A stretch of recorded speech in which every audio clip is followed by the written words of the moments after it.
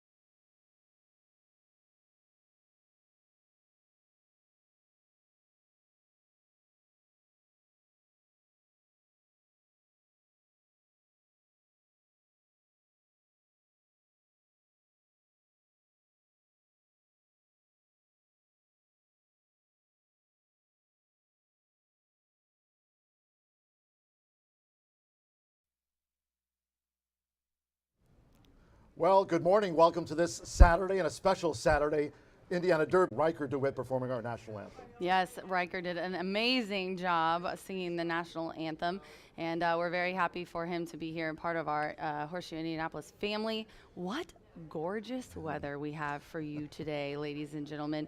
Race 2, like I said, is off, but the rest are good.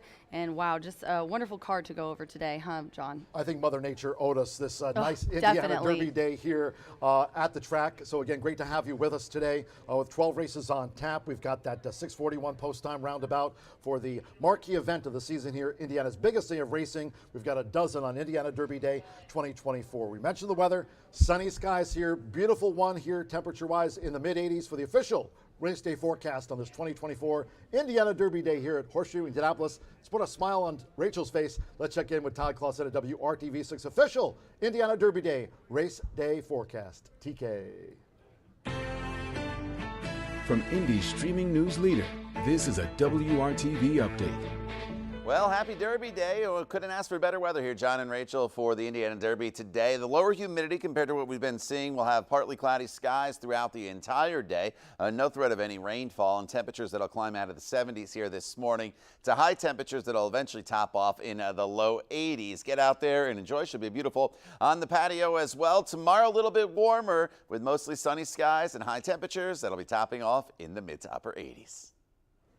Todd Clausen at WRTV6, our meteorologist here for Wire to Wire. Todd, cheers. No complaints weather-wise. Tomorrow there's no live racing, so the day after the Indiana Derby, we'll be enjoying our day off here after a long week. It's been action-packed, and again today blessed with beautiful weather for our biggest day of the season. Well, going into today's 12-race program, let's take a look at some Horse Racing Nation stats. Why don't we, Racing Rachel? Yes, we do. We have some wonderful stats from him, and he did one that he took took off the dirt as well to show you that when it comes off for the second race.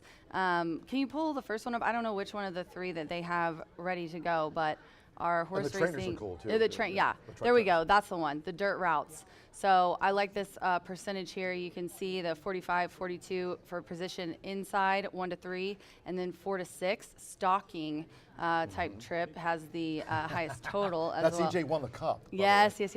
That's true. That's true. So definitely want to look at that. And I think he sent us a couple of others. Eddie D is going to be here today as well. And here's the one that John just talked about. Hot Trainers, Bill Cowens, 73% out of his last 10, and 56% impact. 76 for John Langmeyer. Remember that. And Asmussen always high, obviously, but not as much impact or return on your money. But Brett Calhoun, when he brings horses here, you definitely want to watch. And you were just talking about Mr. Wireless. So some nice stats from Ed.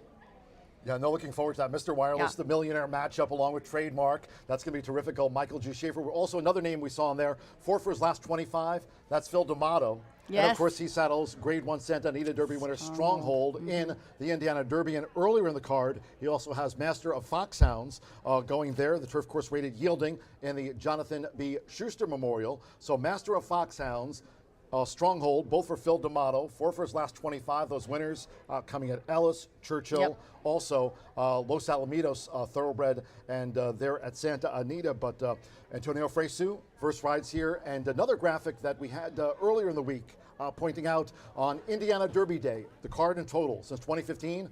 Florent Giroux with 14 wins, double the runner-up. So Flo, when he comes in here, he tends to strike, and he's got Impel, and of course Dragoon Guard running in the Indiana Derby, Juddmonte and Brad Cobb.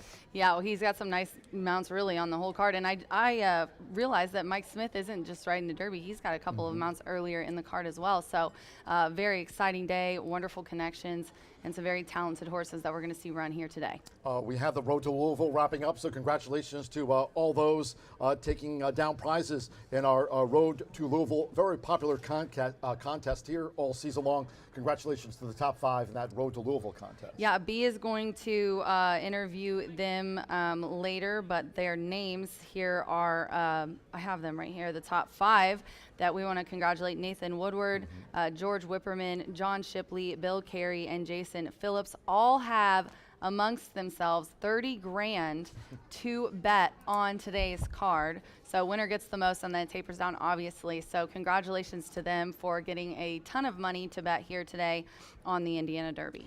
At times when whether it's I need a day off or you're out of town and unable to come here to the races wire to wire during the racing card, often Jimmy McNerney sits in for us and does a great job when pinch hitting and driving in from Kentucky. Congratulations, Jimmy Mack. Well done. I know. I was down there with him. Yeah, the first of 3 NHC qualifiers. Jimmy McNerney taking down the top prize on day 1 and punching his ticket to the NHC 25. Jimmy McNerney. Jimmy Mack, well done. Yeah, he's got a seat to the 2025 NHC finals in Vegas. We'll have to fly down together to that one. Also, me and Jimmy Mack. Also heading to Vegas is Matt Schulten of Lexington and James Benz of the Chicagoland area. So congratulations. Then we have another qualifier today. What if I win the qualifier? Then you get to go to Vegas. Will you come with me? Heck yeah. Okay. We'll all 3 fly together. Indiana Derby Day, by the way, lots going on. Not just a 12-race card, main track fast, of course. We've got that Yielding turf course. Looking forward to that, including, as I mentioned, Master of Foxhounds going for Phil D'Amato, who will saddle Grade 1 winner Stronghold in the Indiana Derby. But with the turf course rated Yielding, we've got a lot for fans joining us here on track. Rachel, take it away. Yeah, we have a ton of stuff going on today. So if you have any questions, head down to the first floor program stand. We have a free drawing for a $3,000 mega bet on the Indiana Derby. That's $1,000 to win, $1,000 to place, and $1,000 to show. Completely free. All you have to do is put your name in the drawing. We also have a $1,500 Derby hat contest. We're going to do that after race 9. It is presented by Itoba. So thank you so much to Itoba for sweetening up the pot there. We're going to pay out the top 5. Also, we have a $2,500 Derby Legends contest, and that is presented to you by the HBPA. cigar rolling station, magic mirror selfie station, face painting, food trucks. In the winner's circle, we're going to be doing some giveaways, and all of our Indiana Derby activities provided to you by our sponsor, Indiana Breed Development, as well. Check them out. Dan Dockage is going to be here. Him and I are going to MC the hat contest after race 9, and Lee is also, his wife, going to help judge. We've got t-shirt tosses. We're going to have Caden Bradar here. Matt Carruthers is here. Sarah is here from Naira, and Ed. We also have my horse racing happy hour boys who are downstairs on the apron. They're going to do a podcast, and they're also going to be roaming around. If anybody has any questions about handicapping, those guys are super awesome, super sweet. Go down there and ask them, and they'll help you out. So just so much stuff to do, so much fun. I'm ready to do this, baby. Also, Mike Gillum will be here, who was the NHC winner from last year, who's from right here in Indiana. This is his home track, so super excited for him to get here. We're going to talk to him later. Yeah, so strap in, boys and girls. Louis did a great job with you between races yesterday, so he had a chance to join you, and of course racing analyst Brian Aragoni, all thoroughbred card here today. So we have all that for you fans joining us here on the biggest day of racing, thoroughbred racing here in Indiana. And of course we have in addition to that, Grade 3 Indiana Derby coming up, and Grade 3 Indiana Oaks, plus all those activities for fans joining us here today. So Rachel, mentioning about the Indiana Oaks, a couple of scratches. Yeah. It's Grade 3, race 11 at 6:04 p.m. Eastern. The one, Charlene's Dream, and the 3, Just Be Quiet, both have been scratched. But you've got Impel. I mentioned this week that having watched her debut, you know, for Judd Mont and Florent Giroux and Brad Cox at Fairgrounds this past winter. Then she won her second career start at Oklahoma Park very impressively. I kind of like Chitalis. You know, oh, do you? Yeah, she's coming off the bench, and she's got that one in second. Probably like primed and ready to go. Grant Foster's got a 5-star general from that rail draw earlier in the card in the big handicap, squaring off against Mr. Wireless, and of course looking forward to that here as part of a 12-race program. But I thought Chitalis, Antonio Fresu, first time riding with us here at Horseshoe Indianapolis, but she's got that inside post with the scratch of Charlene's Dream. I could see her going right out to the front, Impel tracking her. But if you go back and watch that replay of Chatalis to wrap up her juvenile season in the Chandelier, she just responded for Antonio Fresu. And I think if she gets to the front today, and she's a talented filly. Yeah, if she gets loose on the lead, it's going to be tough. We'll what did you think about the Indiana Derby? And then talking about that, of course. Me and B will talk about our picks. I want to hear what John thinks. Well, we have the scratch of the 6, Sir Greyland. And again, we mentioned the track trends here at Horseshoe Indianapolis, and I really thought that would play into the hand of EJ Won the Cup. You've got Mike Smith, a Hall of Famer, riding with us here today at Horseshoe Indianapolis. Now, Dragoon Guard, certainly an up-and-comer, and you've got Florent Giroux, who since 2015 has won 14 races here on Indiana Derby Day. So no stranger to the Murphy Trailer Sales winner's circle is Florent Giroux, and of course Brad Cox winning last year by this much with verifying over Ray's Kane. But Dragoon Guard, certainly an up-and-coming horse, and the Grade 1 winner Stronghold, taking nothing away from him. He's the class of the field. But I thought, having won his last 2, talking about winning at Turf Paradise, winning at Lone Star Park in the Texas Derby, and with Mike Smith, I just thought EJ Won the Cup, even based on our track trends stats provided by Horse Racing Nation. I thought this horse might sit a great trip. You've got the Hall of Famer on board, and, at a nice little odds-wise, EJ Won the Cup to make it another Derby this season. Mention all my horses. 278. I love it. All right, let's wrap this up so we can get B on here so we can start handicapping this card, ladies and gentlemen. Yeah, again, cheers to all of our sponsors, of course. Just mentioned Brown Foreman, Indiana Breed Development, Murphy Trailer Sales. Corbel Champagne Suite is here as well. Brown Foreman, so Tequila Herradura and Corbel Champagne. Drink Up, B&H Electric, they sponsor the great tote board we've got here. And don't forget, you can follow us social media-wise and track-wise. Subscribe to our YouTube channel at Horseshoe Indianapolis Racing. Biggest day of the season here. Main track fast turf course yielding. Race 2 is off the turf, but it's going to be a terrific day. Great to have you with us. Stay tuned. More to come here on the Indiana Derby edition of Wire to Wire. So keep it right here. With over 200 flavor notes, every sip of Woodford Reserve Bourbon is a spectacle for the senses.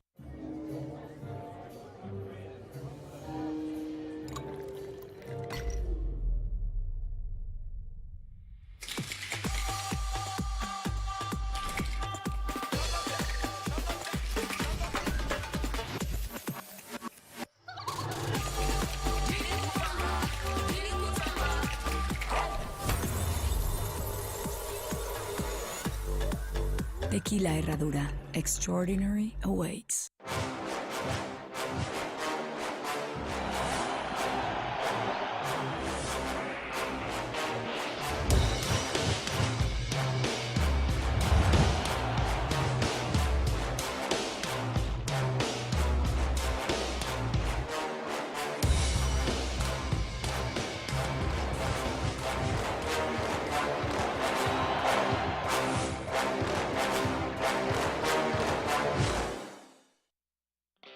Feel the excitement with TwinSpires.com, the official betting partner of the Kentucky Derby and Breeders' Cup.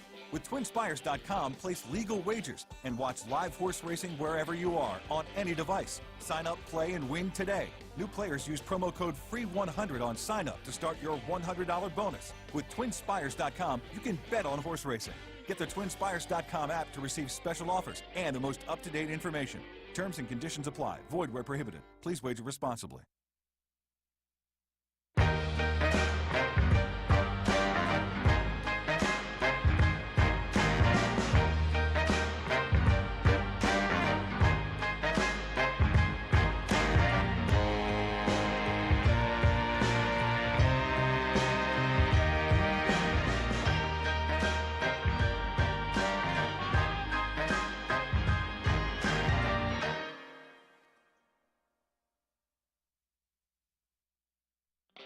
Feel the excitement with TwinSpires.com, the official betting partner of the Kentucky Derby and Breeders' Cup. With TwinSpires.com, place legal wagers and watch live horse racing wherever you are on any device. Sign up, play, and win today. New players use promo code FREE100 on sign up to start your $100 bonus. With TwinSpires.com, you can bet on horse racing. Get the TwinSpires.com app to receive special offers and the most up-to-date information. Terms and conditions apply. Void where prohibited. Please wager responsibly.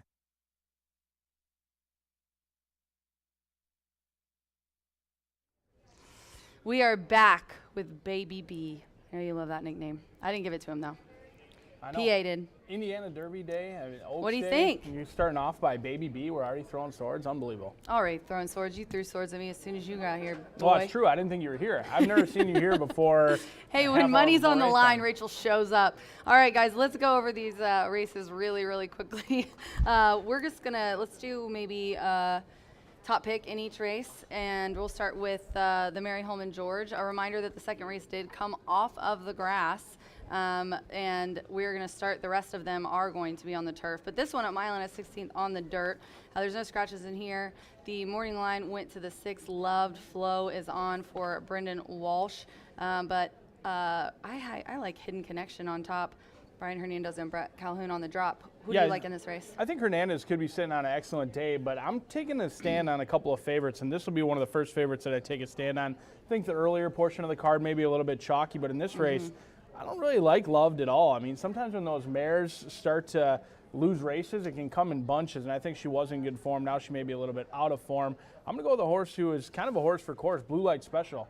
6-1 morning line, a horse who loves it here at Horseshoe Indianapolis, one of Indiana's own, in against open competition, but 5 for 8 at this track. I think he can draw a line through that last race over at Prairie Meadows. Manny Escobar, Cipriano Contreras, can't go wrong at 6-1. Yeah, I'm rooting for him in the Derby to get a piece of that one.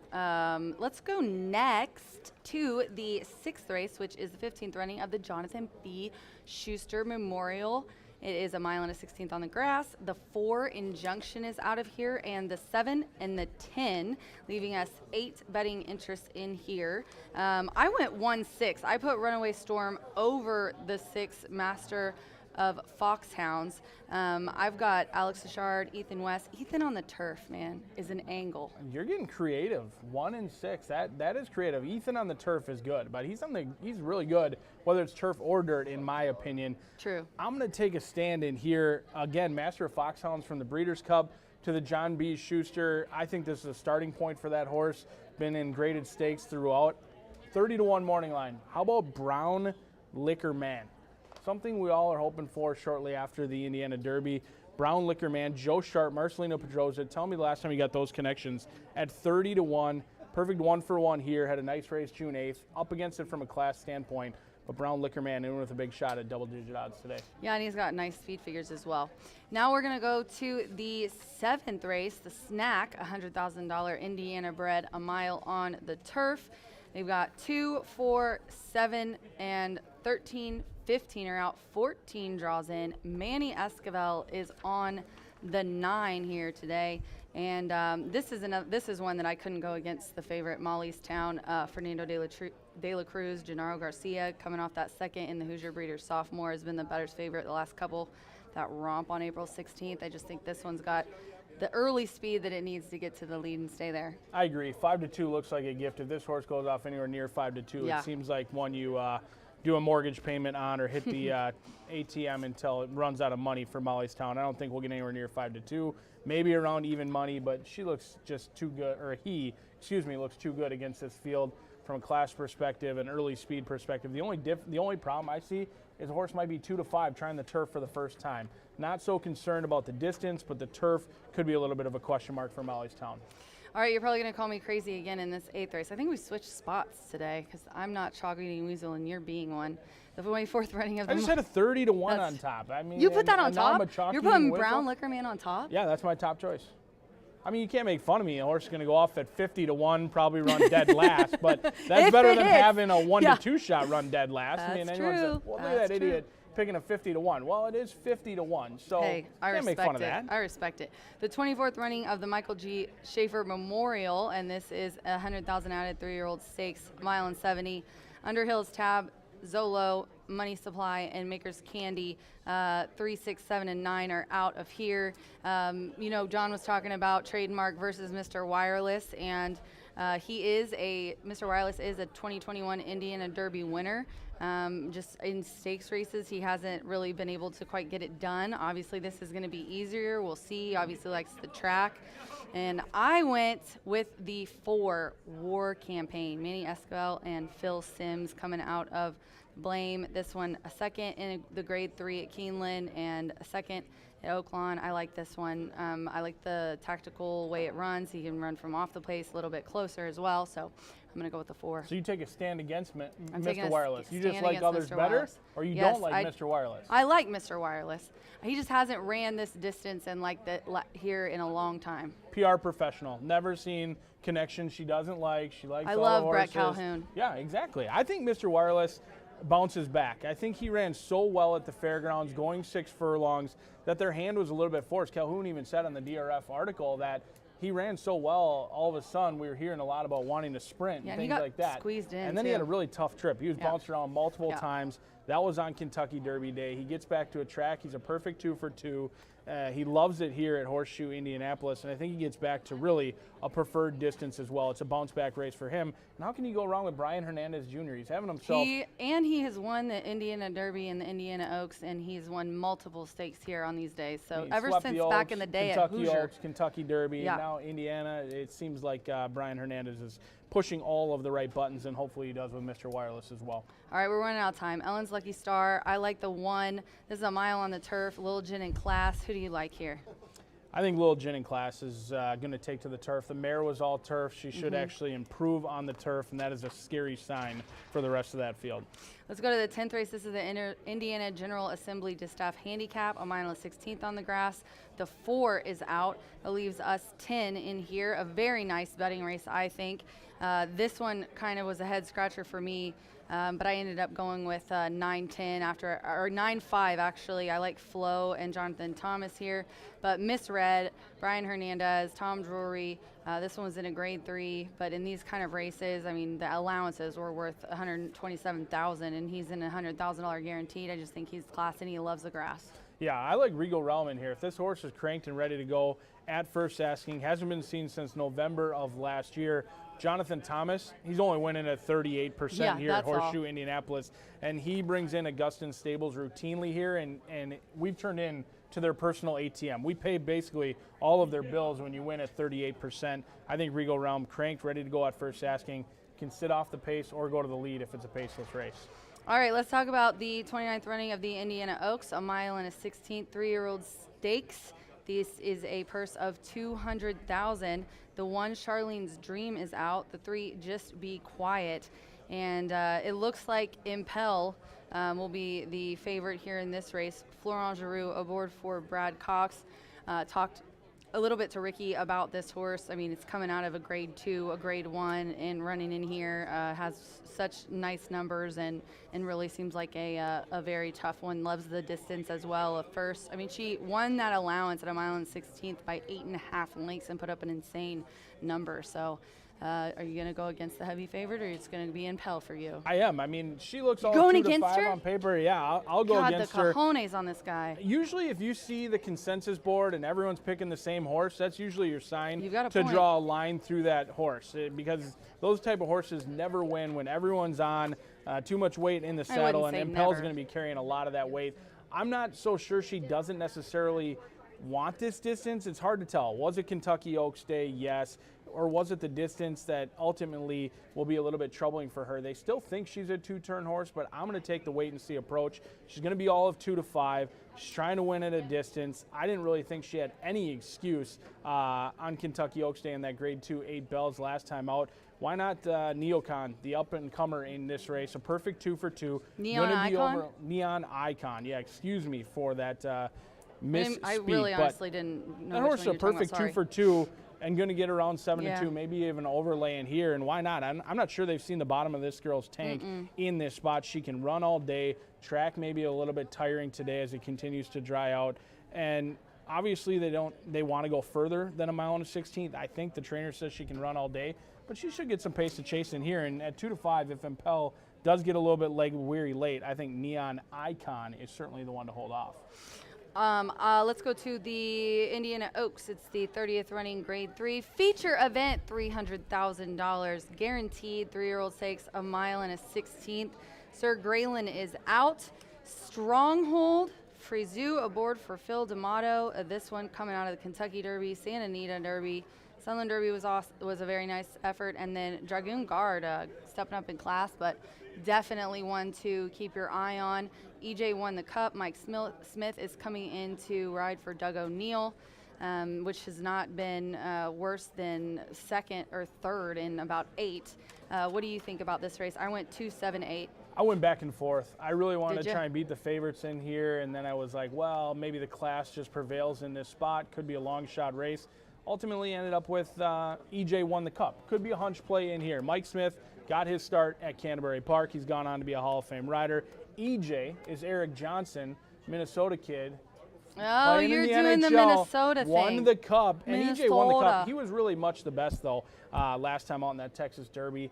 I don't love the race from a betting perspective in here. I think Stronghold going to be over bet. Dragoon Guard, the up-and-comer, I'm not sure that horse wants to go 2 turns. Ultimately, I think will be a better 1-turn miler or 7 furlong horse.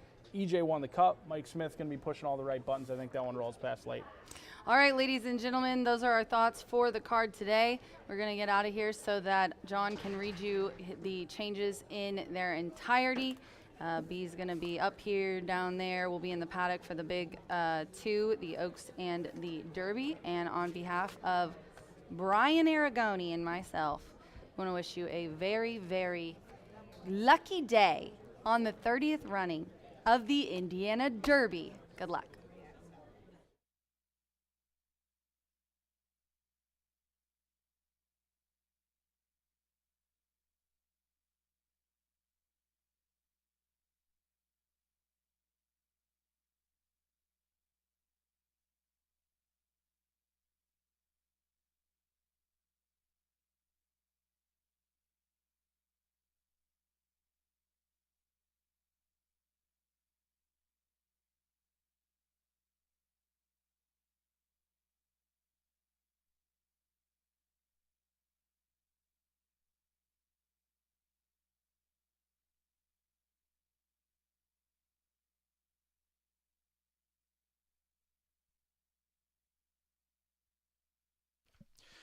Good morning from Horseshoe Indianapolis on this Indiana Derby day.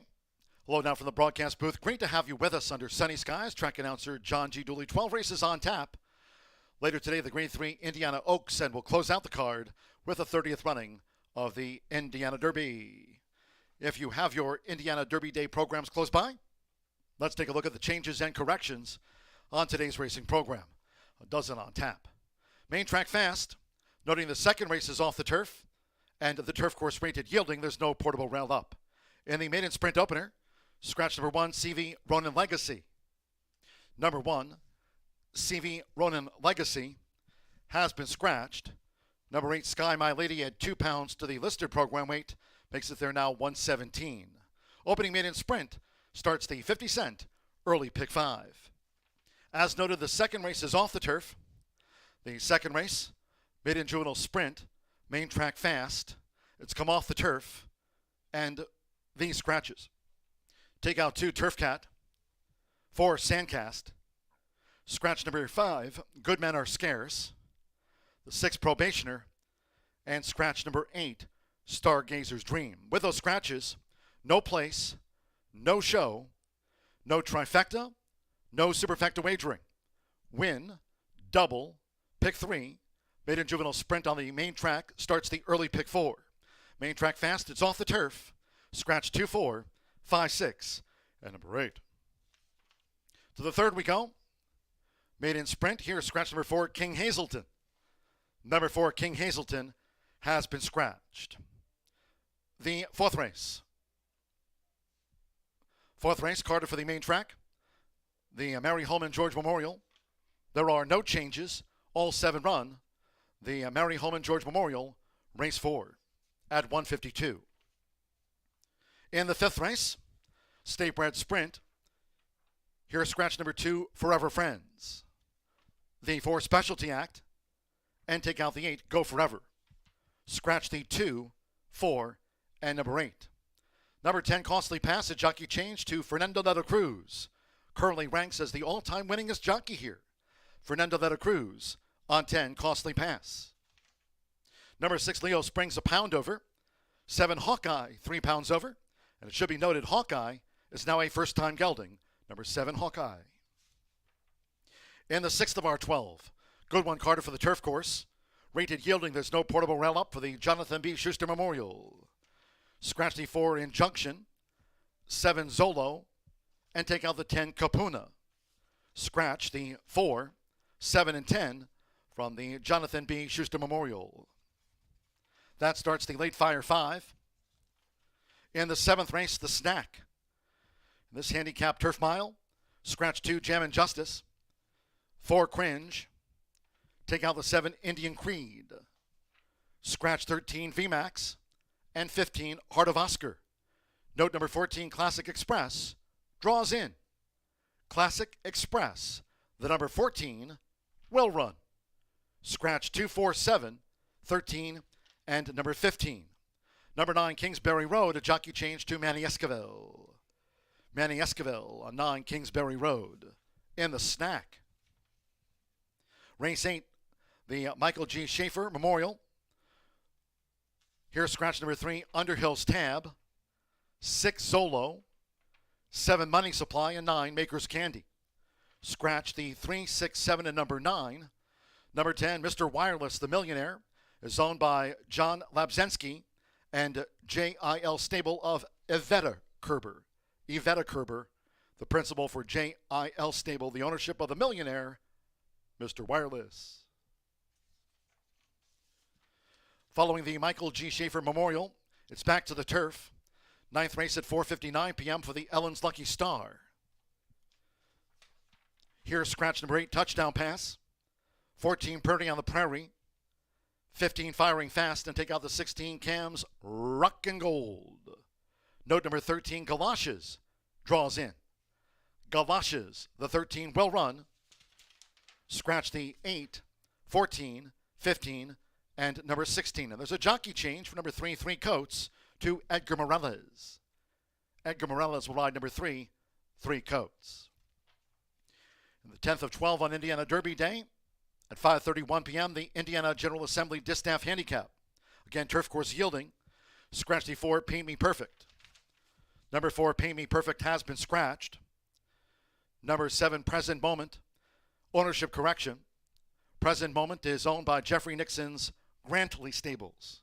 Grantley Stables, Jeffrey Nixon, the principal. Ownership correction for the 7, Present Moment, in the Indiana General Distaff Handicap. Now the big 2. Race 11, Grade 3, Indiana Oaks, due at 6:04. Scratch 1, Charlene's Dream, and 3, Just Be Quiet. Scratch the 1, Charlene's Dream, and 3, Just Be Quiet. No jockey changes. 5, Dancing Princess, 3 pounds over. 8, Little Jamie, 3 over in the Indiana Oaks. Race 12, Grade 3, Indiana Derby, to close out the card at 6:41 p.m. Scratch number 6, Sir Greyland, withdrawn by Grant Foster. Number 6, Sir Greyland, scratched from the Grade 3 Indiana Derby on a beautiful one here. Sunny skies, 80s, main track fast. Again, the turf course rated yielding. That second race, maiden dash, is off the turf. The second race will be run on the main track. Others turf course rated yielding. We'll have the maiden sprint opener due off at the top of the hour. Make it a great Indiana Derby day with us here at Horseshoe Indianapolis.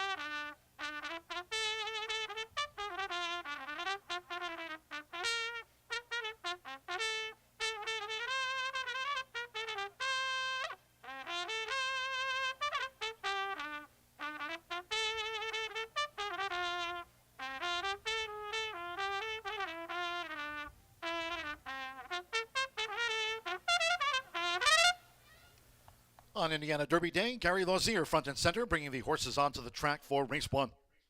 Kicking off the card with a maiden sprint at 5.5 furlongs, a field of 7. Number 1, CV Ronin Legacy has been scratched. Scratch number 1, CV Ronin Legacy on parade. No jockey changes. Number 8, Sky My Lady, 2 pounds over. Race 1 features Exacta, Trifecta, Superfecta. Double pick 3 starts at the 50-cent early. Pick 4, as noted. Main track fast. The second race, maiden sprint, is off the turf. The second race, the only one off the turf course today. Main track fast, 2 minutes to post time. With a fun, festive Indiana Derby Day crowd on hand, we do encourage all of you to make your selections and wagers today early. Get your wagers in 2 minutes.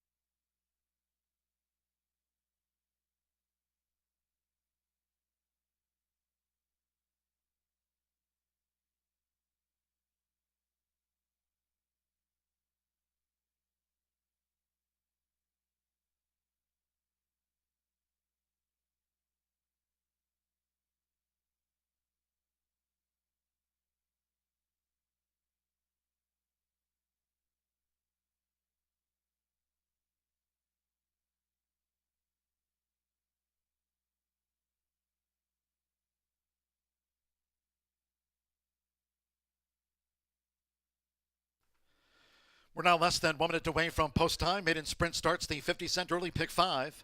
Fast track, turf course, rated yielding. Again, that second race, maiden sprint, race 2, the only one off the turf. Fast main track, you now have less than 1 minute.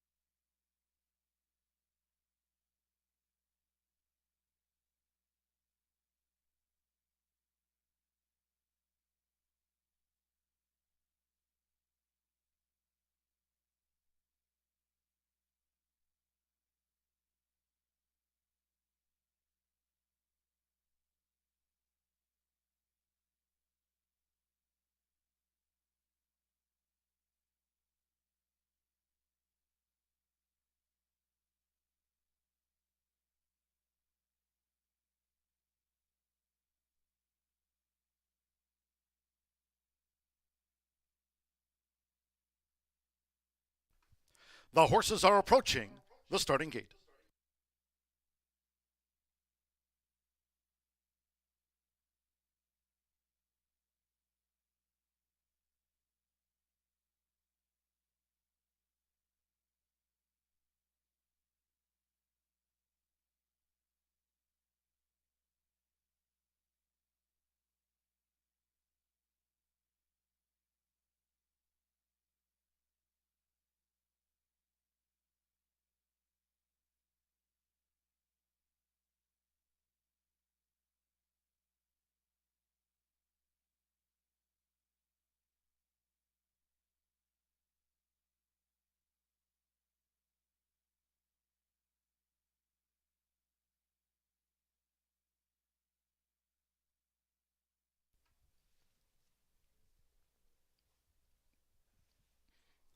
The horses have reached the starting gate. It is now post time.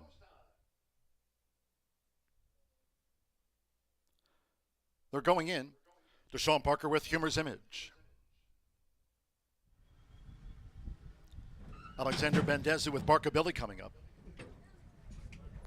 Joins Humor's Image. McKenna Anderson with Winnie the Pooh Moment.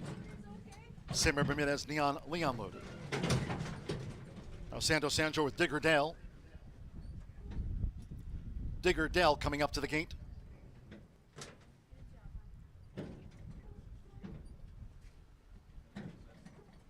At 3-5, J-Pop is the first favorite. Loading with Fernando de la Cruz, J-Pop. At 5.5 furlongs, so stand by. One more, Sky My Lady, leading jockey Alberto Burgos with 36 wins here this season. Here's Sky My Lady. 3-5 on J-Pop. Main track fast under sunny skies. Great to have you with us on Indiana Derby Day. They're in the gate. Going and running out Horseshoe Indianapolis. Fast start for Digger Dale. Digger Dale dashes away. Humor's Image in the green cap with an early challenge now for Digger Dale, and it's Humor's Image, who's taking a short lead for Deshaun Parker, battling Digger Dale for the run past the half-mile pole, and Sky My Lady's on the speed. J-Pop's a wide fourth. Then comes Neon Leon, who's looking to draw in off these battling leaders as they enter the far turn. Winnie the Pooh Moment and wide Barkabilly trails here in the Saturday opener. As they go to 3 furlongs from home, it's still Humor's Image narrowly. Opening quarter, 22.88 seconds. Digger Dale staying right there, matching strides with Humor's Image coming toward the quarter pole. And here's J-Pop's bid. So J-Pop sweeping now for Fernando de la Cruz as these maidens turn for home. Neon Leon in fourth, and then Sky My Lady, Winnie the Pooh Moment, and Barkabilly. It's J-Pop. J-Pop, Digger Dale. Humor's Image with the rail, the half mile as they come down toward the final furlong. 46.36 seconds. J-Pop and Digger Dale. Digs in for Santo Sanjor. Humor's Image has been left back in third. Neon Leon a well beat in fourth. It's these two. Digger Dale determined. J-Pop battles. Digger Dale has won it narrowly from J-Pop. Humor's Image third and Barkabilly finished fourth.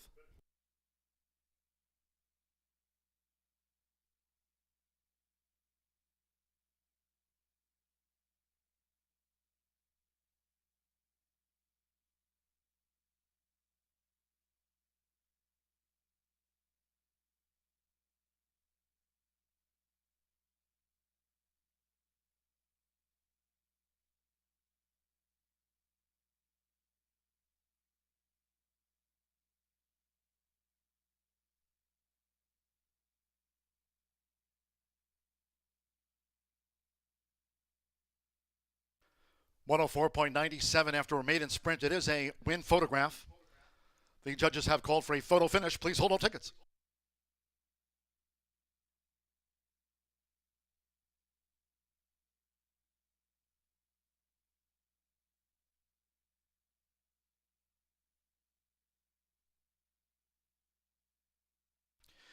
.4725 after a maiden sprint. Number 4, Digger Dale.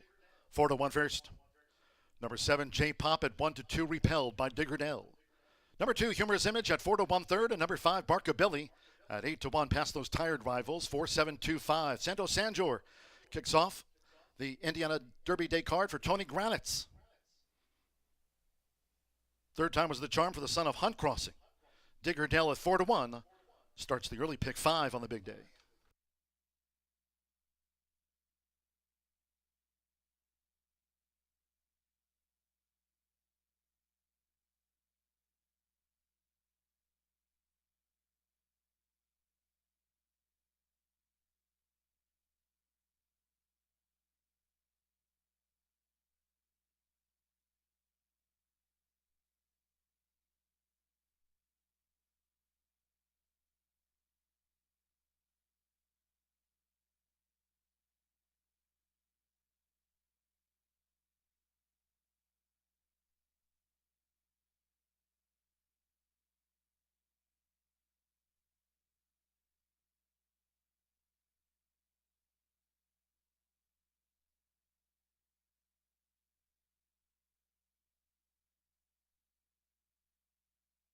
Race 1 official.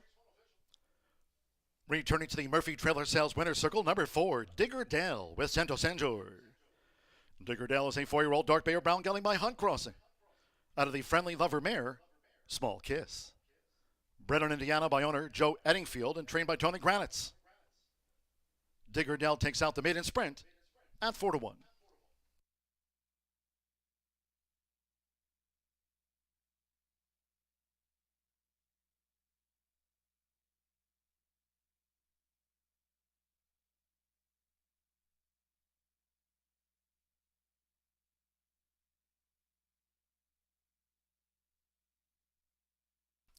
First results in.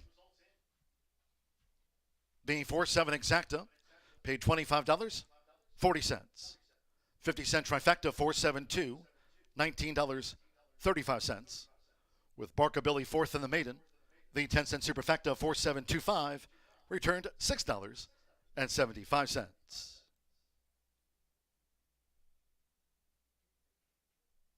104.97 fast track. In the second race, maiden juvenile sprint will be run on the main track. It's off the turf. Second race, main track at 5 furlongs. Here's scratch 2, Turf Cat. 4, Sandcast. 5, Good Men Are Scarce. Take out the 6, Probationer, and the 8, Stargazer's Dream. With those scratches, no place, no show, no trifecta, nor no superfecta wagering. Scratch 2, 4, 5, 6, and the 8. Win, double, pick 3. Maiden juvenile sprint on the main track starts the 50-cent early pick 4. Post time, just about a half hour away at 12:40 in all cases. With the crowd here joining us on Indiana Derby Day, do try to make your selections and wagers early. Thank you. Coming up in a moment will be our first replay of the day of the maiden sprint. Hope you had a bet on Digger Dale.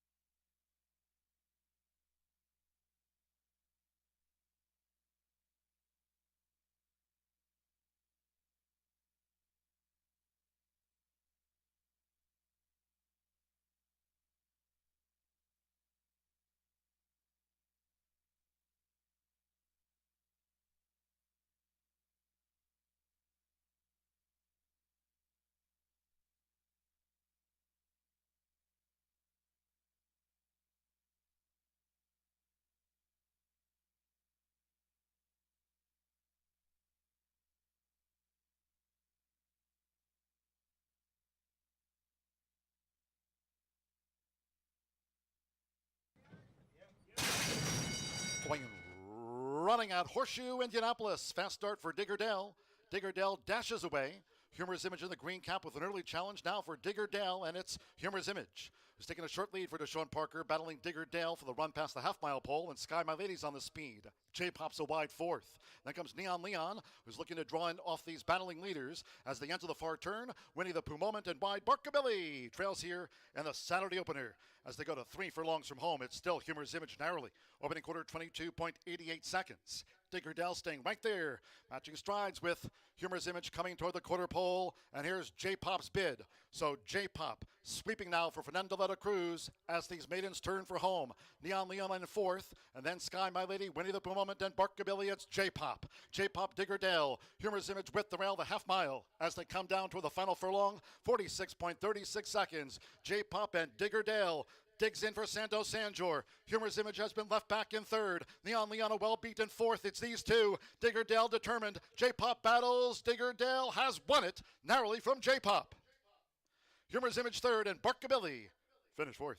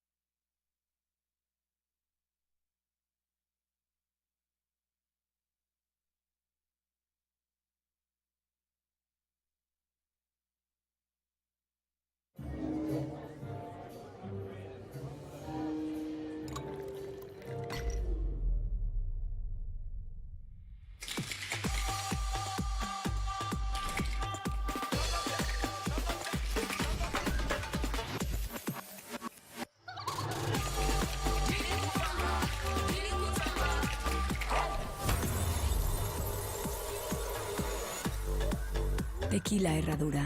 Extraordinary awaits.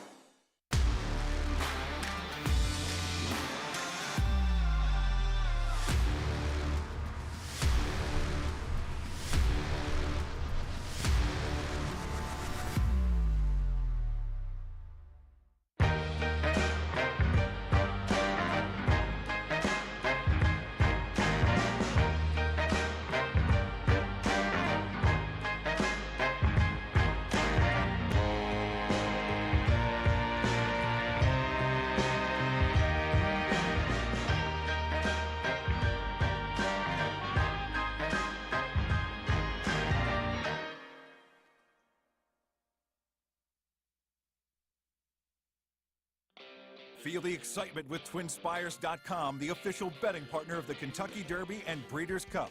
With TwinSpires.com, place legal wagers and watch live horse racing wherever you are on any device. Sign up, play, and win today. New players use promo code FREE100 on sign up to start your $100 bonus. With TwinSpires.com, you can bet on horse racing. Get the TwinSpires.com app to receive special offers and the most up-to-date information. Terms and conditions apply. Void where prohibited. Please wager responsibly.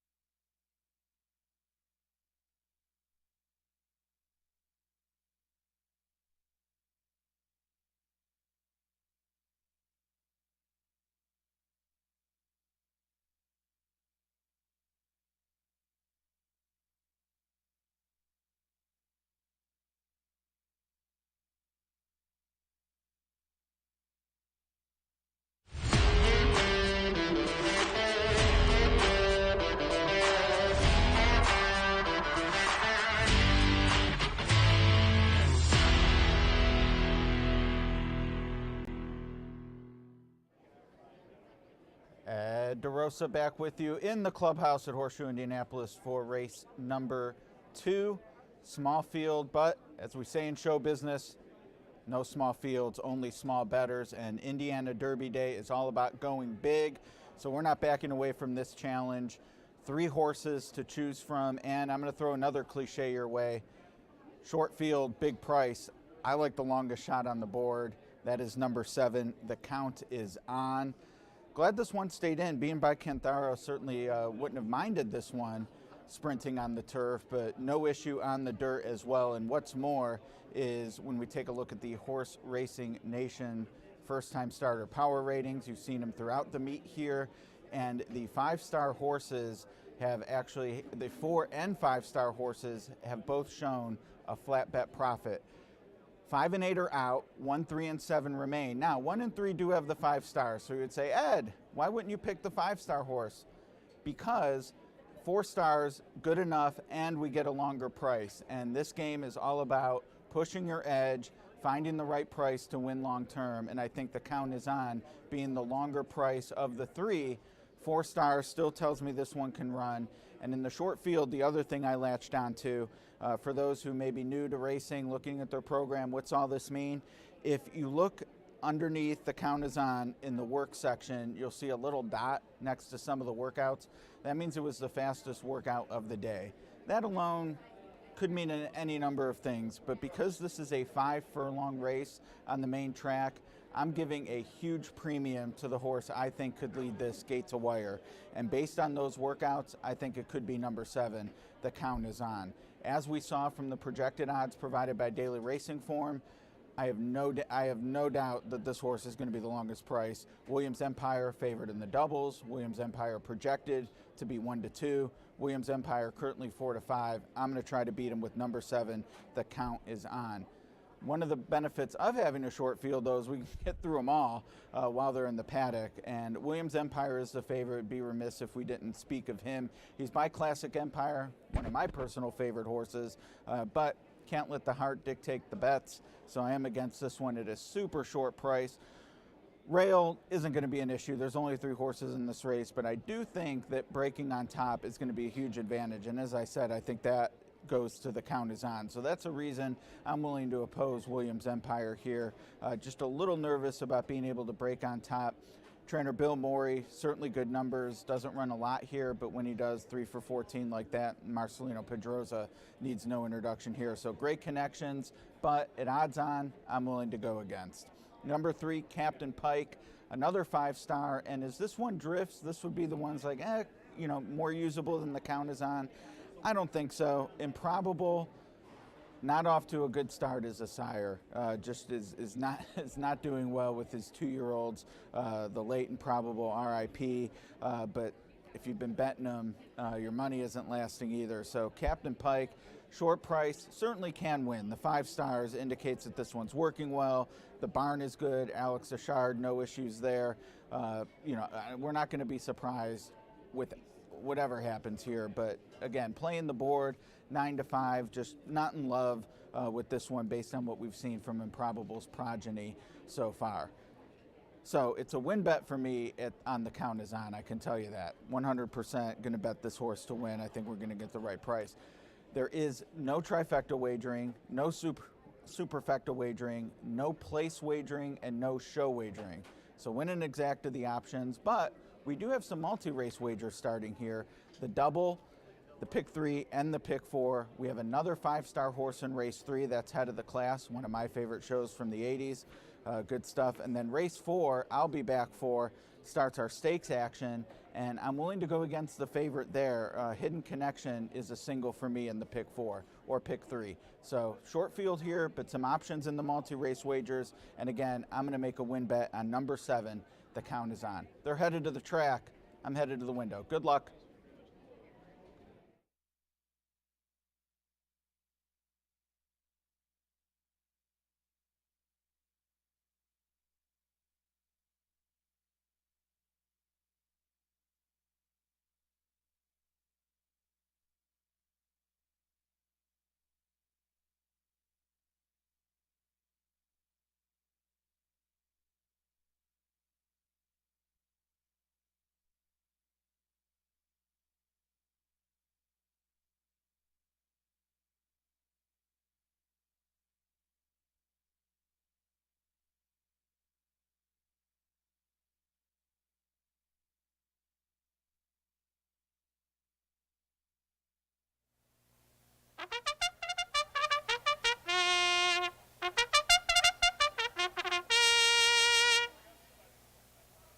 G-Note bringing the horses onto the track for the second race. This the only one today taken off the turf course. Main track fast for the maiden juvenile sprint at 5 furlongs. 3 run, all debut. Scratch 2 Turf Cat, 4 Sandcast, 5 Good Menor Scares. Take out the 6 Probationer, and the 8 Stargazer's Dream won't debut. No place, no show. No trifecta, no superfecta. Scratch 2, 4, 5, 6, 8. Win double pick 3, start of the early pick 4. 5 minutes to post time. Get your wagers in 5 minutes.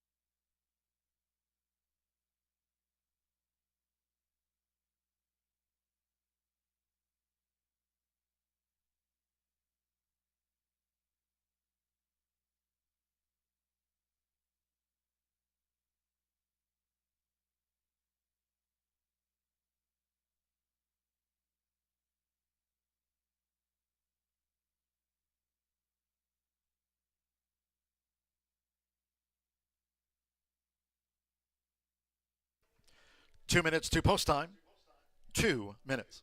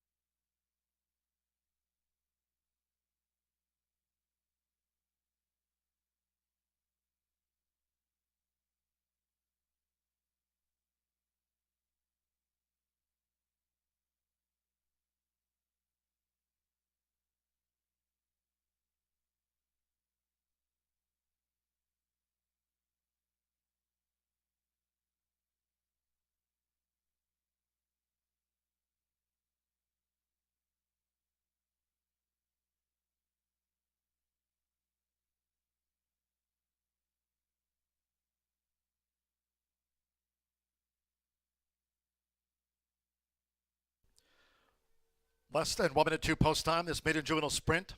Fast main track starts the 50-cent early pick 4. Less than 1 minute.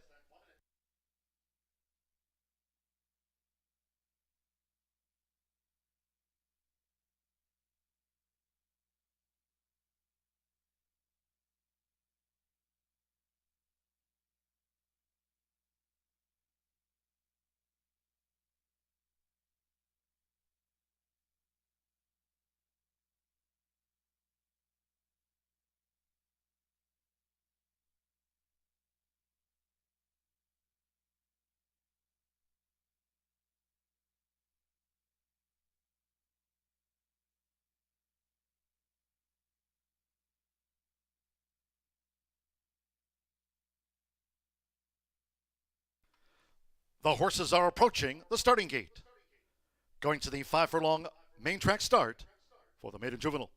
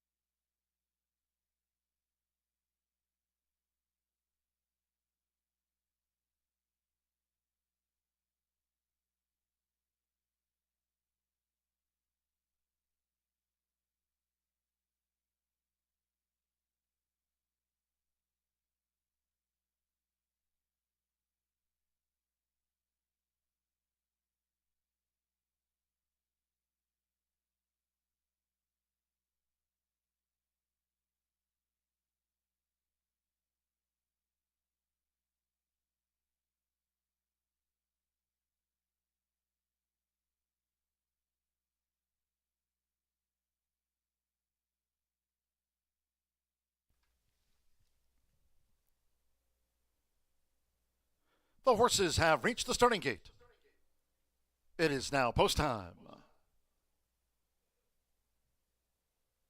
Loading in front of starter Ray Kuick. Marcelino Pedrosa Jr. with Williams Empire. Now Alex Achard with Captain Pike. Here's Captain Pike. The German flag silks joins Williams Empire in the red, white, and blue. One more, Abel Escano with the count is on. Fast track at 5 furlongs for the second of the day here at the shoe. They're in the gate. They're off, racing 5 furlongs. Captain Pike broke sharp. Williams Empire challenging toward the inside, and the count is on as they make this dash past the half-mile pole with Marcelino Pedrosa Jr. Williams Empire from the rail has taken a short lead from sharp starting Captain Pike in the black cap right there, who chases the pace now for Alex Achard with 3 furlongs to go, and with Abel Escano. The count is on trails the maiden juvenile trio as they round the far turn. Williams Empire with Captain Pike, and the count is on, making their way toward the quarter pole. It is Williams Empire for Marcelino Pedrosa Jr. with Captain Pike, still looking to gain for Alex Achard. Abel Escano now rousing up. The count is on, who moves through toward the inside of Captain Pike as Williams Empire leads for home. The first 2 of 5 furlongs in 23.04 seconds. Williams Empire, the first-time starter, leads them into this final furlong with a 3-length advantage. 2 toward the inside. The count is on, who's now gained second. Captain Pike is third. They're near home with Marcelino Pedrosa Jr. Williams Empire was best of the newcomers. The count is on. The runner-up, Captain Pike, was last of the 3.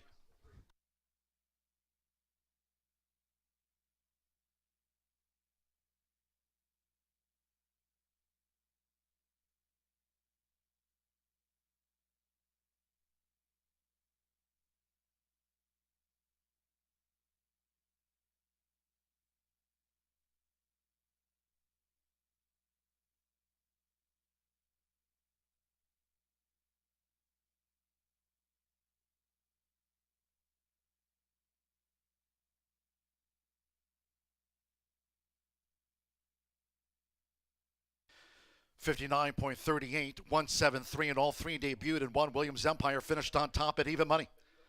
Number 7, the count is on, was the runner-up, and Captain Pike, last of 3. 59.38, Marcelino Pedrosa Jr. is a 3-time leading jockey here. It's another this meet, Williams Empire, son of Classic Empire for Bill Morey and Jeremy Ramsland. Williams Empire at even money starts the early pick 4.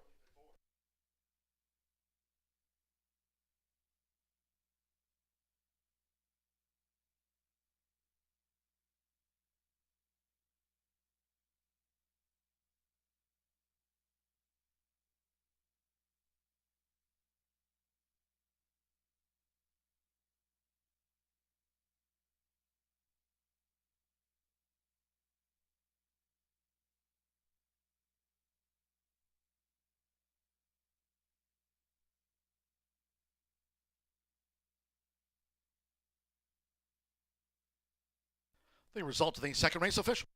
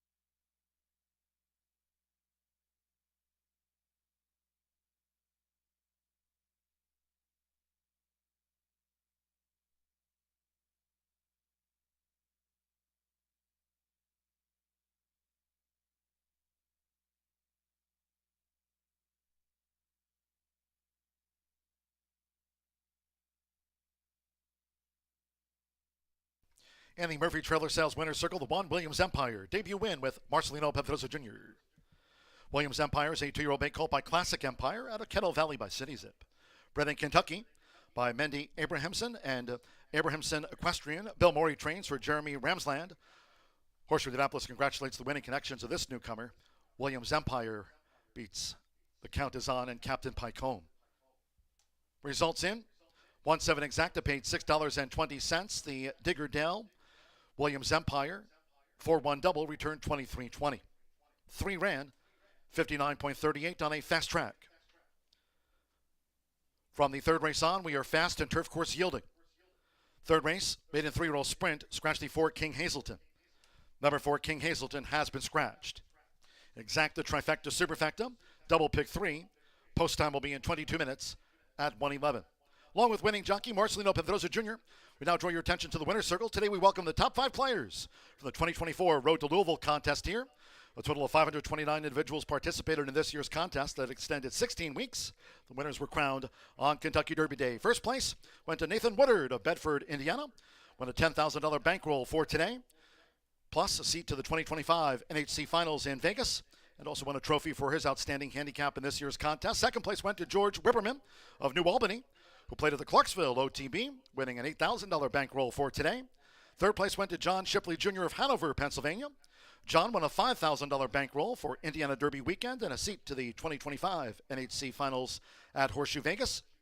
Fourth place in this year's Road to Louisville contest went to William Carey of Beech Grove, Indiana, who played here at the Shoe, winning a $4,000 bankroll for today's Indiana Derby weekend. And fifth place went to Jason Phillips of Sutherland, Virginia. Jason won a bankroll of $3,000 for Indiana Derby weekend, plus a seat to the 2025 NHC Finals in Vegas. Congratulations to our 2024 Road to Louisville winners, and Nathan Woodard from Bedford, Indiana, the champion.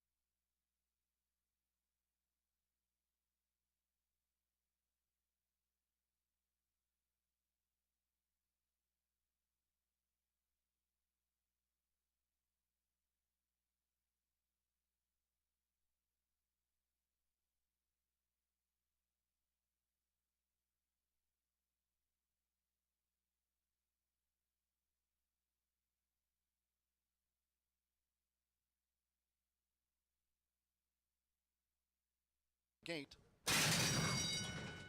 They're off, racing 5 furlongs. Captain Pike broke sharp.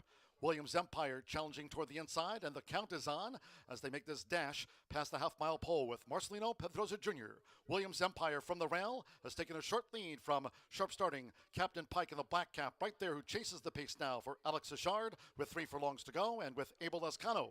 The count is on trails the maiden juvenile trio as they round the far turn.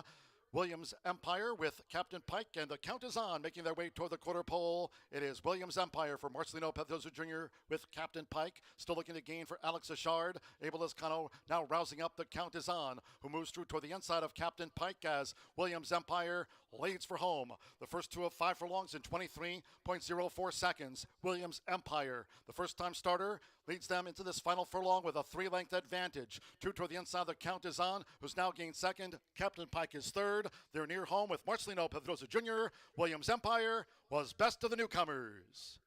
The count is on. The runner-up, Captain Pike, was last of the 3.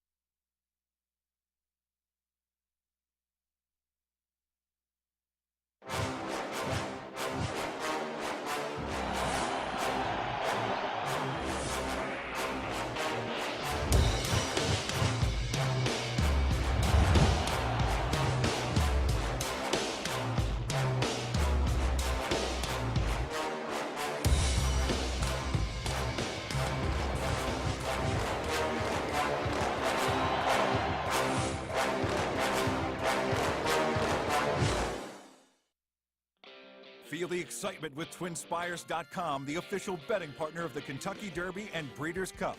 With TwinSpires.com, place legal wagers and watch live horse racing wherever you are on any device. Sign up, play, and win today. New players use promo code FREE100 on sign up to start your $100 bonus. With TwinSpires.com, you can bet on horse racing.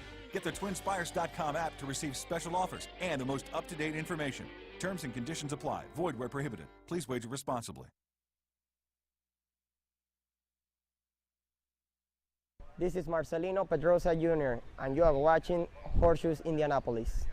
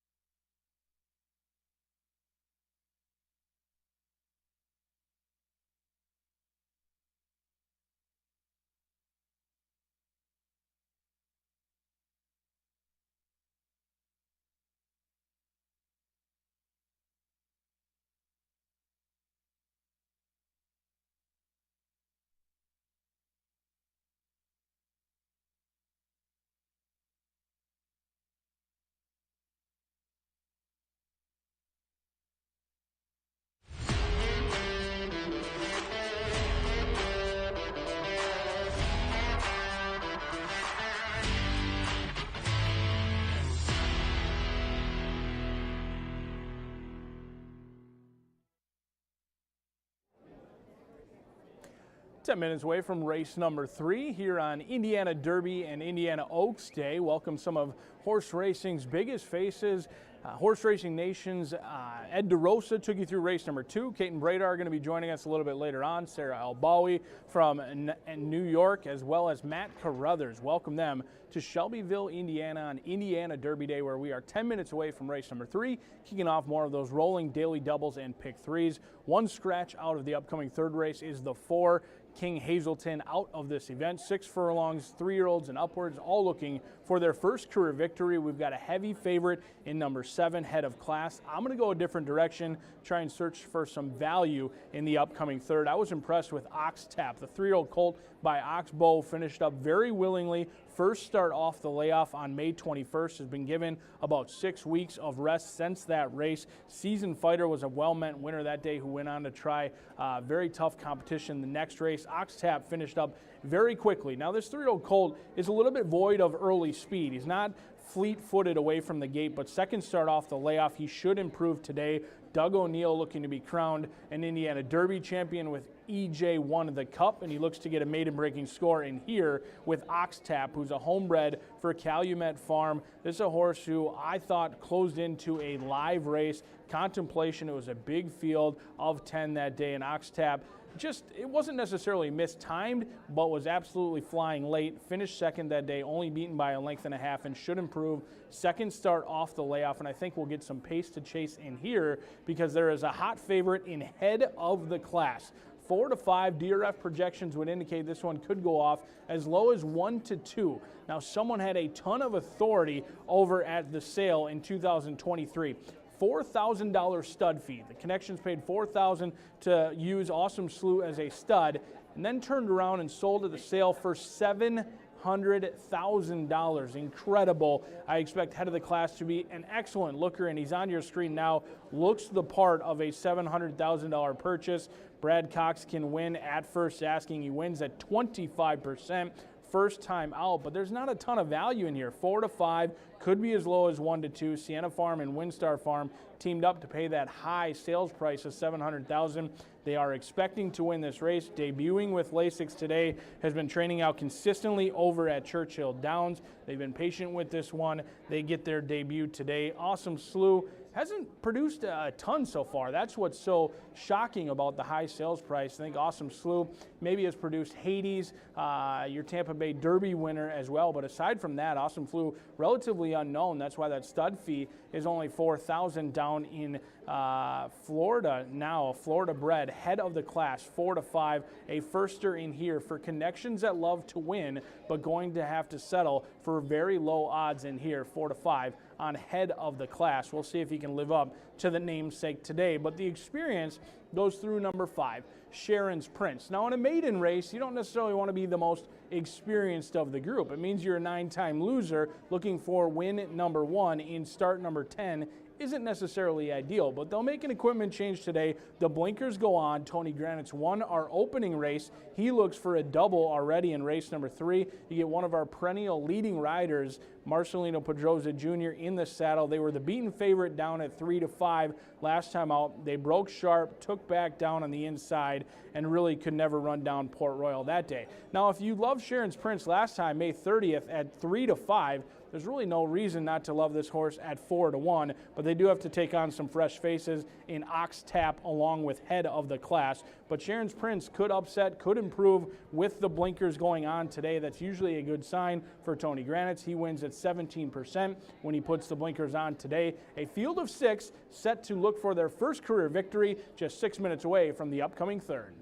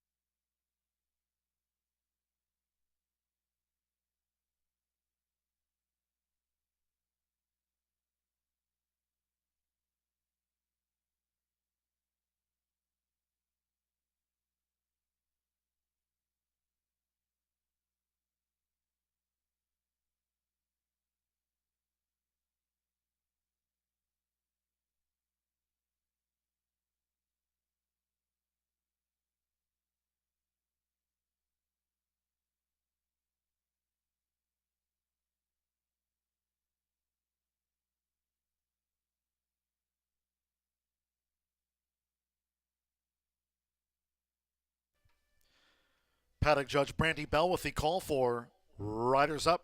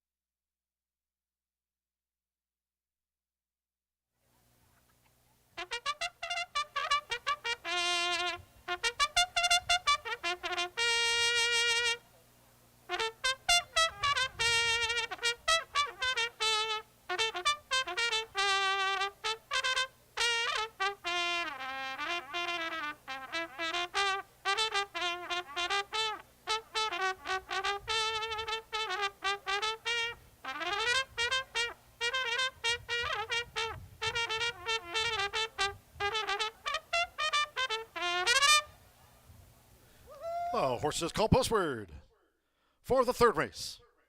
This maiden 3-year-old sprint carded at 6 furlongs, a field of 6. Number 4, King Hazelton, has been scratched. Scratch the 4, King Hazelton. On parade, exacta, trifecta, superfecta, double pick 3. Get your wagers in.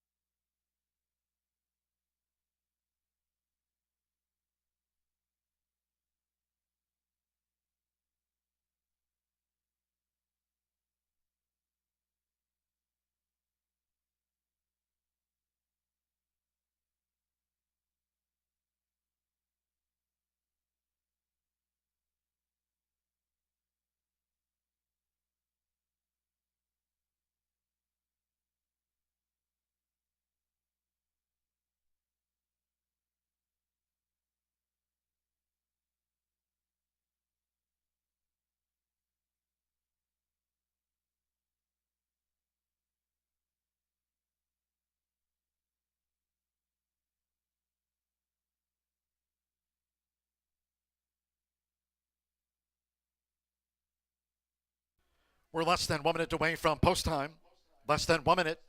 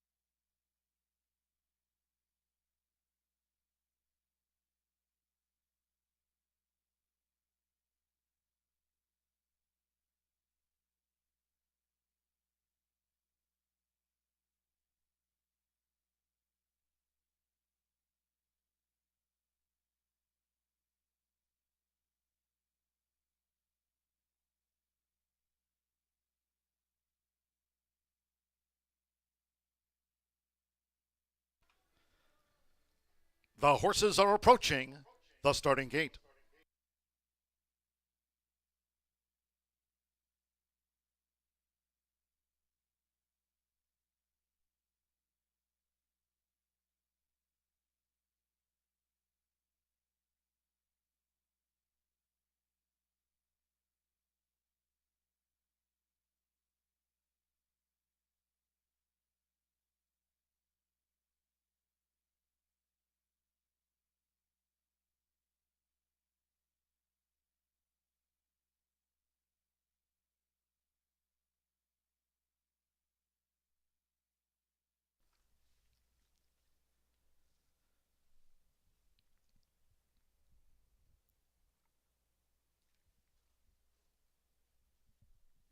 The horses have reached the starting gate. It is now post time. They're going in. Yarmari Correa with fourth-time started Mr. Discount. Now Wicked Melody, Santos Sanjor won the opener. Wicked Melody has joined Mr. Discount, loading for the maiden. Fernando Vera Cruz with the newcomer Unbridled David Doro.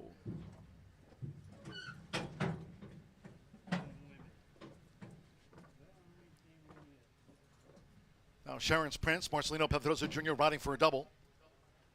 Digger Dale and Williams Empire, our first two sprint winners.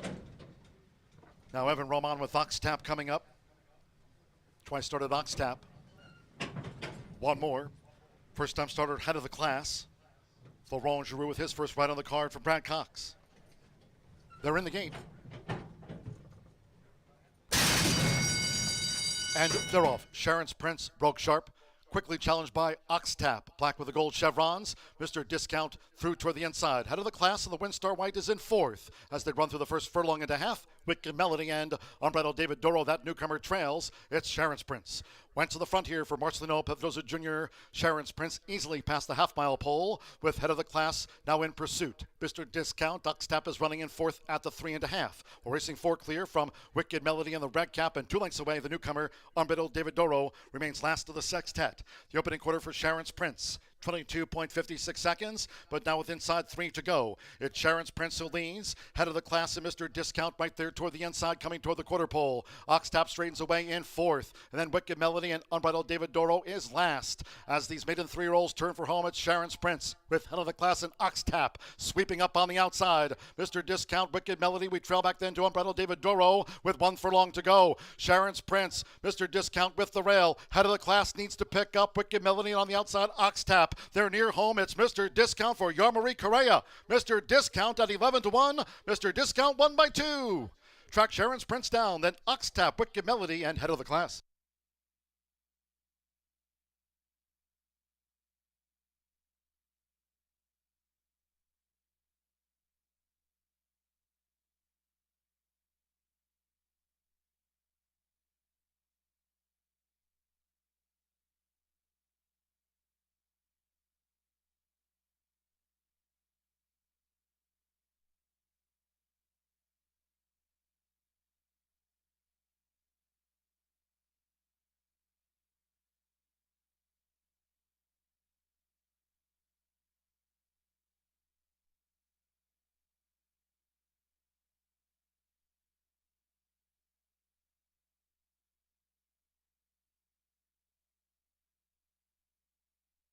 Won 10.31 after the maiden sprint. Won Mr. Discount at 11-1 first. The judges will examine a photograph before posting the remaining order of finish. Yarmari Correa. Here for Joe Davis, Normando Jimenez. Mr. Discount gets off the mark in his 5th run, takes out the maiden sprint at 11-1 odds.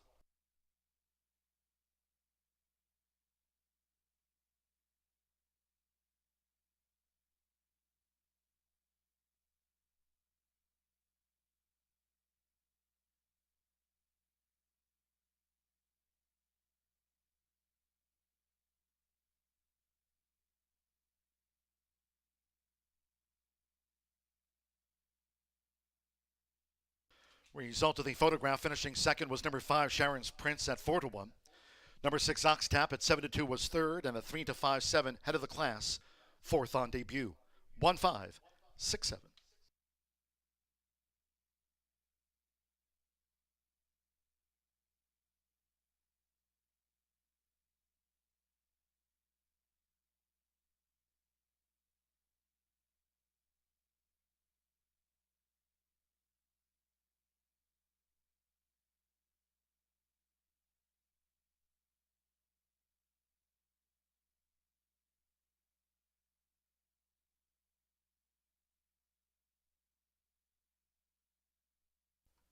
Returning to the Murphy Trailer Sales Winner's Circle, the one Mr. Discount. A win on Indiana Derby Day for Yomari Correa. Mr. Discount is a 3-year-old gray roan colt by Unified out of the Unbridled Song Mare. Leaving is winning, bred in Kentucky by Chris Bakari. Joe Davis trains for Normando Jimenez. Horseshoe Indianapolis congratulates the winning connections of Mr. Discount. Takes out the maiden sprint. It's official. 1-5 exacta paid $139.40. First pick 3 of the day, $75.60. 50-cent trifecta, 156, $97.90. The 1-1 double, Williams Empire to Mr. Discount, $55.60. And the 10-cent superfecta paid $43.81, 1567. In the maiden sprint, the 4 was a non-runner. Favorite, 4th after a photo. 6 ran, 110.31 seconds after race 3. We go to the 4th. First of our stakes on the card, the Mary Holman George Memorial. There are no changes in the Mary Holman George Memorial. Fast track for our turf races, course-rated yielding. And for our turf stakes, there's no portable rail up. Post time for the Mary Holman George Memorial. They'll start their engines at 1:52.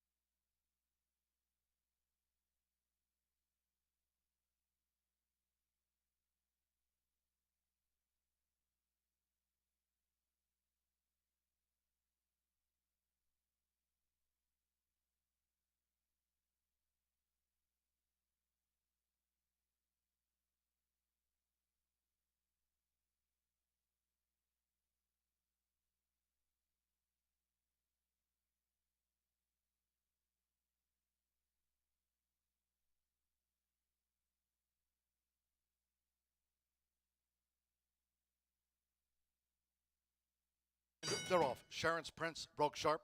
Quickly challenged by Oxtap. Black with the gold chevrons. Mr. Discount through toward the inside. Head of the class, and the Windstar White is in 4th as they run through the first furlong and a half. Wicked Melody and Unbridled David Doro, that newcomer, trails. It's Sharon's Prince.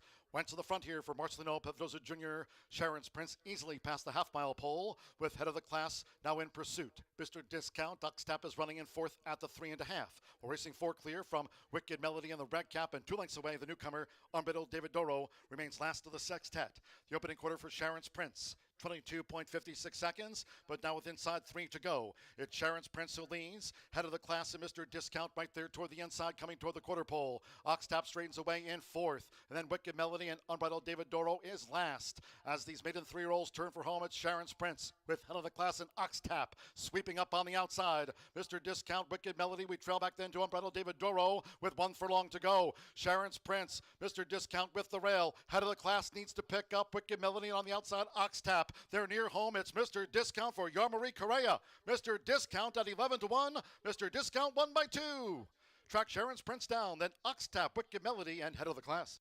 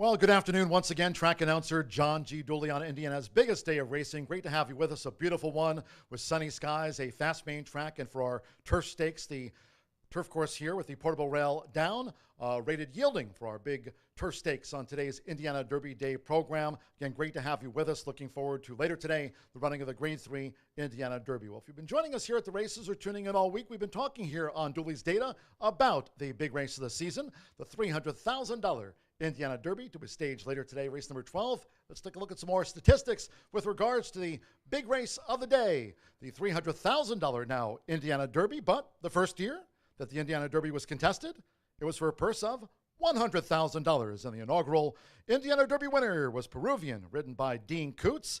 Now the second year winner was Canyon Run, ridden by Cisco Torres, who retired back in 2017. Did Cisco as a rider who won more than 3,000 career races. And Cisco Torres, now a jockey's agent for Eddie Perez and Fernando de la Cruz, who, by the way, Fernando now ranks as the all-time winningest jockey in history here, only a few wins ahead of Rodney Prescott. Now, the Indiana Derby was elevated to a graded status. It's a grade 3 here in 2024, back in 2002, so 22 years ago, due to the level of talent in the Indiana Derby during the first 7 years of its running. Now, here, the 30th running of the Indiana Derby, later today as race 12, welcomes Hall of Fame jockey Mike Smith. We'd have Mike in town with us here at Horseshoe Indianapolis. In fact, coming up to ride Traverse for the Hall of Famer Bill Mott in the Mary Holman George Memorial, that on a fast main track. So Mike, riding EJ Won the Cup, the Texas Derby winner, here today in the Indiana Derby. Mike has been aboard some of the best horses in racing history, including, of course, Zenyatta, Justify, Arrogate, and Azeri. This is the first Indiana Derby mount, though, for the Hall of Famer. Mike, who has more than 5,700 career wins. And he won the Indiana Oaks aboard Tessa Blue back in 2007 when the race was contested at Hoosier Park. But the first Indiana Derby for Mike Smith here today. Great to have the Hall of Famer with us here at Horseshoe Indianapolis. Fast track, and again for our turf stakes, the turf course rated yielding. There's no portable rail up. We're going to take a quick commercial break here on the live broadcast on this Indiana Derby 2024 day. And when we come back here to the track, we'll be joined, speaking of great to have with us here at the races, Ed DeRosa and his Skyline Chili. Ed coming up with an analysis of the Mary Holman George Memorial.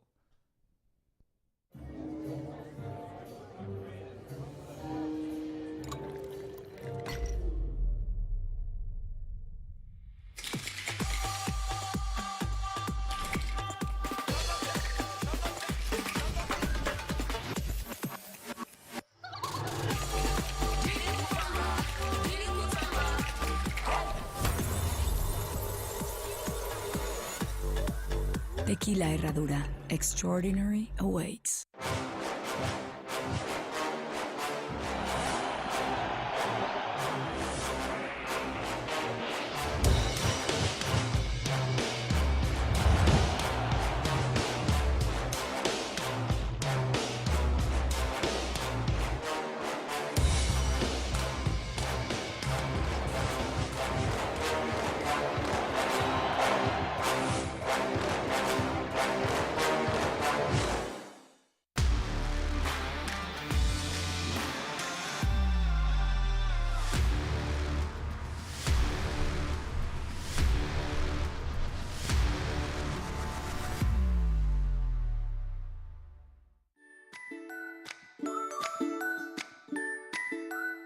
Okay, Ricky, now tell us about Dragoon Guard. You know, there's a lot of horses that have ran in graded stakes and stakes races in this field, and he's obviously hasn't yet, but he looks like kind of dangerous because he's been improving. He looks like he hasn't really done anything wrong either. Right, yeah, he had the one start as a 2-year-old and has come back and run 2 good races this year. Broke his main at Keeneland, then the allowance at Churchill. Obviously another stretch out, going from the 1-turn mile to the 1.8 mile. But yeah, a lot of horses in there with better past performances. The Santa Anita Derby winner, the Texas Derby winner. I think he's one of a few that have not run in a Derby yet. So yeah, we'll find out what he's got on Saturday. He's got really good speed figures, though. Do you guys do anything specific to prepare these younger horses for this kind of race? I mean, he's only raced 3 times. Right, yeah, a lot of work's in company. I heard from Churchill that he had a very solid work last time out at Churchill, and Brad's very confident in him coming into this race. He's going to put in a big effort.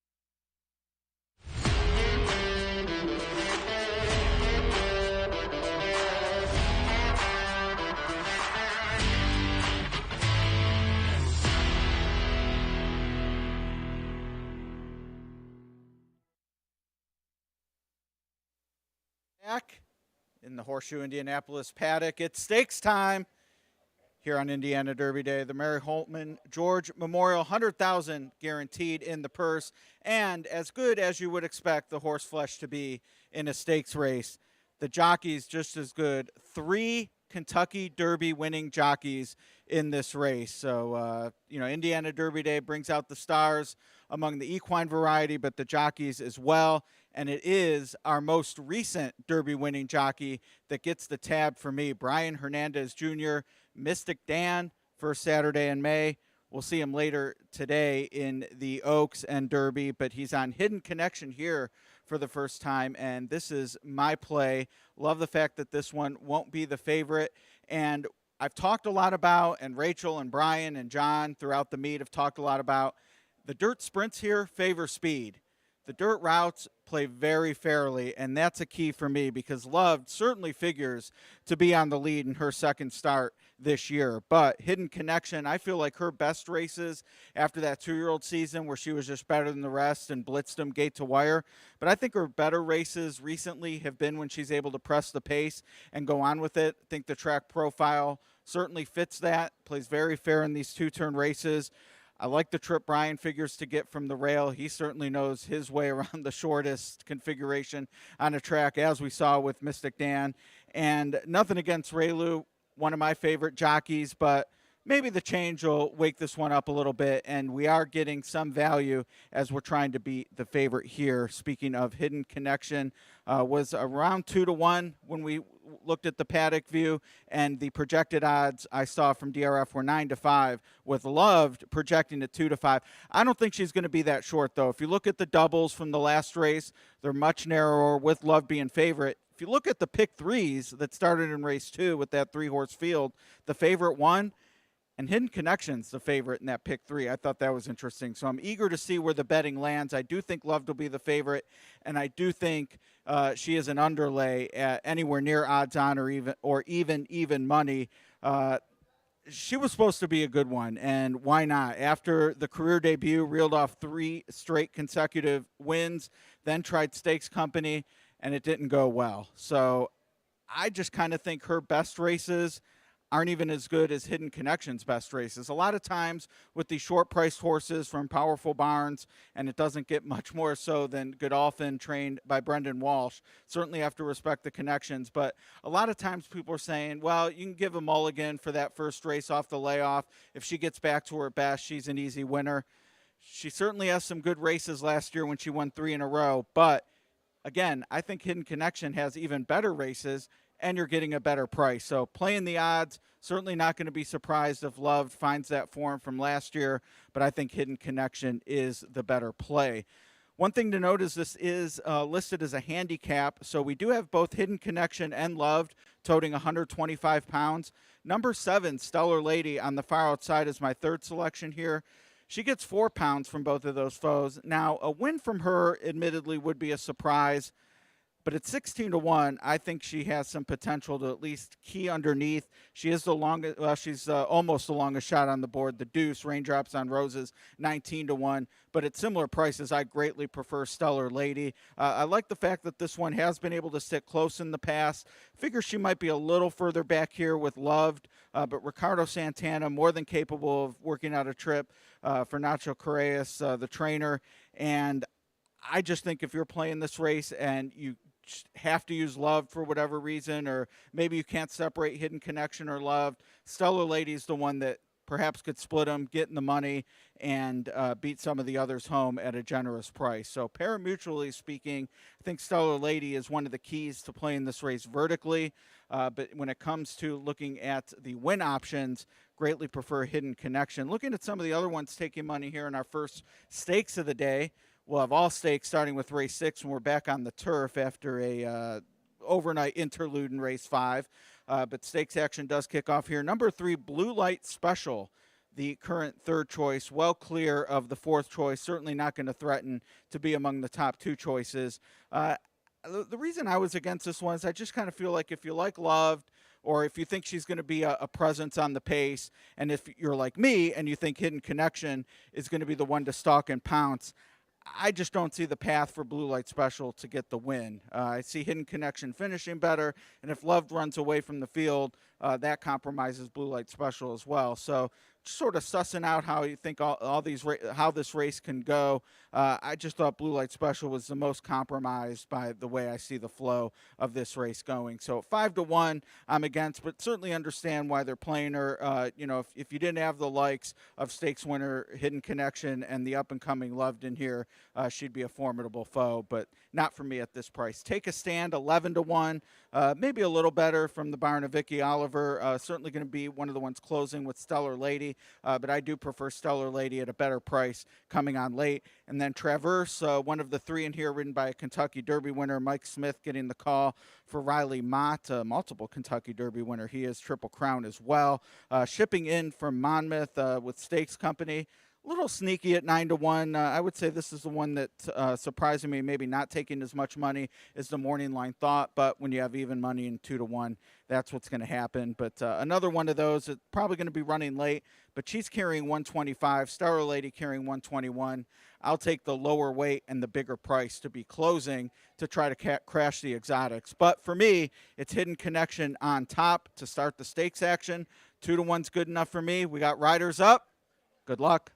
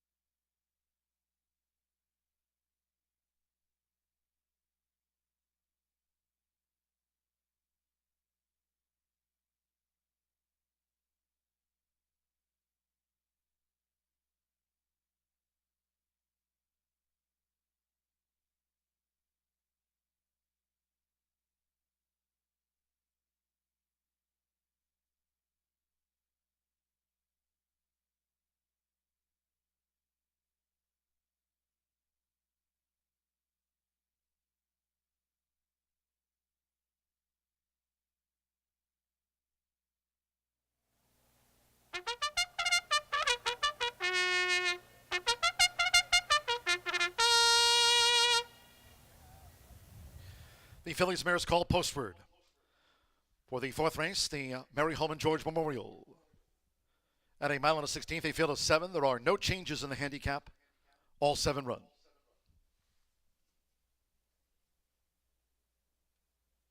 Presenting the field for the Mary Holman George Memorial.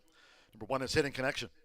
Brian Hernandez Jr. rides for Brett Calhoun, trains for Hidden Brook Farm and Black Type Thoroughbreds. Number 2, Raindrops on Roses with Rodney Prescott. Postword for Hiram C. Polk Jr., Susan Galandiuk, and Pat Huffman. Number 3, Blue Light Special with Manny Esquivel. Owned by Andrew Knapsick and trainer Cipriano Contreras' Contreras Stable Incorporated. Number 4, Take a Stand. She's a 3-time winner. Fernanda Letta Cruz riding for Victoria Oliver, breeder and owner G. Watts Humphrey Jr. Number 6 is Traverse with Hall of Famer Mike Smith. Riley Mott trains in the gold for Claiborne Farm. Number 6, Loved with Laurent Giroux. Brandon Walsh trains the Godolphin Homebred. Number 7 is Stellar Lady with Ricardo Santana Jr., trained by Ignacio Correas IV and owned by Amy and Moore. The field for the 2024 14th running of the Mary Holman George Memorial. Exacta, Trifecta, Superfecta, Double Pick 3, Main Track Fast, Turf Course for the stakes rated yielding, and there's no portable rail up today on Indiana Derby Day. The first of our stakes, 3 minutes away, there's Traverse with the Hall of Famer. 3 minutes.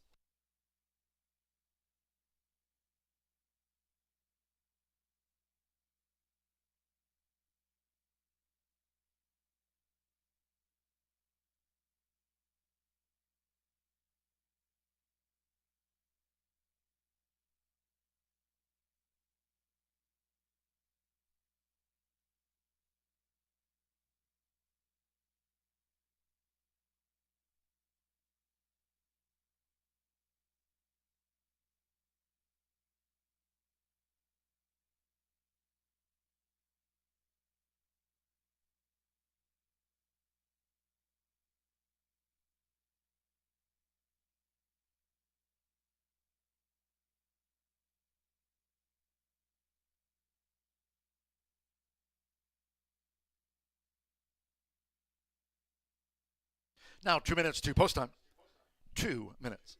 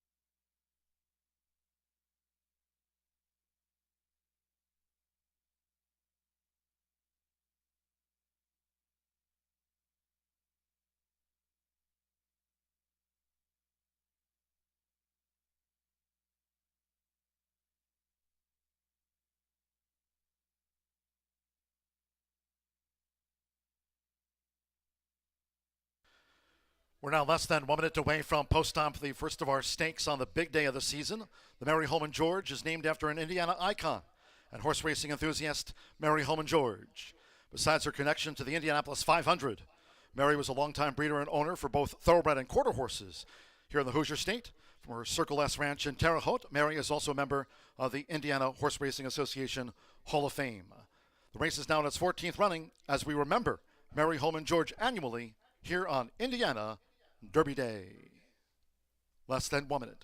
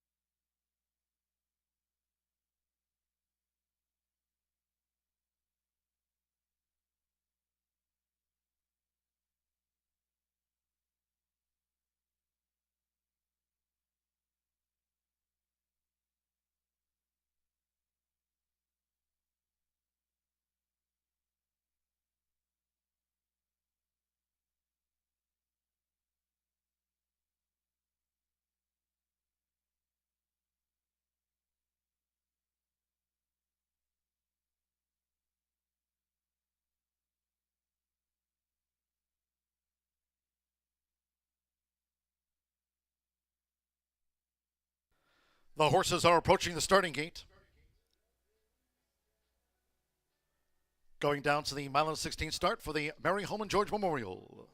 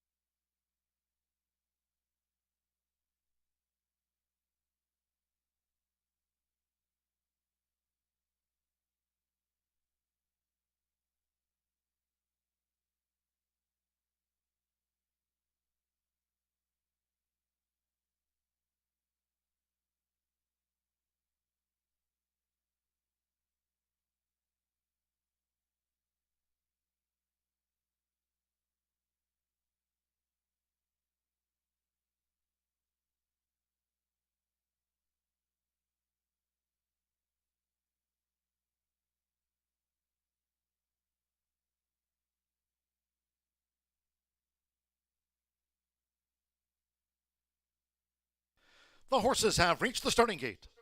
It is now post time for the Mary Holman George Memorial. They're going in. Brian Hernandez Jr. with Hidden Connection.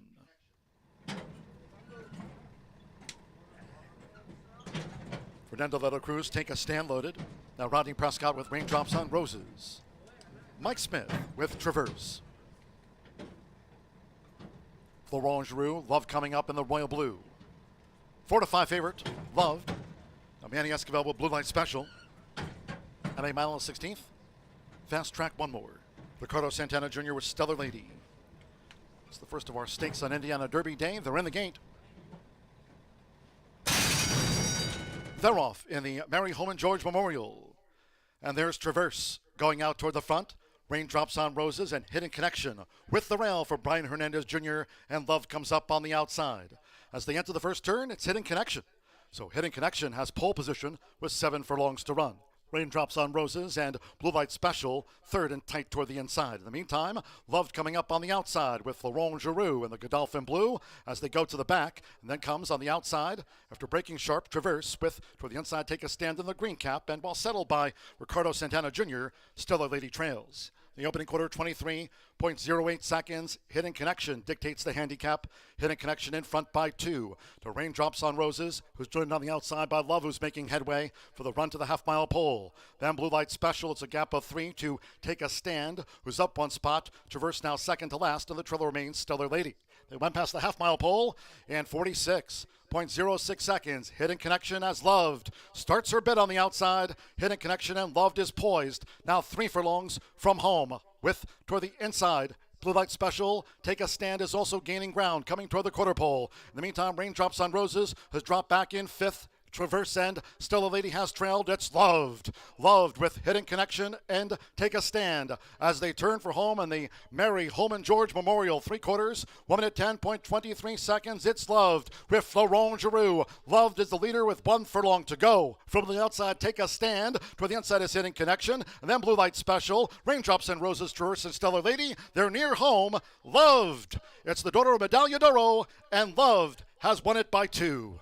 Take a Stand edged out. Hidden Connection. Blue Light Special finished 4th.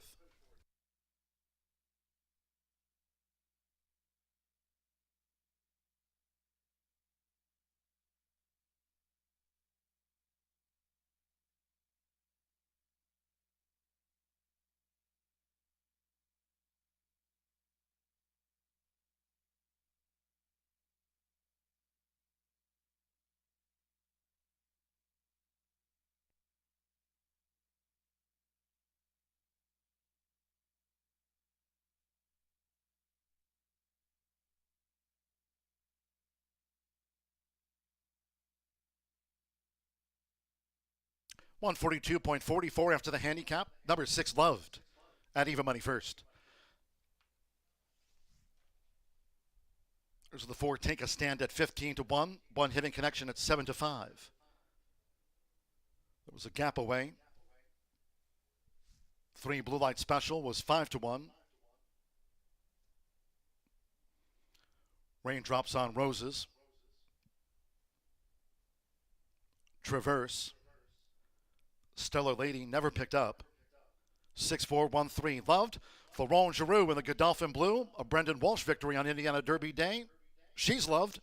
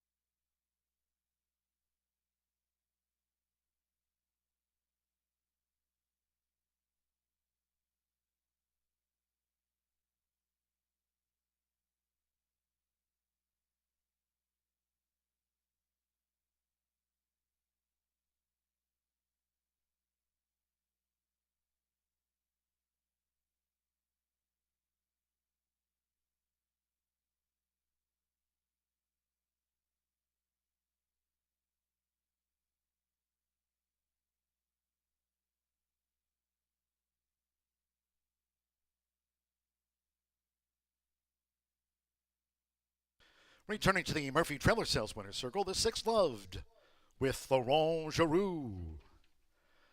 Loved. 5-year-old bay mare by Medaglia d'Oro. Out of the Bernardini mare, Velvety. Bred in Kentucky by owner Sheikh Mohammed bin Rashid Al Maktoum's Godolphin in the Royal Blue and trained by Brendan Walsh. It's official. Horseshoe Indianapolis congratulates the winning connections of Love. Takes out the Mary Holman George Memorial. Named after an Indiana icon and horse racing enthusiast, Mary Holman George. Results in after the first of our stakes. 6-4 exacta paid $43 even. 50-cent trifecta, $26.40. The 50-cent pick 3, $52.10 on races 2, 3, and 4. 1-6 double, $73.80, and with Blue Light Special 4th, 10-cent superfecta, 6-4-1-3, returns $16.65. And the Mary Holman George Memorial, the favorite, first, all 7 ran, 142.44 after the handicap.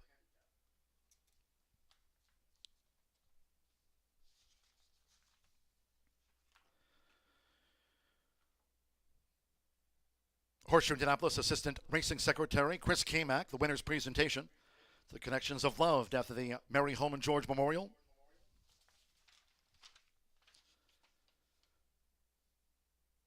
Congratulations to winning jockey Florent Giroux, who donned the Godolphin blue of Sheikh Mohammed Al Maktoum, trained by Brendan Walsh and crew. General Manager, Vice President of Racing here, Eric Hallstrom, part of the winner's presentation after the running of the Mary Holman George Memorial. Noting in the 5th race sprint, scratch 2 Forever Friends, 4 Specialty Act, and 8 Go Forever. Scratch the 2, 4, and 8, 10 Costly Pass at jockey change to Fernando de la Cruz on 10 Costly Pass. Number 6 Leo Springs, 1 pound over. 7 Hawkeye, 3 pounds over, and a first-time gelding. Scratch 2, 4, and 8 from the State Bred Sprint. Exacta Trifecta Superfecta. 10-cent Grand High 5 with a carryover. Double pick 3. Post time will be in 20 minutes at 2:23 in a moment. We'll go down to the Murphy Trailer Sales Winner's Circle. Rachel McLaughlin with winning jockey on Loved after the Mary Holman George Memorial. It's Florent Giroux in the Godolphin blue next to Racing Rachel.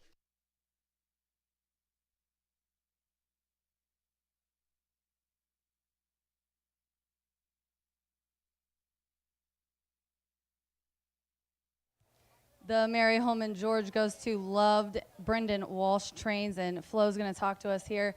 Florent, tell us a little bit about the ride. This one broken maiden at 1:16, kind of been stretching out a couple times. What did Brendan tell you going into the race? Well, first of all, thanks for the opportunity, to him and Team Godolphin. But the filly is very well bred. She's half sister to Maxfield, so today was very important to win the stakes on her. And he just told me just to keep it simple. She's very easy filly. She got good tactical speed, so just let her break and let her do her thing. Keep her in a good rhythm, and she will do the race for you. And he was right. When I asked her, the quarter pole, she was there for me, and she won pretty nicely at the end. And looking forward to the Oaks here on Impel, and she's a heavy favorite. Are you looking at the race? Have you handicapped it at all? You got an idea of the plan? Yeah, I think I do good in here. It happened before, sometimes you get beat, but I think it's a great spot for her, and hopefully same things, with her. Hopefully we can get some good black type win with her and move forward, but looks like she's doing good, and it's a good spot for her, so I'm excited about the opportunity. Congratulations, and merci beaucoup.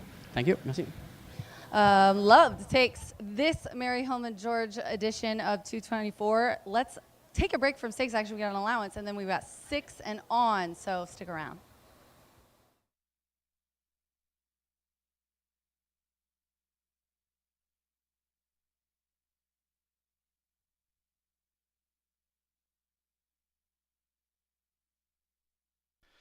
Now down to the winner's circle. Once again, along with Vice President and General Manager Racing here at Horseshoe Indianapolis, Eric Hallstrom. Ladies and gentlemen, we are thrilled to announce the recipient of the Herb and Darlene Lycan Scholarship, Kennedy Campbell. Kennedy, a graduate of LaPel High School, will be pursuing her studies at the prestigious Kelley School of Business at Indiana University. Please join all of us here at Horseshoe Indianapolis in congratulating Kennedy Campbell on this outstanding achievement.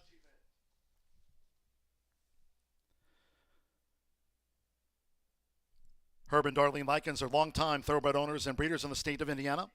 They created this scholarship through ITOBA several years ago for students associated with Indiana thoroughbred racing.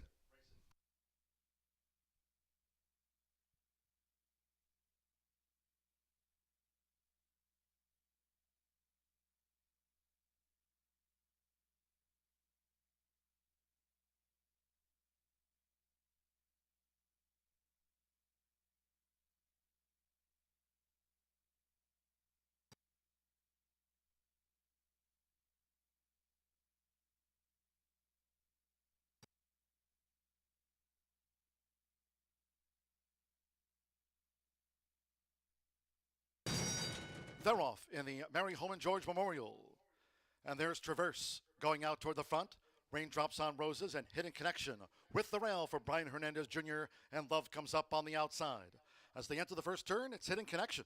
So Hidden Connection has pole position with 7 furlongs to run. Raindrops on Roses and Blue Light Special, third and tight toward the inside. In the meantime, Loved coming up on the outside with Laurent Giroux and the Godolphin Blue as they go to the back. And then comes on the outside, after breaking sharp, Traverse with, toward the inside, Take a Stand in the green cap. And while settled by Ricardo Santana Jr., Stellar Lady trails. The opening quarter, 23.08 seconds. Hidden Connection dictates the handicap. Hidden Connection in front by 2 to Raindrops on Roses, who's joined on the outside by Love, who's making headway for the run to the half-mile pole. Then Blue Light Special, it's a gap of 3 to Take a Stand, who's up 1 spot. Traverse now second to last, and the trailer remains Stellar Lady. They went past the half-mile pole, and 46.06 seconds. Hidden Connection as Loved starts her bid on the outside. Hidden Connection and Loved is poised. Now 3 furlongs from home with toward the inside. Blue Light Special, Take a Stand is also gaining ground, coming toward the quarter pole. In the meantime, Raindrops on Roses has dropped back in 5th. Traverse and Stellar Lady has trailed. It's Loved. Loved with Hidden Connection and Take a Stand as they turn for home in the Mary Holman George Memorial. 3/4, 1 minute 10.23 seconds. It's Loved with Laurent Giroux. Loved is the leader with 1 furlong to go. From the outside, Take a Stand. Toward the inside is Hidden Connection. And then Blue Light Special. Raindrops and Roses, Traverse and Stellar Lady. They're near home. Loved. It's the daughter of Medaglia d'Oro, and Loved has won it by 2. Take a Stand edged out Hidden Connection. Blue Light Special finished 4th.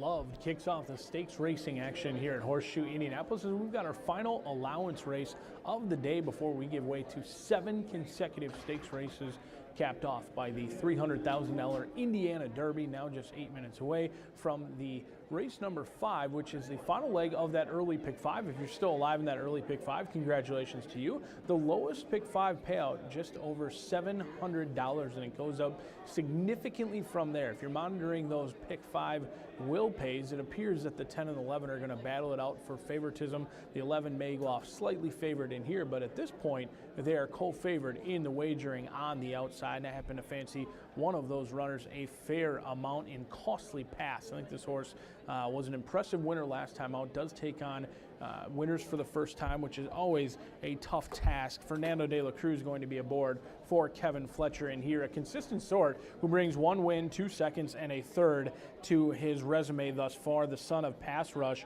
broke alertly last time out and opened up on the rail and absolutely crushed that field. Now, has one way to go. Doesn't really show the maturity yet in the racing career to come from off the pace. I think Fernando de la Cruz, one of our leading riders perennially here at Horseshoe Indianapolis, is going to break alertly and play catch me if you can on the front end. The goal would likely be Costly Pass, is the quickest of the group, but going to have to deal with Tiz Eddie as well. I think Costly Pass deserves a long look in here, 9-5. Plenty of value despite the big field. Costly Pass looking to make it 2 in a row. This is a horse who had been knocking on the door for some time, and here on June 8th absolutely knocked them down that day. Was bet down to 4-5 and rolled home the easiest of winners that day. Taking on winners for the first time is always a tall task, but 2-1 on Costly Pass deserves a long look. But if you're looking for a little bit more value, maybe 2-1 is a little bit too narrow for you, trying to turn that win wager into a bundle full of money. Let's take a look at a long shot in here in Hawkeye. Now this one was 20-1 on the morning line. With 3 scratches in the 2, 4, and 8, you were never likely to get 20-1 once those horses did come out. However, Hawkeye deserves a look in here. John Herron owns and trains. Joshua Romero celebrated his first career win earlier this week. In fact, he only had 12 starts to get to the winner's circle for the first time, so congratulations to him, and he looks to have a win on Indiana Derby Day. He certainly looked good aboard the winner earlier this week. I think he'll be A-OK, and he gets a 10-pound weight break in here. Hawkeye was kind of steamy last time out. This horse got bet down to 7-2 in a big field, and Unbridled Slop and Commander Storm, the top 2 from that race, actually came back to win as well. Unbridled Slope dominated, as did Commander Storm. So certainly exits a live race, showed speed that day, dueled all the way around the racetrack, and then tired the final 1/8 of a mile. I think Hawkeye, if you draw a line through that last race, certainly deserves a long look in here, especially off that 20-1 morning line. Taking some action right now at 7-1. But the money has come in on your outside runner. It's Tiz Eddie. If you like to follow those computer programs, they have Tiz Eddie on top, up and down. Sammy Bermuda's going to be calling the shots in here for Thomas Medina. Another consistent sort who deserves a look. Breaks from the outside, may be able to sit off the flank of Costly Pass in here. Likely to go off favored, and is favored in those pick 5s that are paying $715,000 on the low end. If you want to dive into those pick 5s, you've got a couple of minutes to tune in, because we don't kick off another pick 5 until race number 6. It'll be an all-stakes pick 5. 3 pick 5s on the card today as the riders getting the leg up. The final allowance race of the day set to kick off just 4 minutes from now, and after that, 7 consecutive stakes races here at Horseshoe Indianapolis.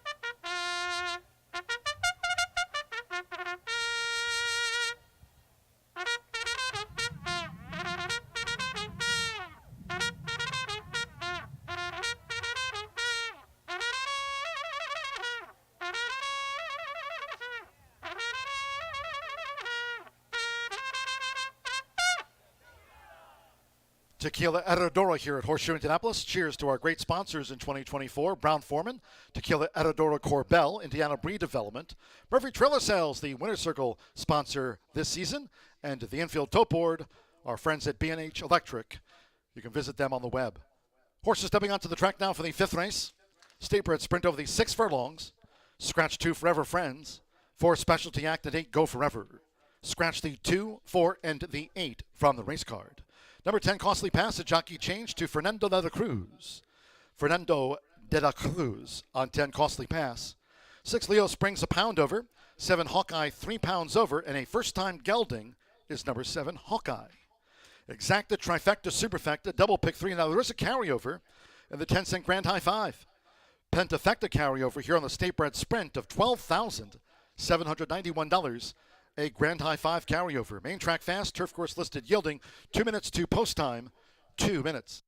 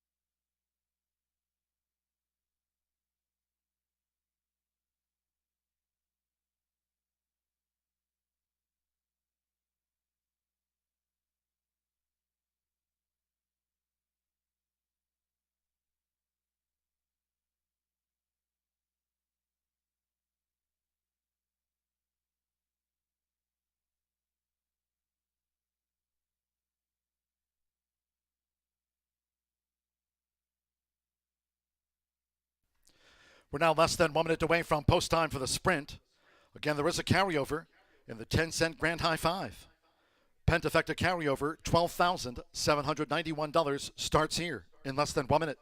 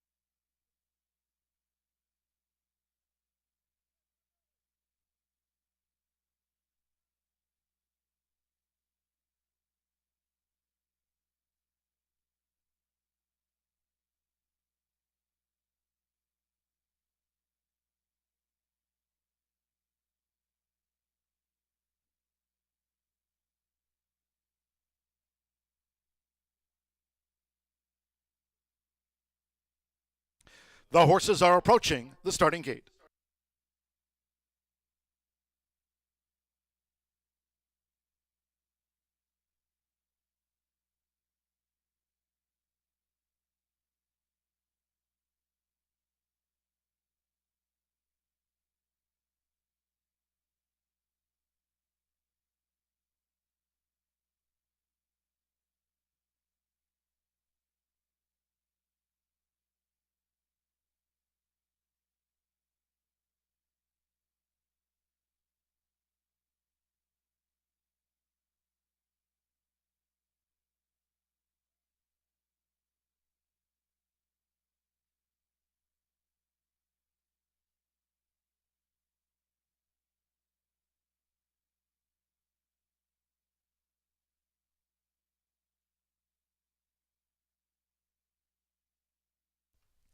The horses have reached the starting gate. It is now post time. Loading. Alberto Burgos with Oilman coming up. Hawkeye. Joseph Romero claims a 10-pound apprentice allowance, has a career win. Hawkeye joined Oilman. Rodney Prescott with Solar Power. Dossier Santos Sanjor has a win on the card. Now Edgar Morales with Booming. Booming going in. Fernando de la Cruz. Costly Pass. Tizzetti, the 8-5 favorite. Now McKenna Anderson with Leo Springs. Loading. At 6 furlongs, so stand by. One more. Sammy Bermudez with Tizzetti. Here comes the 5th. In the gate. And they're off. Costly Pass broke sharp. Oilman with a bid, and right there, Hawkeye between horses. It's Hawkeye who's taken the lead from Oilman with Dossier, and right there is Booming. They chase Hawkeye for the run to the half-mile pole. After breaking sharp, Costly Pass is running in 5th. Tizzetti up into 6th. Then toward the inside is Leo Springs in 7th, and Solar Power has drifted back to last. It's a close-knit pack as they go past the half-mile pole with Hawkeye, the leader for Joseph Romero. It's Hawkeye out in front of Costly Pass, who's starting a bid, and Tizzetti is gearing up for a run too. The quarter 22.32 seconds as they round the far turn. It's Hawkeye narrowly from Tizzetti with Costly Pass running in 3rd. Oilman is 4th. Booming in 5th with Solar Power 6th on the far outside and looking to gain. Then we trail back 2 and behind horses as they straighten for home. Leo Springs and finally Dossier, and here come the Hoosiers. It's Tizzetti who's sweeping in front now for Samir Bermudez. Half mile 45.62 seconds. Tizzetti driving down to the final 16th with Hawkeye toward the inside. Leo Springs now moves up between horses. Solar Power and Booming is battling down toward the finish too. It is on the outside Leo Springs from McKenna Anderson. Leo Springs just reeled Hawkeye in.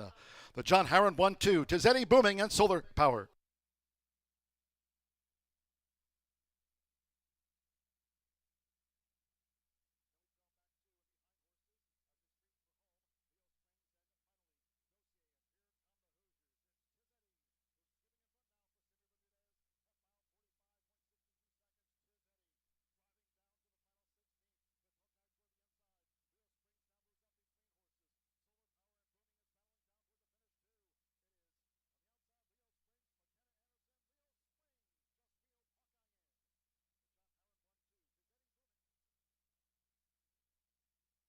$110.58 down to the State Bred Sprint. $110.58. 6 Leo Springs. At 16-1 over Hawkeye for John Harron both. At 7-5, Tizzetti flattened into the home run like a pancake. Stand by for the results after race 5. It's gone to Leo Springs at 16-1 odds.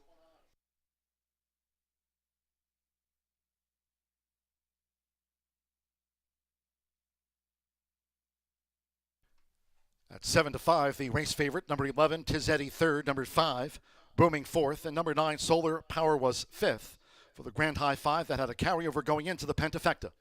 6, 7, 11, the favorite runs 3rd, 5 and the 9 for the Grand High 5.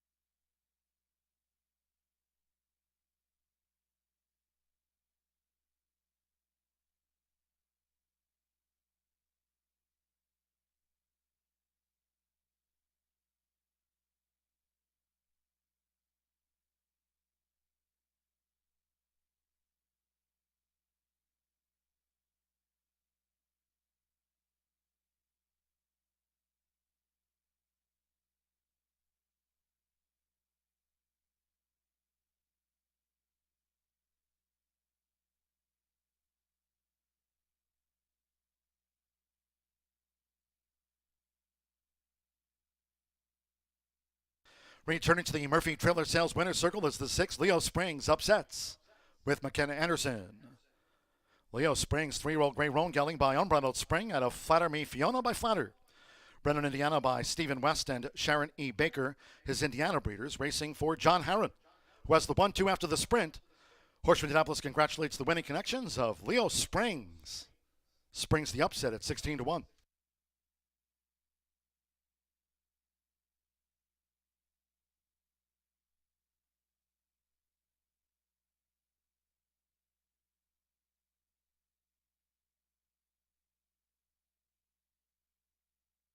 Result official.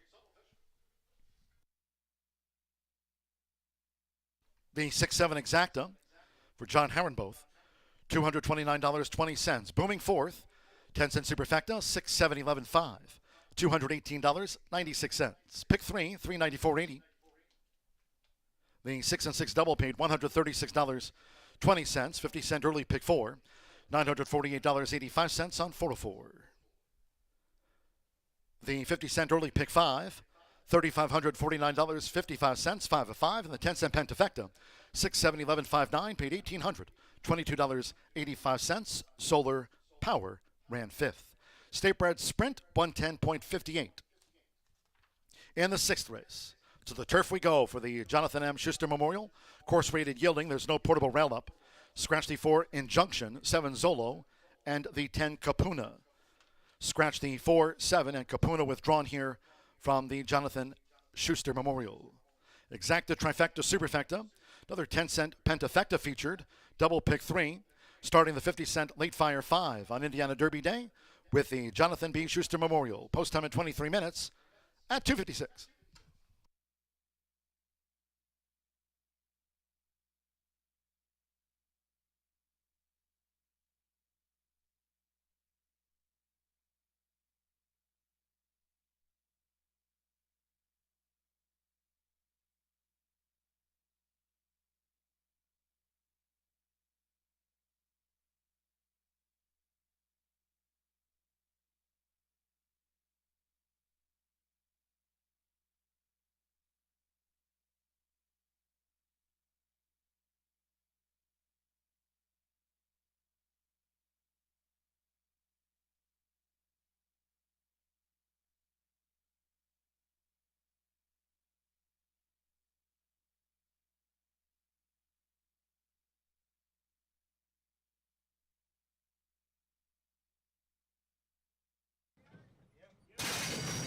Swinging right. And they're off. Costly pass, broke sharp. Oil Man with a bid, and right there, Hawkeye between horses. It's Hawkeye who's taken the lead from Oil Man with Dossier, and right there is Booming. They chase Hawkeye for the run to the half-mile pole. After breaking sharp, Costly Pass is running in 5th. Tiz Eddie up into 6th. Then toward the inside is Leo Springs in 7th, and Solar Power has drifted back to last. It's a close-knit pack as they go past the half-mile pole with Hawkeye, the leader for Joseph Romero. It's Hawkeye out in front of Costly Pass, who's starting a bid, and Tiz Eddie is gearing up for a run too. The quarter 22.32 seconds as they round the far turn. It's Hawkeye narrowly from Tiz Eddie with Costly Pass running in 3rd. Oil Man is 4th. Booming in 5th with Solar Power 6th on the far outside and looking to gain. Then we trail back 2 and behind horses as they straighten for home. Leo Springs and finally Dossier, and here come the Hoosiers. It's Tiz Eddie who's sweeping in front now for Samir Bermudez. Half mile 45.62 seconds. Tiz Eddie driving down to the final 16th with Hawkeye toward the inside. Leo Springs now moves up between horses. Solar Power and Booming is battling down toward the finish too. It is on the outside Leo Springs from McKenna Anderson. Leo Springs just reeled Hawkeye in. The John Harron 1-2. Tiz Eddie, Booming, and Solar Power.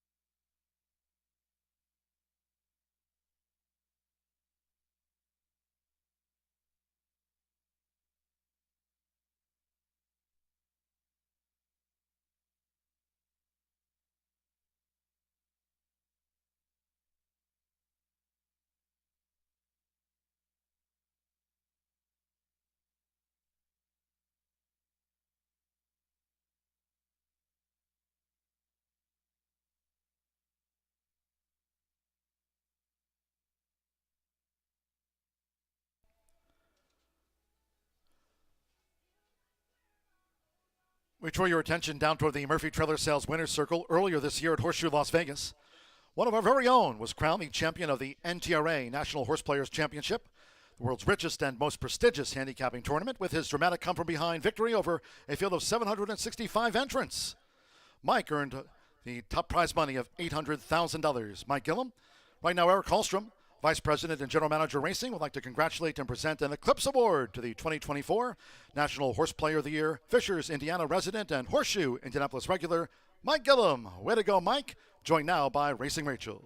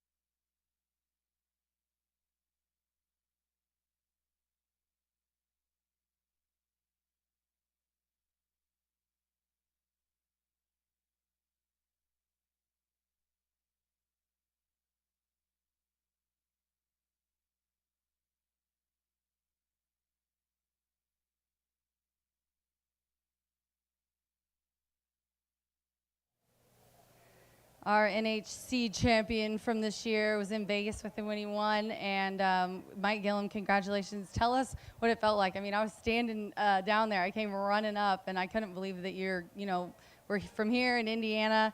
And tell everybody what it felt like winning. Oh, it was just amazing. Just couldn't believe it. You know, when it happened, there were 765 of the best players out there trying to win this thing. And when you actually do it, you just still can't believe it. It's been 3.5 months, and that high still hasn't worn off. I'm still like, wake up every day is like, wow, this is just awesome. And I get to see you again in Vegas, huh? Because you got one spot, but did you qualify again? I did. I double qualified a second time, so I have 2 spots for next year. Awesome. Wouldn't it be cool if we did that back to back? All right. Well, congratulations. I'm Pat Sajak, and this is my Vanna here, and there's your trophy, the NHC trophy for Mike Gillum. Congratulations, Mike. Thank you very much. Appreciate it.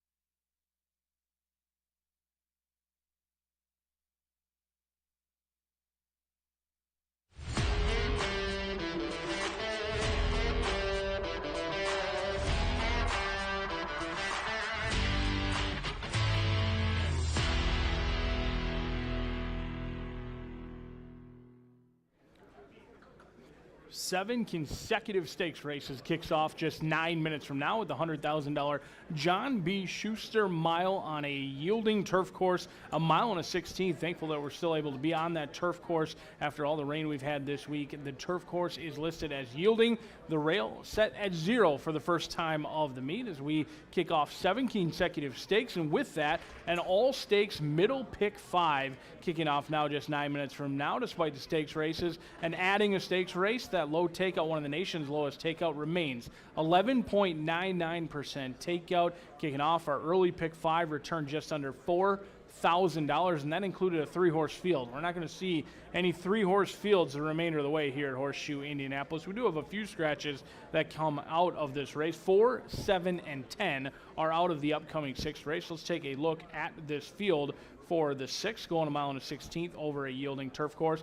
I happen to fancy a long shot in here. I thought Brown Liquor Man deserved a long look, especially at 30-1. Now, with 3 scratches, we're unlikely to get anywhere near that 31 price. But as you can see, I'm taking a stand against Master of Foxhounds, who just ran in the Grade 1 Breeders' Cup, and we're going to go a different direction completely with Brown Liquor Man. Joe Sharp and Marcelino Pedroza Jr. could buy themselves plenty of brown paper bags if they're able to bring home this $100,000 purse. And why not? Brown Liquor Man is as consistent as they come. In 8 starts, 2 wins, and 3 seconds. I love that he's got some recency here at Horseshoe Indianapolis. It was a nice effort, albeit it was just an optional claimer for $20,000. Certainly tested for class in this spot, but he rolled up to the leaders and went right on past like they were tied to a post. Now, that was against much easier competition. He gets tested into the deep waters today, but it's a confident move for trainer Joe Sharp, who's won around the country, all over the Midwest, really anywhere he sends his horses. He certainly looks live, and he believes that Brown Liquor Man deserves a try against stakes competition, and I am going to follow his lead in here. We're not getting 30-1, but we are getting 11-1 in what looks like a wide open field with one of Indiana's finest, Marcelino Pedroza Jr., calling the shots. But a horse off the layoff, Runaway Storm, Ethan West and Alex Ashard. Ethan West having himself a very nice meet here at Horseshoe Indianapolis, winning at 14%. He gets Alex Ashard aboard. It seems to be his first call rider. They win at 38% with an incredible ROI, over $5 here at Horseshoe Indianapolis. And Runaway Storm has really done anything they have asked him to do thus far. 3 wins from 5 starts. Hasn't been seen since Keeneland back in October, and that was off of a win in a Grade 3 race. So a graded stakes winner taking some action in here right now, 7-2. We'll see if they're cranked and ready to go at first asking. A Tactical Sort, who may go to the lead, drawn from the inside. They have one from off the pace, but on that inside, I think they're going to go to the lead and play Catch Me If You Can on the front end. Me and Mr. C certainly moves up on the outside in post position number 11 with that yielding turf course.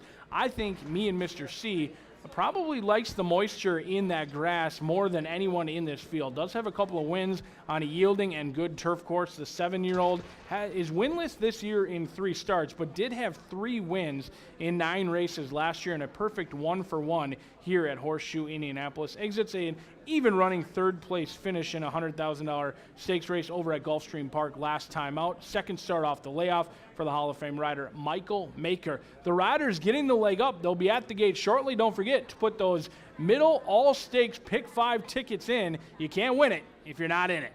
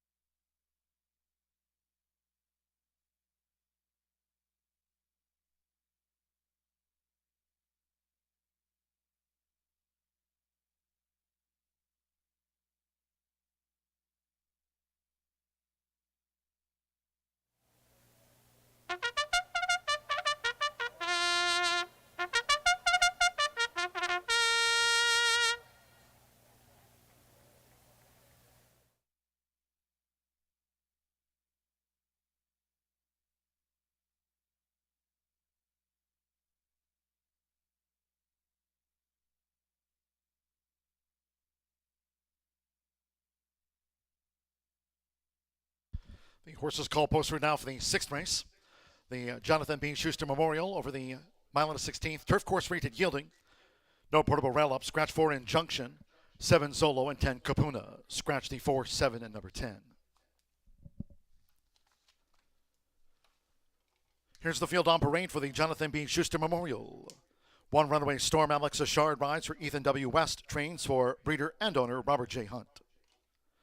Number 2 Grace Fable with Brian Hernandez Jr.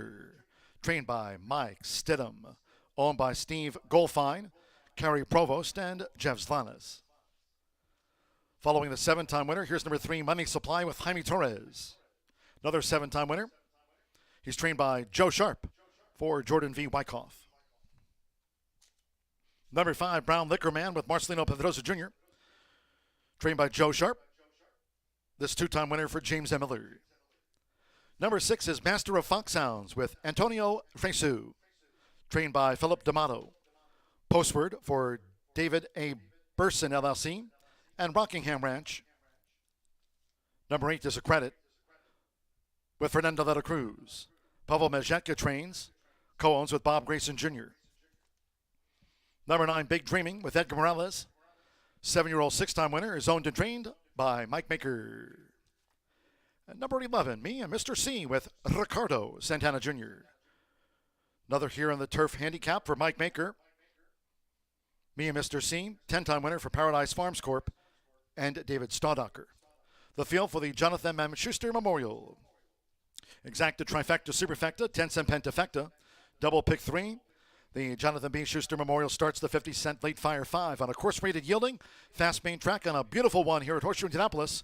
2 minutes to post time. We go to the turf in 2 minutes' time.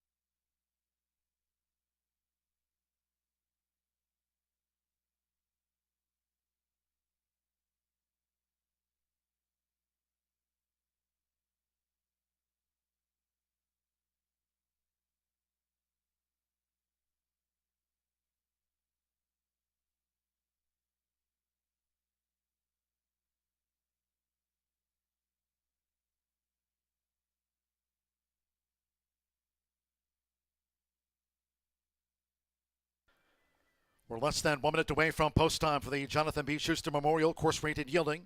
Start to the 50-cent late fire 5. Yielding in a fast main track on Indiana Derby Day. Less than 1 minute.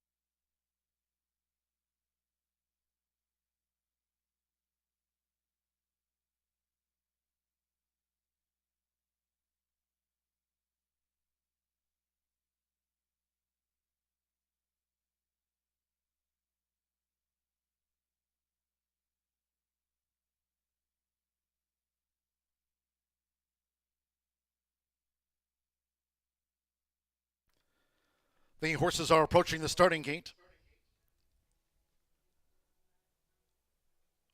Start of a pick 5. Turf course yielding, main track fast.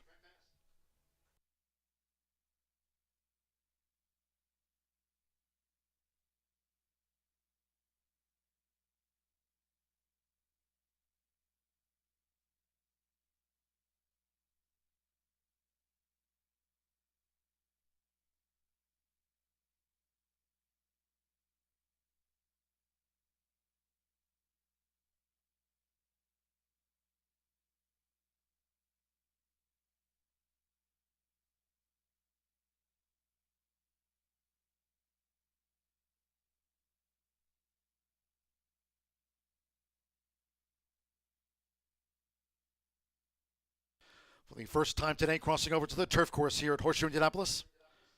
Going up to the mile 16 start for the Jonathan B. Schuster Memorial. Start of a pick 5.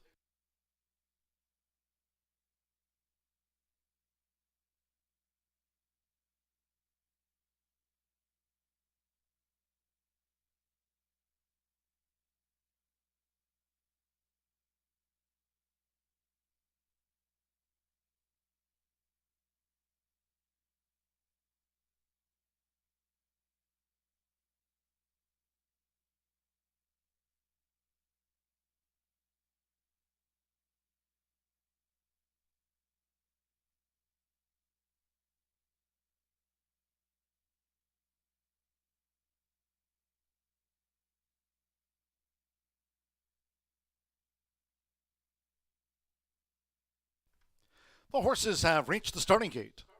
It is now post time for the Jonathan B. Schuster Memorial. Alex Ashard with Runaway Storm coming up. Antonio Fresu with Master of Foxhounds.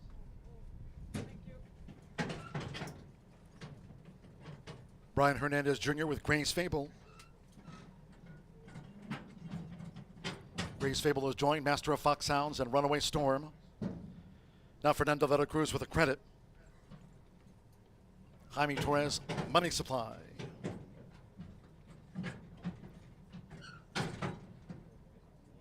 Edgar Morales, first run since the fairgrounds for Big Dreaming. Call the back. Marcelino Pedrosa Jr. with Brown Liquor Man.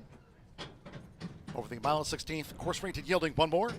Ricardo Santana Jr., here comes a 10-time winner, me and Mr. C. They're in the gate.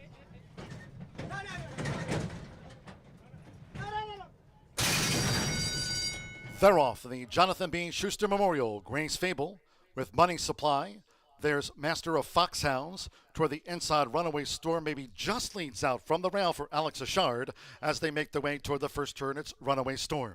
So Runaway Storm's in front of, right there on the outside, Master of Foxhounds making his 7-year-old seasonal bow as a credit tucks in third. Big Dreaming is next in fourth. After a sharp start, Gray's Fable is fifth out to the stretch. With Money Supply between horses, defending champion me and Mr. C with 7 furlongs to go, and Brown Liquor Man trails. It's Runaway Storm. So Runaway Storm allowed to dictate terms, takes them through an opening quarter on yielding turf in 23.73 seconds with 5 furlongs to go. It's Runaway Storm who shoulders the load in front of Master of Foxhounds, who follows the leader there for Antonio Fresu with a credit galloping along in third to the half-mile pole. Break of 2.5 to Big Dreaming with me and Mr. C, fifth on the outside for Ricardo Santana Jr. Then comes Gray's Fable with on the outside Money Supply, and the trail remains Brown Liquor Man.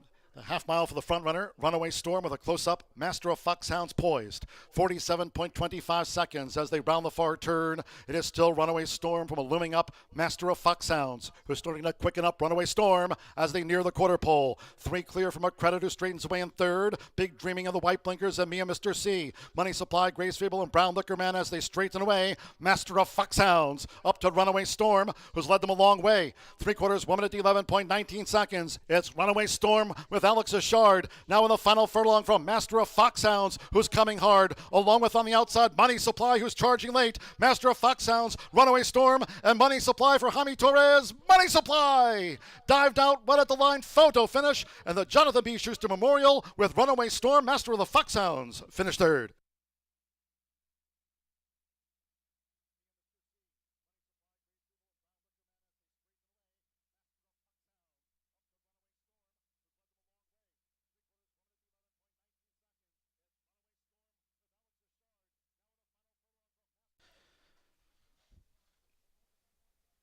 Close finish to the Jonathan B. Schuster Memorial in 141.60. This is a win photograph.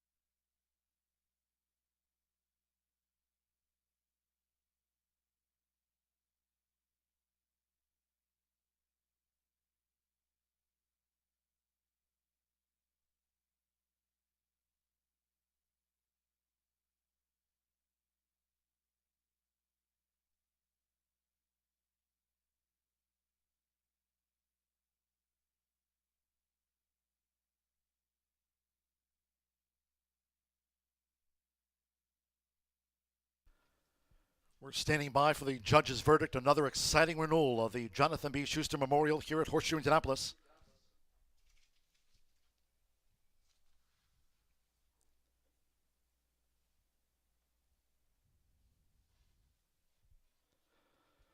$3-1-6, and they'll examine another photo for fourth and fifth. Number 3, Money Supply.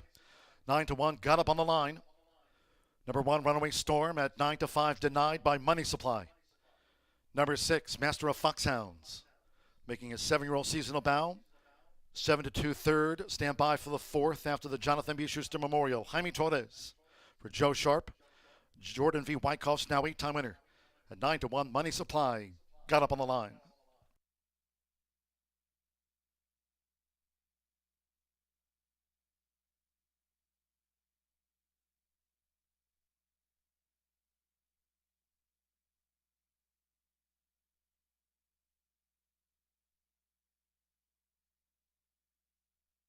After a photograph, the judges have posted number 5, Brown Liquor Man, at 9-1 fourth and 9 Big Dreaming fifth after the Jonathan B. Schuster Memorial. 3-1, 6-5-9.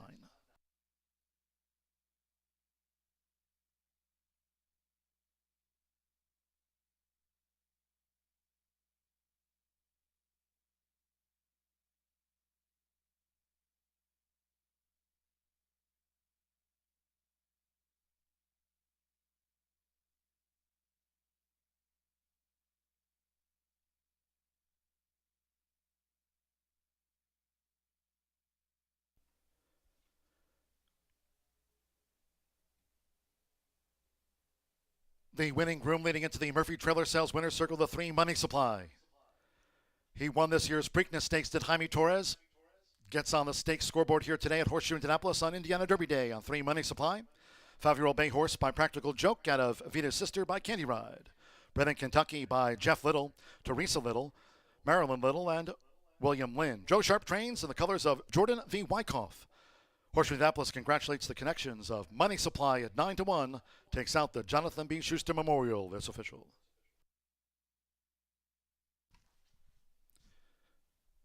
The pick 3 paid $318.30. 3-1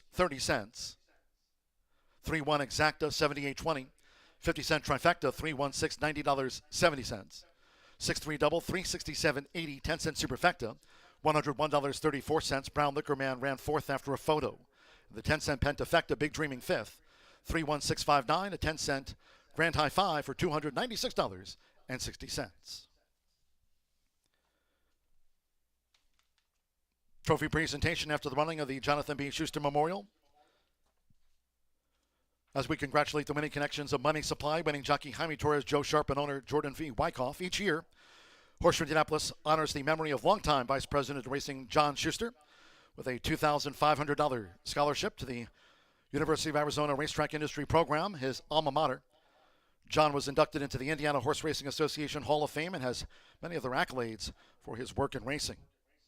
Making the presentation, John's daughters, Rachel and Abby. Now here at Horseshoe Indianapolis, the paddock also named in honor of John, one of his last projects at the track before his passing, along with the annual Jonathan B. Schuster Memorial, just run today. Noting in the upcoming 7th race, the Snack, Scratch 2 Jam and Justice, 4 Cringe, 7 Indian Creed, 13 VMAX, and 15 Heart of Oscar. Scratch the 247, 13, and number 15. 9 Kingsbury Road, the jockey Manny Esquivel rides 9 Kingsbury Road. The Snack, Exacta Trifecta Superfecta, another 10-cent grand high five, double, pick 3, start of a $1 horseshoe hat trick, all turf pick 3, course rated yielding. Post time in 20 minutes at 3:29. Winning connections of Money Supply. Joining Rachel McLaughlin down in the winner's circle.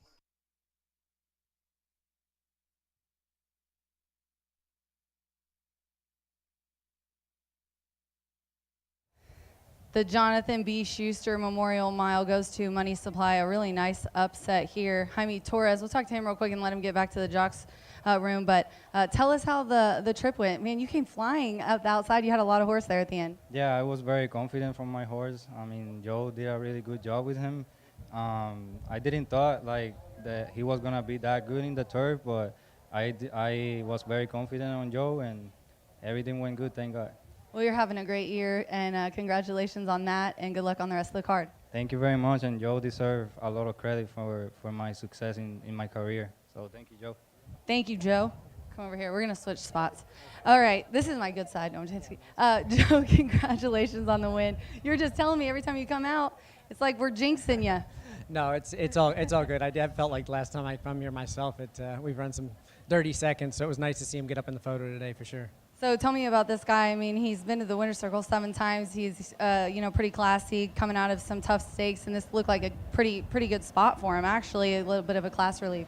Yeah, I mean, the horse is so good to us this winter, and, he didn't really have a reason for why he ran like he did at Churchill last time, but we gave him a couple weeks on the farm and came back, and we're just patient. And, Jordan had expressed an interest in wanting to try him on the grass, and this situation seemed perfect over here, kind of a little bit under the radar, and give him a chance to see how he liked the turf, and that'll open up a lot of doors for us with Kentucky Downs in the fall. Well, congratulations. Thank you. All right, you guys, it's stakes action for the rest of the day. We got another one coming up. Good luck.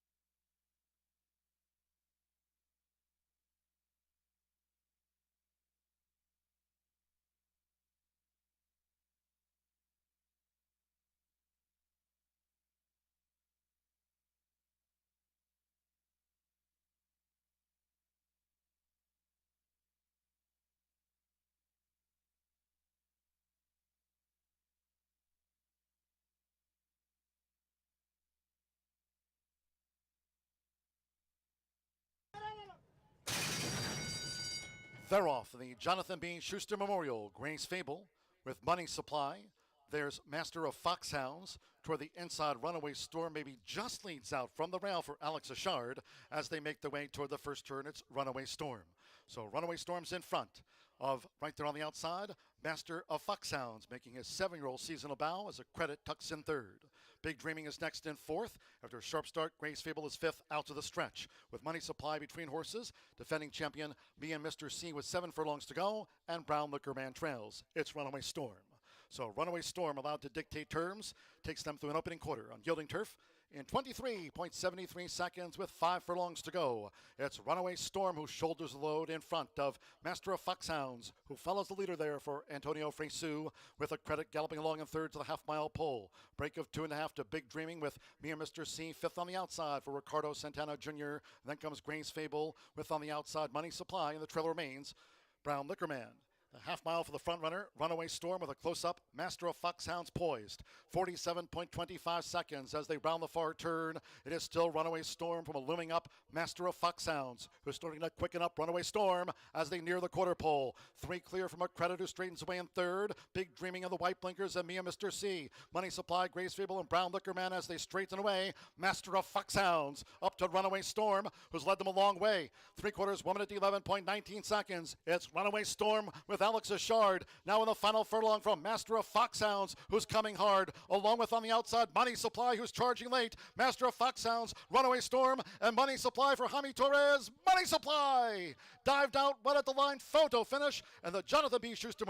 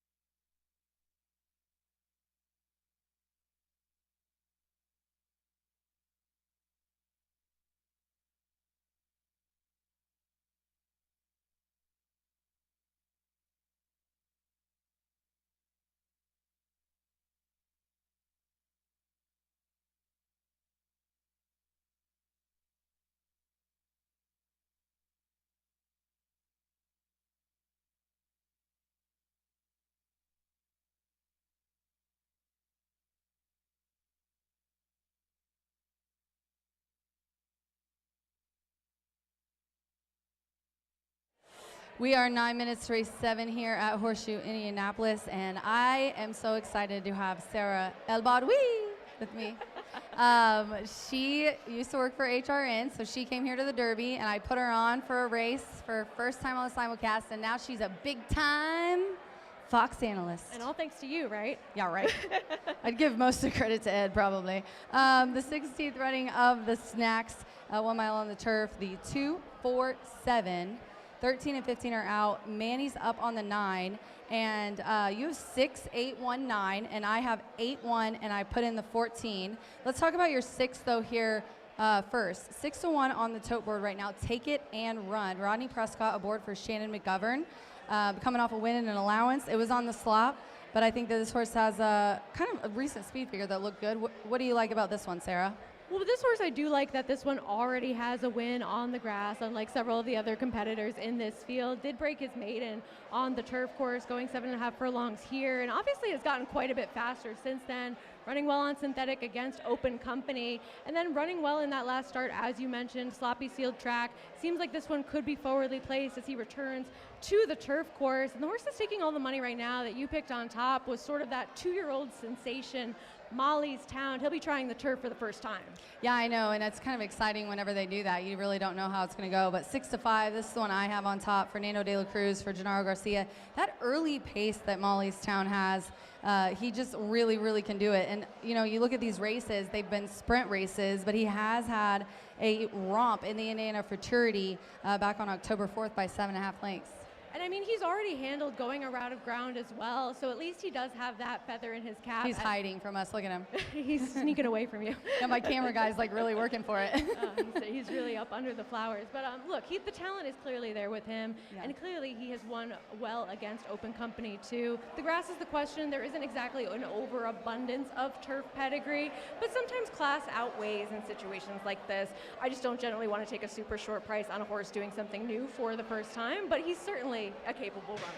We'll go to the 1 now. This is my, I have this in my exacta spot, and Sarah put this in her try, black, white, and gold, Edgar Morales. I'm glad I'm not the only one that liked this horse. It's 11 to 1 right now. Edgar Morales up for Mike and Penny Lauer. I'm going to tell you right now, and I've told people that don't follow maybe Mike Lauer as much as others, that here in Indiana, you know, he's got a lot of Indiana breds. He uses those allowance races as preps for races like this. So I think this is one of those situations, but a nice win on routing on the turf 2 back. And getting a horse at 11 to 1 that has won going a route of ground on the grass, that's never really a bad thing. He at least has done something that some of your shorter priced horses have yet to prove that they can handle. And that race 2 back was solid, winning at 5 to 1. I didn't love the race last time, but he was stepping up in conditions, going from the non-winners of 2 to the non-winners of 3. And any replication of that race 2 back certainly puts this one right in the mix as well. Anybody else outside of them that had your caught your eye in any way? Yes, I love the 14 in this field. Classic Express. Evan Roman is aboard for George Leonard, and I did get to talk to George and to Wyatt, who is representing Hill Rich. They also have King Ice and some really nice horses, but they said, hey, has just as much talent as the horses in here. He just broke his maiden at a turf, you know, by 2.5 routing. They really like that he's, you know, on the outside. They think that they can get around horses a little bit easier, kind of maybe take his time since it's a longer race. So I put that one in. And what is the 14 right now? I'll take 17 to 1 on that. Yeah, not a bad price as well for a horse that has that upside, very lightly raced, and did certainly improve when switching over to the grass, and sounds like you got a good tip on that one. Yeah, the horses are going out. Do you want to tell us real quickly about your 9 that you put in your super? This horse just has a little bit of turf pedigree, trying something new for the first time at a price, and that's sort of the angle that I like with this one. Some siblings have had some success on the grass course, and maybe this one can take to it working very well coming into this race. All right, they're heading out to the track for the 16th running of the Snack. 6-8-1-9 for Sarah and 8-1-14 for me. Good luck.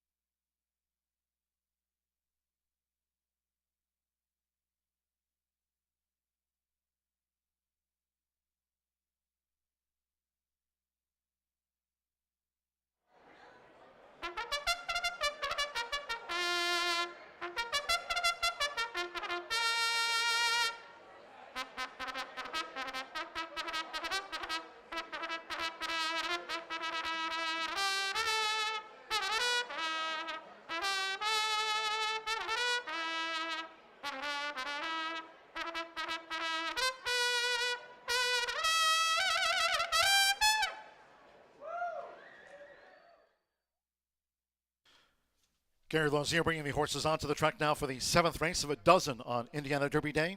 Again, great to have you with us. Turf course rated Yielding. Fast main track for the Indiana Oaks and the finale of the Grade 3 Indiana Derby later today.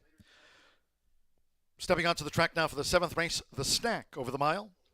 A field of 10. Scratch 2, Jam and Justice. 4, Cringe. 7, Indian Queen. Take out 13, VMAX, and scratch the 15, Heart of Oscar. 9, Kingsbury Road. Manny Esquivel rides 9, Kingsbury Road. On parade for the Snack, here they are. The one is black, white, and gold. Edgar Morales rides for Mike Lauer. Trains for Penny Lauer. Breeders and owners. Number 3, Hoosier Daddy Now with Marcelino Pedroza Jr. Trained by John Langmeyer for Stuart G. Kendall. Number 5 is Neutron with Eddie Perez, riding for Bob Gorham, who trains for Frolian Flores. 6, Take It and Run with Rodney Prescott. Trained by Shannon McGovern, Russell McGovern owns. Number 8, Mollingstown with Fernando de la Cruz. For trainer, Gennaro Garcia's Southwest Racing Stables Incorporated, the 5-time winner, Mollingstown. Number 9, Kingsbury Road. Note the jockey here, Manny Esquivel, riding for Bob Gorham and Mast Thoroughbreds LLC, Henry Mast. Number 10 is Positive Change. McKenna Anderson has a win on the card, riding here for Charlie Livers and owner Julie Sebastian. Number 11 is Moped Mo with Sammy Bermudez. Bob Dobbs Jr. trains Randy Alderson's homebred. Number 12, Jailhouse Justice with Andre Zaloa. Last out course winner and distance winner for Tony Granitz and Tony Bradshaw. And after JJ drawing in 14, Classic Express with Evan Roman. Back on board a last out maiden mile turf winner. Postword here on the Snack for George Leonard III. Hillerich Racing LLC and Bernie Flint's LTB Incorporated the field for the Snack. Exacta Trifecta Superfecta. 10-cent Pentafecta. Double. The start of another rolling pick 3. And the $1 Horseshoe Hat-Trick All Turf Pick 3. Course rated Yielding, the Snack, coming up.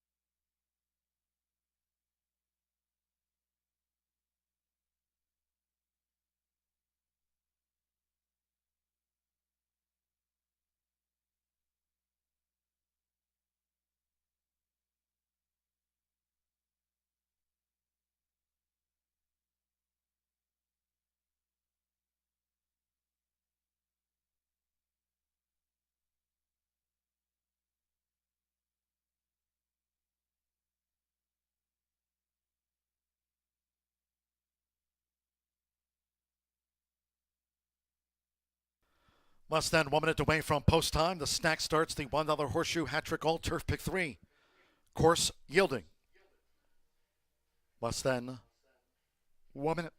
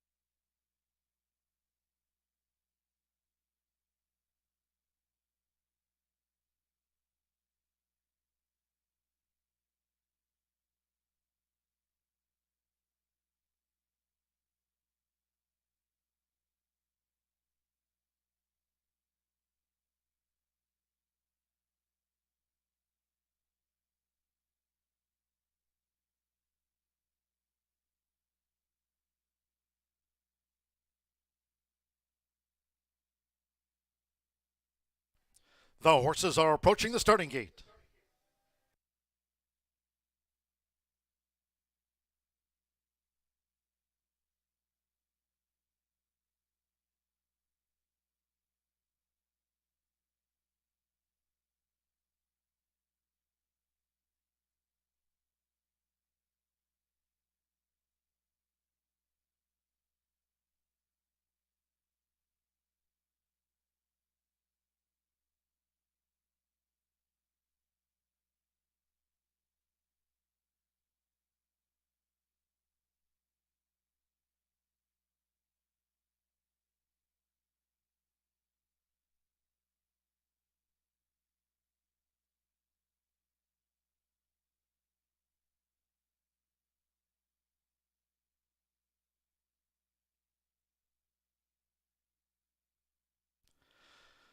The horses have reached the starting gate. It is now post time for the snack.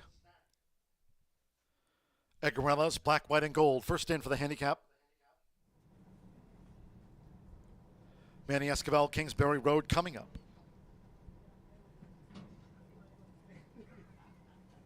Marcelino Pedrosa Jr. with Hoosier Daddy Now. Positive change. McKenna Anderson with the win on the card. The 12th and final today, the Grade 3 Indiana Derby. Now Eddie Perez with Neutron. Mollystown, the 3-5 favorite. Samuel Ramirez with Moped Mo.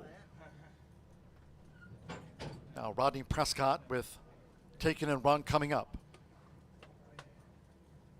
Take It and Run loaded. Here comes the favorite. Mollystown, 3-5.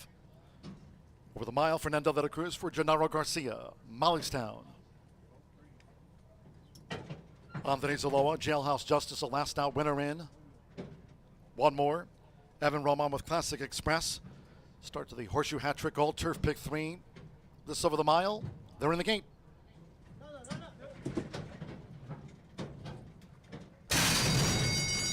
They're off. And the snack. Mollystown broke sharp. Black, white, and gold with Hoosier Daddy Now, and Neutron is also forward here in the early stages. Taking and run over to the inside part of the course with Kingsbury Road as they make their way toward the first turn. Moped Mo also angles over while in the clear from Jailhouse Justice. Then we trail back toward the inside. Running second to last, Positive Change, and on the outside, Classic Express as they round the first turn with inside 6 furlongs to run, and there's Neutron. So Neutron for Eddie Perez has taken a short lead as these Indiana breds go to the back of this yielding course, taking a run coming up ambitiously on the outside, and is now in a battle with Mollystown as Neutron takes back over them in third. For the run to the half-mile pole, Black, White, and Gold is next in fourth. With on the outside, Kingsbury Road in fifth. Hoosier Daddy Now 6 between horses as they head to the far turn. Then it's a break of 4 more to Moped Mo with Jailhouse Justice, and Classic Express is last to the 10th. The half mile 47.47 seconds, and the one well back, actually Positive Change. It's Mollystown has taken the top here for Fernando de la Cruz in front of Take It and Run with Neutron. Black, White, and Gold is next as they round the far turn, but now with inside 3 furlongs to go. Then looking to gain toward the inside is Jailhouse Justice is off of heels. Hoosier Daddy Now got shuffled back. Kingsbury Road is sweeping along with on the front outside Moped Mo, Classic Express, and finally Positive Change at the back of the pack in the snack. It's Mollystown. Mollystown coming down toward the final furlong from Black, White, and Gold. Hoosier Daddy Now is staying on between horses with Jailhouse Justice coming late. Kingsbury Road, Neutron gave way in Classic Express. They're close to home. Mollystown, and here comes Hoosier Daddy Now for Marcelino Pedrosa Jr. 13-1. Hoosier Daddy Now has taken the snack handicap from Jailhouse Justice. Mollystown, Kingsbury Road, then Classic Express, Black, White, and Gold, and Positive Change were next across.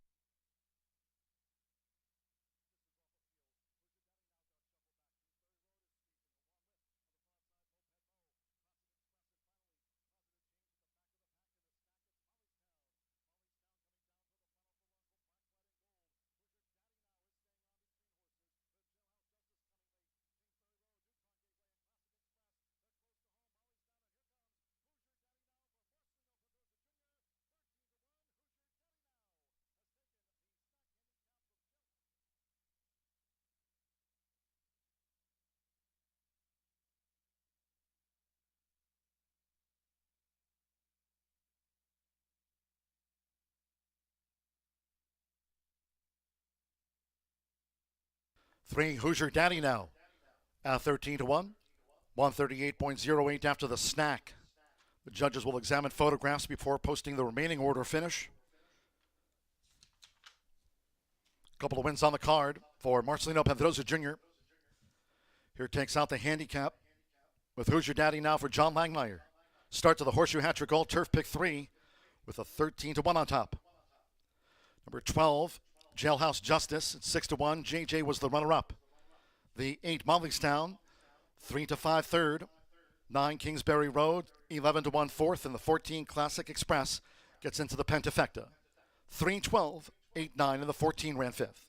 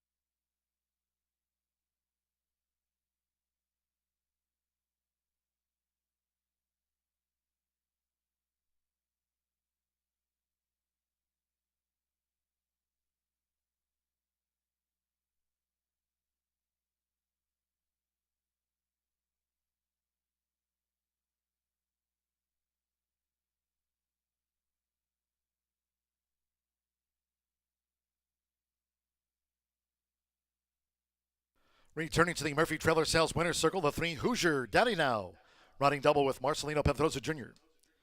Hoosier Daddy Now is a 3-year-old dark bay or brown gelding by Charming Kitten out of Scatter Point by Scat Daddy. Bred in Indiana by Elizabeth Kuhn and Elise Kendall. John Langmeyer trains for Stuart G. Kendall. Horseshoe Indianapolis congratulates the winning connections of Hoosier Daddy Now, the Snack Stakes official.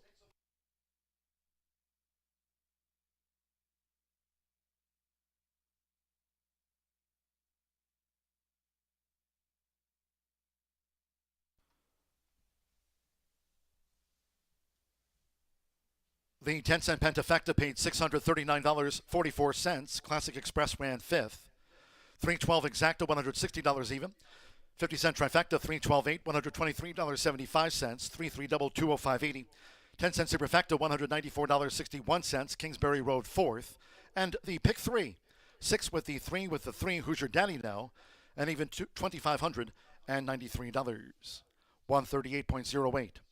The snack is named in honor a former Indiana standout snack who was campaigned by Mike and Penny Lauer before relocating to the West Coast. Overall, Snack completed his career with 4 wins and 9 starts and more than $97,000 before his career was cut short with an injury. The Snack is now in its 16th running and features Indiana sired and bred 3-year-olds over the turf course, won this year by Hoosier Daddy Now. Making the trophy presentation, Eric Corrado, Thoroughbred Breed Development Coordinator, Jessica Barnes, Director of Racing and Breed Development, Chris Paulson, Director of Racing, Chris Kamak, Assistant Director of Racing, and Eric Hallstrom, Vice President and General Manager Racing, Horseshoe Indianapolis. We congratulate the winning connections of Hoosier Daddy Now. Takes out the snack. In the 8th race, the Michael G. Schaefer Memorial, scratch number 3, Underhill's Tab, 6 Solo, 7 Money Supply, winning earlier on the turf, and take out the 9 Maker's Candy. Scratch the 3, 6, 7, and the 9. 10 Mr. Wireless, the Millionaire, is owned by John Labzensky and JIL stable of Evetta Kerber. Exacta Trifecta Superfecta, another 10-cent Pentafecta. Double pick 3, start of a late fire 5. Post time 4:26, fast and yielding.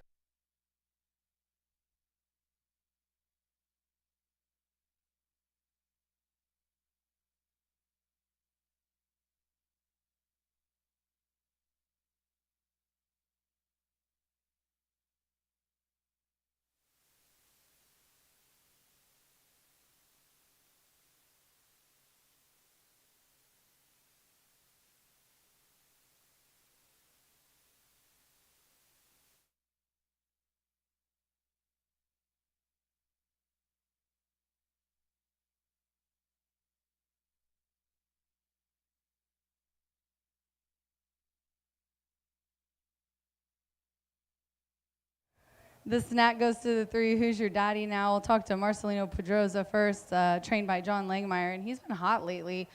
Coming off a win in an allowance, and you rode this one all year this year, really. Broke the maiden with him, kind of got in a little bit of trouble, but kind of carved out the perfect trip for you guys. You kind of tucked in behind the pace, and it looked like a really good run. Yeah, it was. I actually want to see this horse on the turf. I told John right after I rode it the first time, I said, I think he's going to be better in the turf. And he shows that he is better in the turf. And, I mean, it was a good trick until the 516 pole that I got stuck right there, got away a little longer. And, well, after that, he was there for me. Congratulations and good luck on the rest of the card. Thank you. All right, and we're going to talk to Clara now. Clara is speaking on behalf of the owners, Stuart Kendall. Tell us what you thought about the performance today. I thought it was awesome. It's a real tribute to Elise Kendall, which is Stuart's mother, who tragically passed away in February. She was his breeder, owner, trainer, and she really thought highly of this horse, and we're just really pleased to be able to bring it home for Elise. Oh, that's such a great story. So this probably means so much to them. Absolutely. Well, congratulations. Tell them we said congratulations. You bet. All right, guys, this snack goes to the three. Who's your daddy now? First time out there on the grass and just loved it. We got another one coming up. Stick around.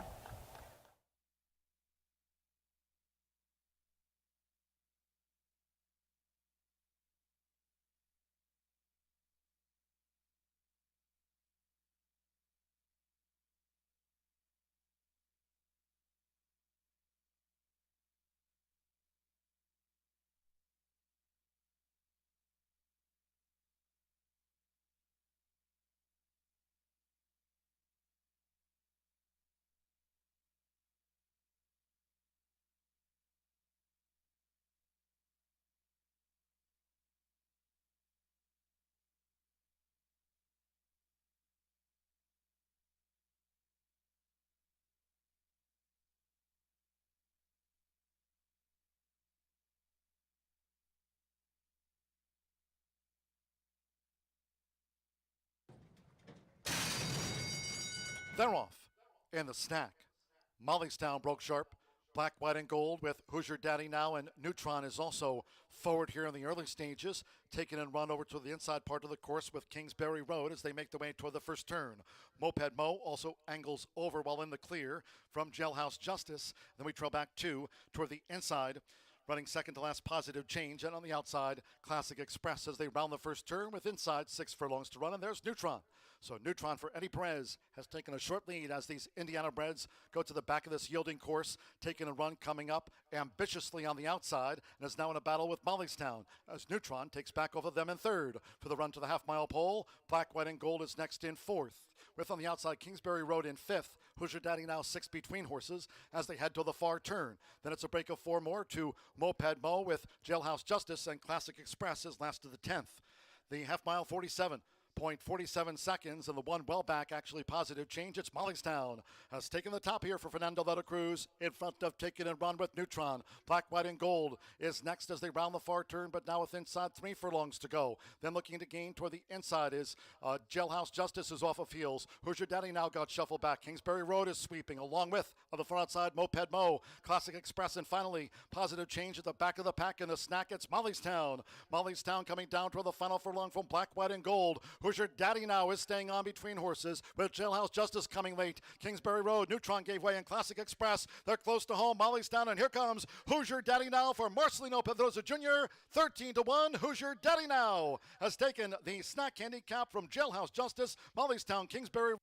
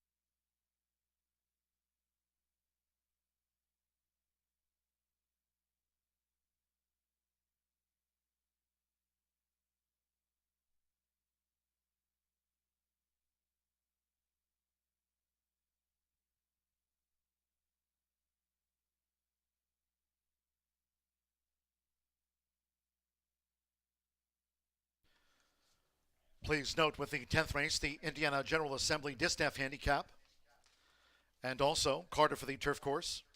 The Ellen's Lucky Star, the course now upgraded to good from yielding. The 9th and 10th, couple of more premier races on the turf course here on Indiana Derby Day. Course now rated good going forward.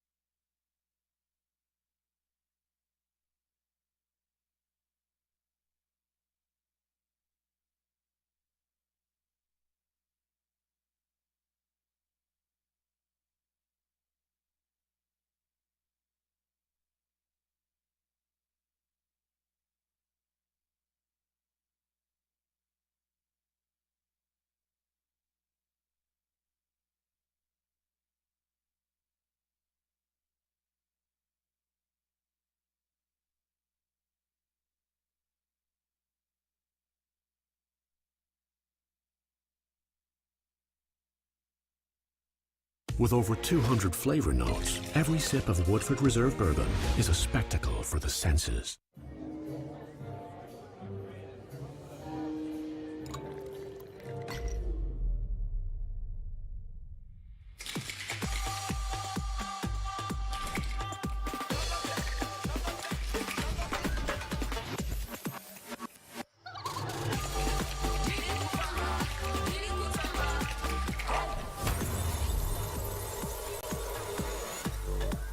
Tequila Herradura. Extraordinary awaits.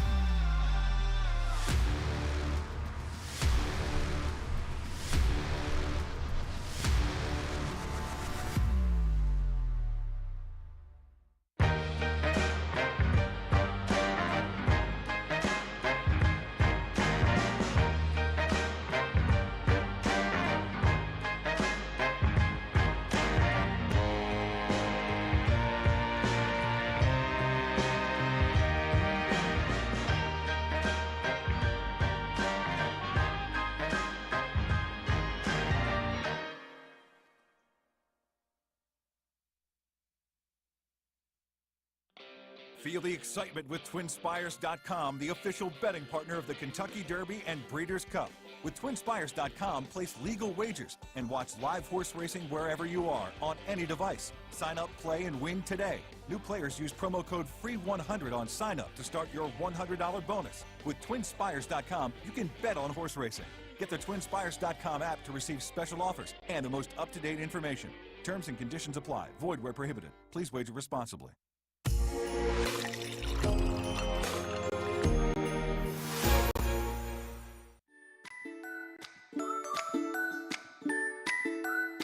Okay, Ricky, now tell us about Dragoon Guard.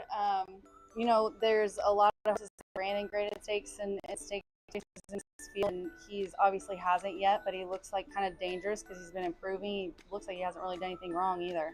Right, yeah, he had the one start as a 2-year-old and has come back and run 2 good races this year. Broke his main at Keeneland, then the allowance at Churchill. Obviously another stretch out, going from the 1-turn mile to the mile and 1/8, but yeah, a lot of horses in there with better past performances. The Santa Anita Derby winner, the Texas Derby winner. I think he's one of a few that have not run in a Derby yet, so yeah, we'll find out what he's got on Saturday. He's got really good speed figures, though.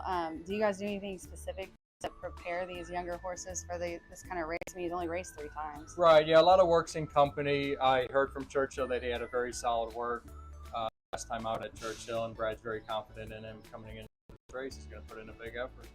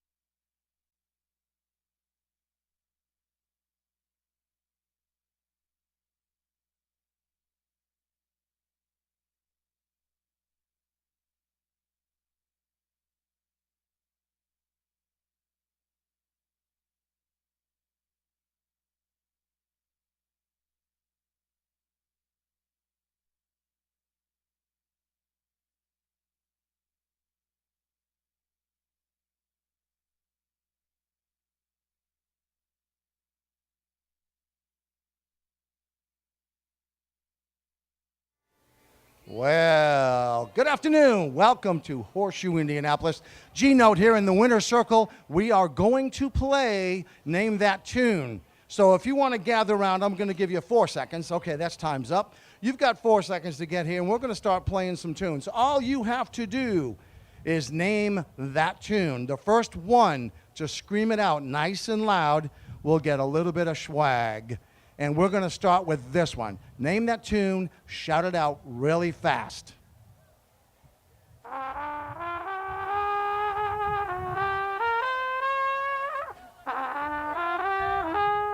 Well, that didn't take long.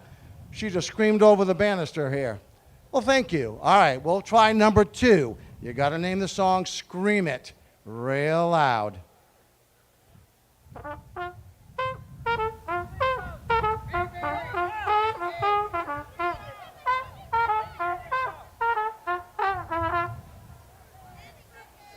I think they got it in the back. He yelled it from back there. You can thank me later, Mom. No, just kidding. Doesn't work like that. All right. This is a little easier. All right, a little easier. One more time. Scream it loud.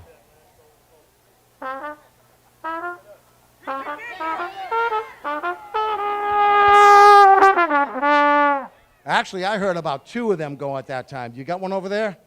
Ladies and gentlemen, that was it. Thank you for playing along. We got a lot more music coming up, and we've got 4 more races. Enjoy your afternoon. Good luck at Horseshoe Indianapolis.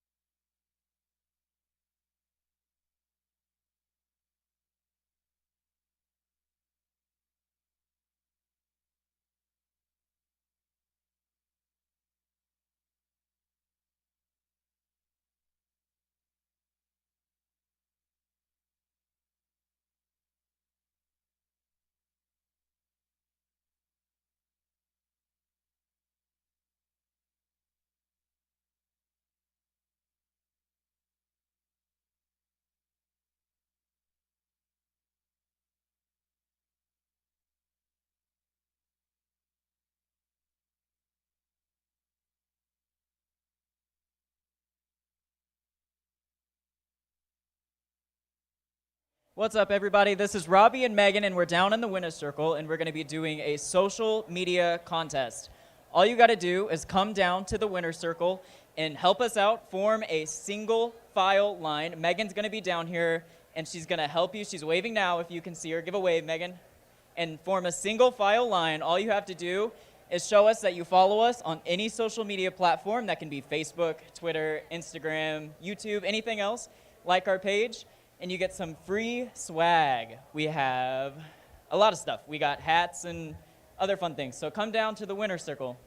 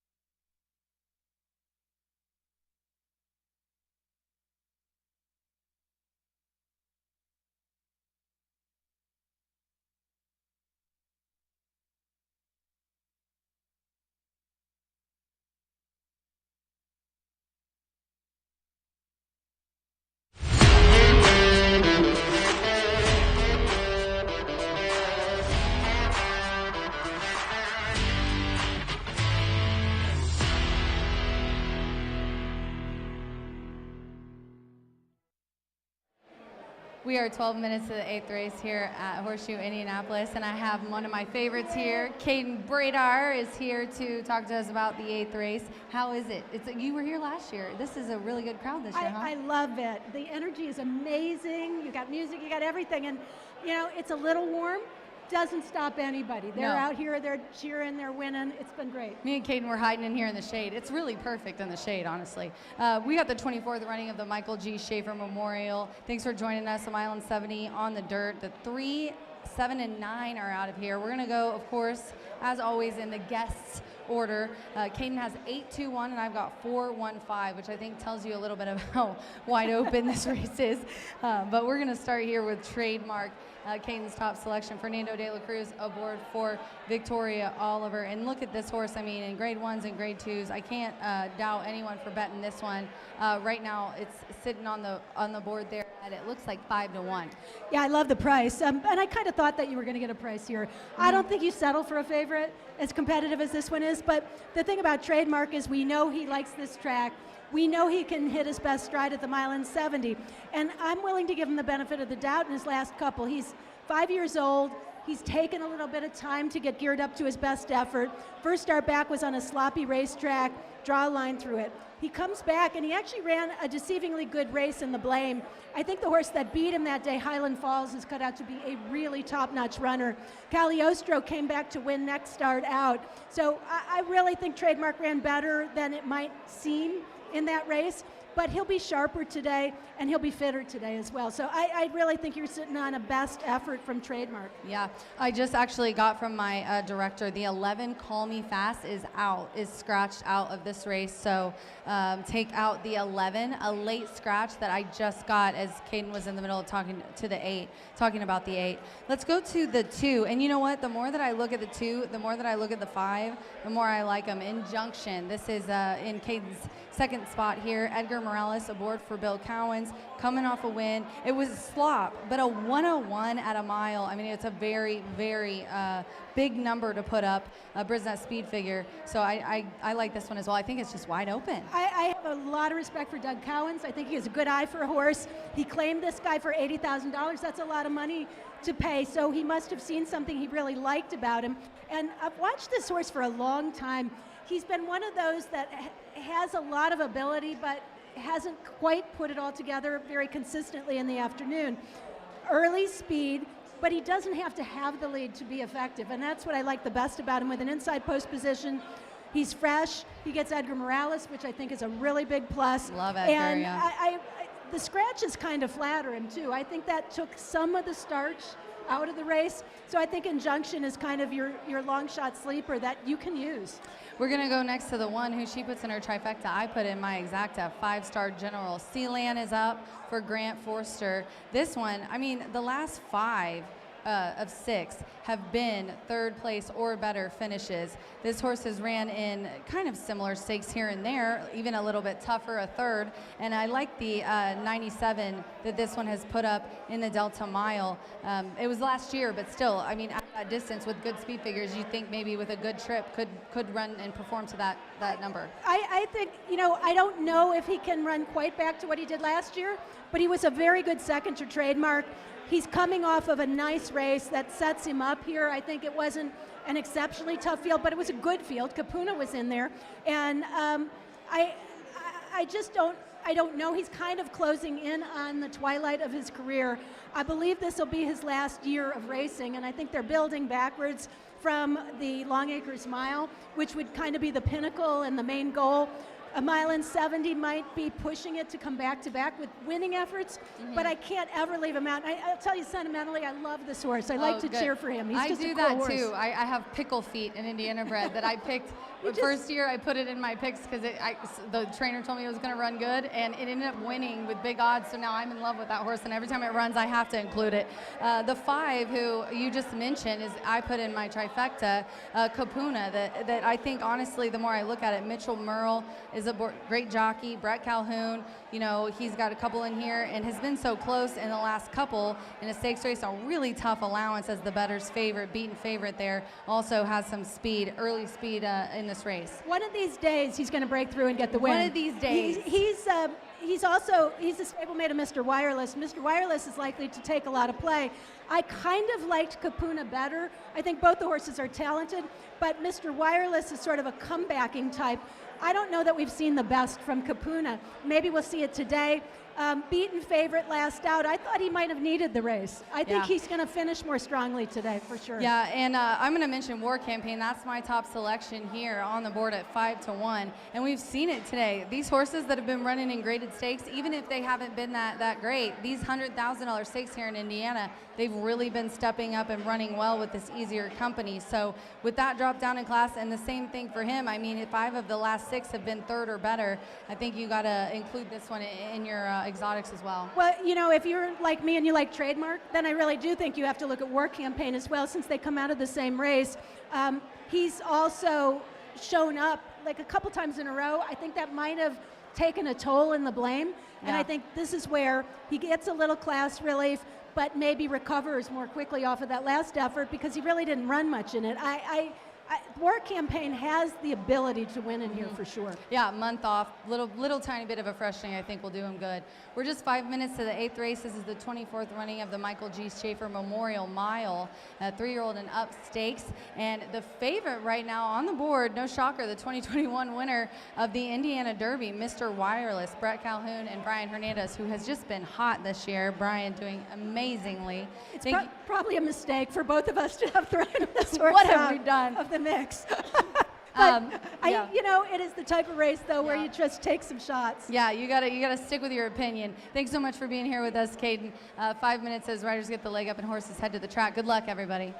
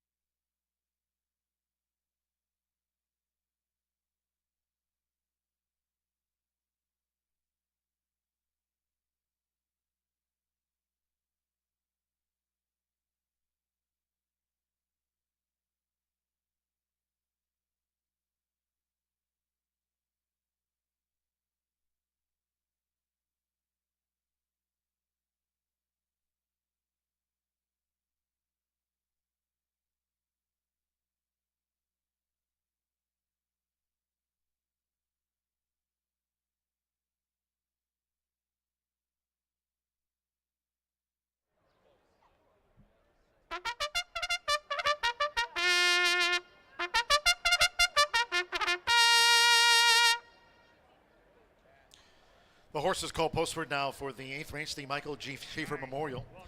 This at 1 mile and 70 yards. Scratch 3 Underhills Tab, 6 Zolo, 7 Money Supply, 9 Maker's Candy, and 11 Call Me Fast. That is a late scratch. Late scratch on 11, Call Me Fast.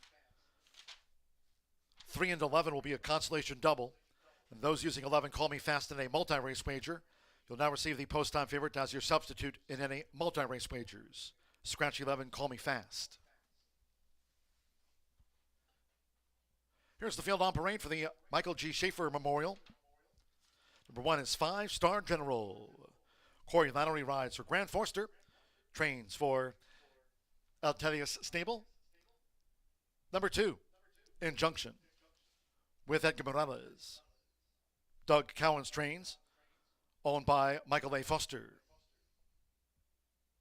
Number 4, War Campaign, ridden here by Manny Esquivel. Trained by Philip Sims in the colors of breeder and owner Jerry Namey. Number 5, Kapuna with Mitra Marol. Brett Calhoun trains for owners Wayne Sanders and Larry Hirsch. Number 8, Trademark. Fernando de la Cruz riding. Last year's winner of this for Victoria Oliver and BBN Racing LLC. Number 10, the Millionaire Mr. Wireless won this a couple of years ago. Brian Hernandez Jr. takes the call from Brett Calhoun. Postword for John Labzensky and Iveta Kerber's JIL stable. Scratch 367, 9, Call Me Fast 11 was that late scratch from the Michael G. Schaefer Memorial. Exacta Trifecta Superfecta, 10-cent Pentafecta, double pick 3, starts to the late fire 5, 2 minutes to post time, 2 minutes to the stakes.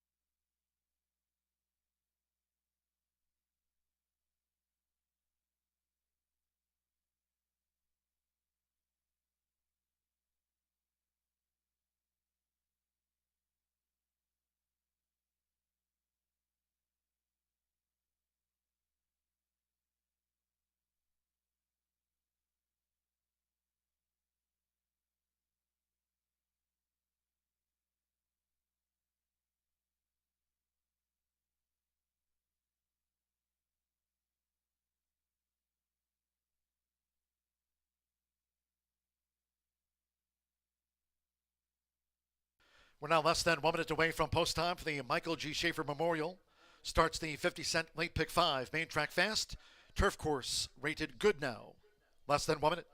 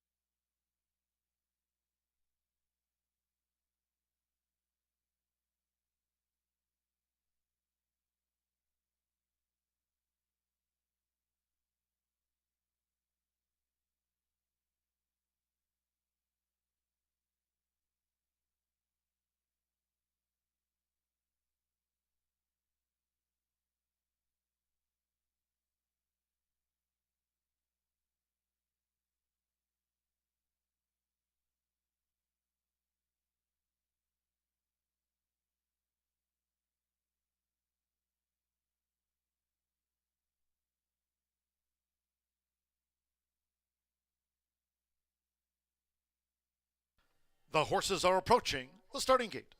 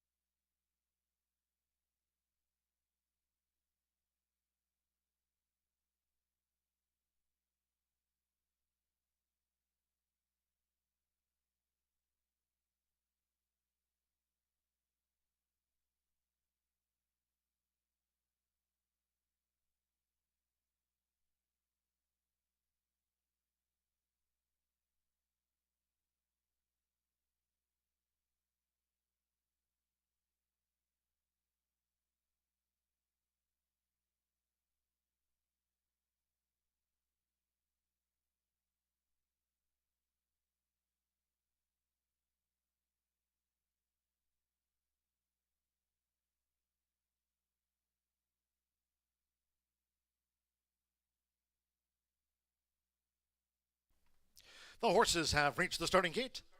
It is now post time for the Michael G. Schaefer Memorial. Corey Valerie with 5-star General.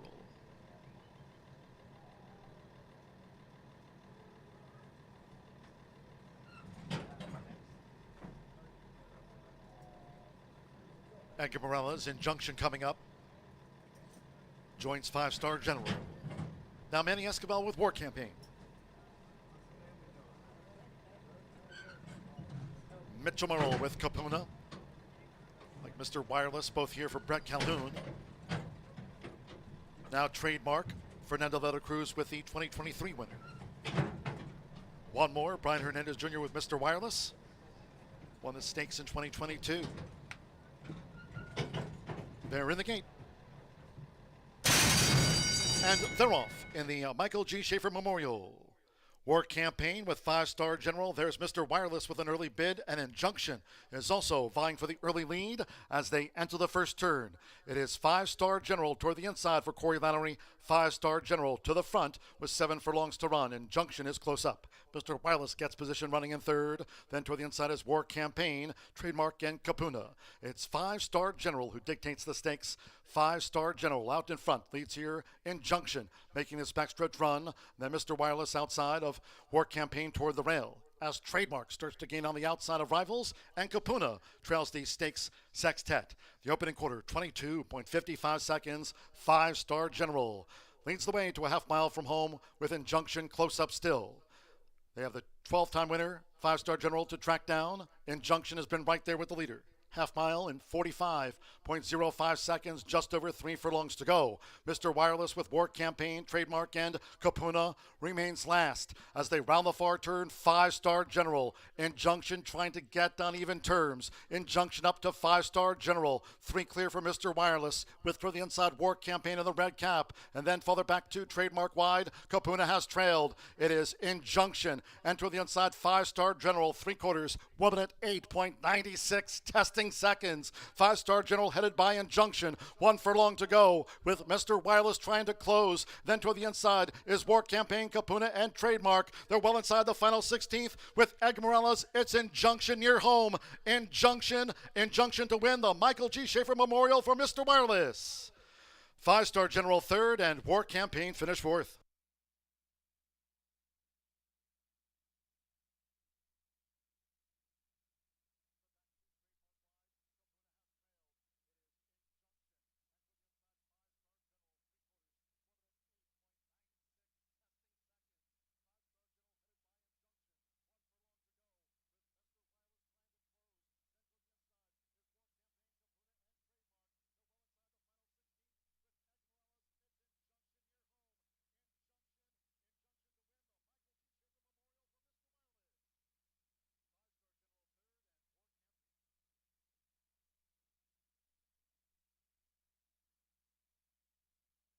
$139.29 to Injunction.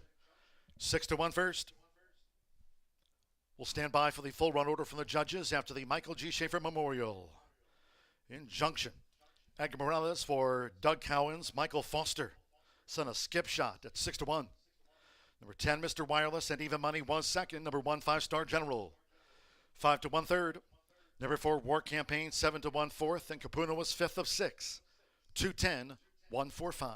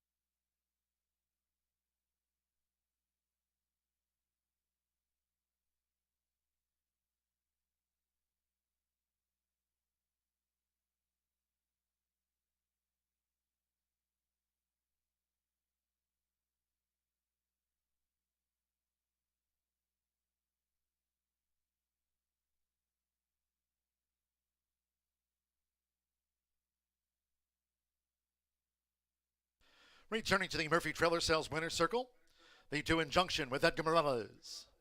Injunction is a 6-year-old chestnut gelding by Skip Shot. Out of the Northern Fleet mare, Valid Valencia, bred in Kentucky by Mikhail Yamakov. Doug Cowens trains for Michael A. Foster.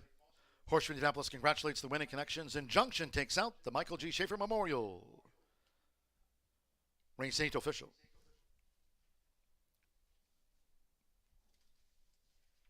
$210 exacta, 44.20, 50-cent trifecta.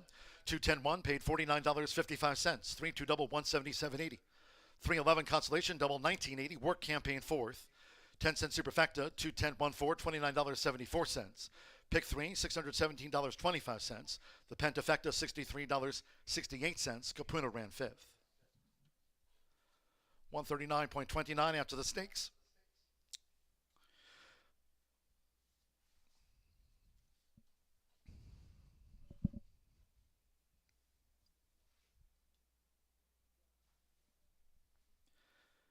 The Michael G. Schaefer Memorial is named after Indiana's first chairman of the Indiana Horse Racing Commission. Mike was instrumental in laying the groundwork for pari-mutuel horse racing here in the Hoosier State. Mike Schaefer, a member of the Indiana Horse Racing Hall of Fame and also a past recipient of the coveted Sagamore on the Wabash, presented by the governor. The race was named in his honor beginning in 2000 at Hoosier Park and was moved here to Horseshoe Indianapolis in 2013. Today we celebrate the 24th running of the event with members of the Schaefer family. Joining us today to make the winner's presentation to the Connections of Injunction, the 2024 Michael G. Schaefer Memorial Champion. Forward to the 9th. It's back to the turf course, rated good for the Ellen's Lucky Star over the mile. Scratch the 8 touchdown pass. 14 Pretty on the Prairie. Scratch 15 Firing Fast and 16 Cam's Rock and Gold. Scratch the 8, 14, 15 and number 16 all have been withdrawn. There's a jockey change for number 3 Coats to Edgar Morales. We'll go for a double on the card. Edgar Morales on 3 Coats. Exacta Trifecta Superfecta. 10-cent Pentafecta. Double. The pick 3s roll on. Start to the late pick 4 with the Ellen's Lucky Star. Turf course good. Fast main track. Post time for the Ellen's Lucky Star in 21 minutes at 4:59. The winning Connections of Injunction next to Rachel McLaughlin.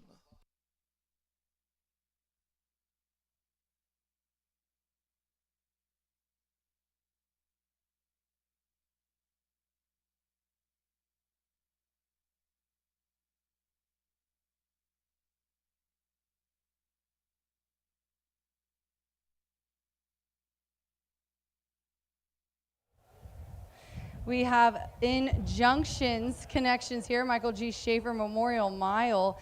Doug Cowens and Edgar Morales and Ray. She's tired. The sun is getting her. Edgar, tell us about the trip. You guys, it was just you and I think the one there at the start of the race, and there was a kind of a drop back to everybody else. They got closer, but you guys dug in. Yeah, first of all, I want to say thank you to all the Connections and the trainer, owners. I mean, we broke great, and he got some natural speed, and he just kept going with it. And we planned that one was the speed, so we let him go and just sit off of him, and he get the jump done. Raylyn, bye-bye. what do you think? Bye-bye.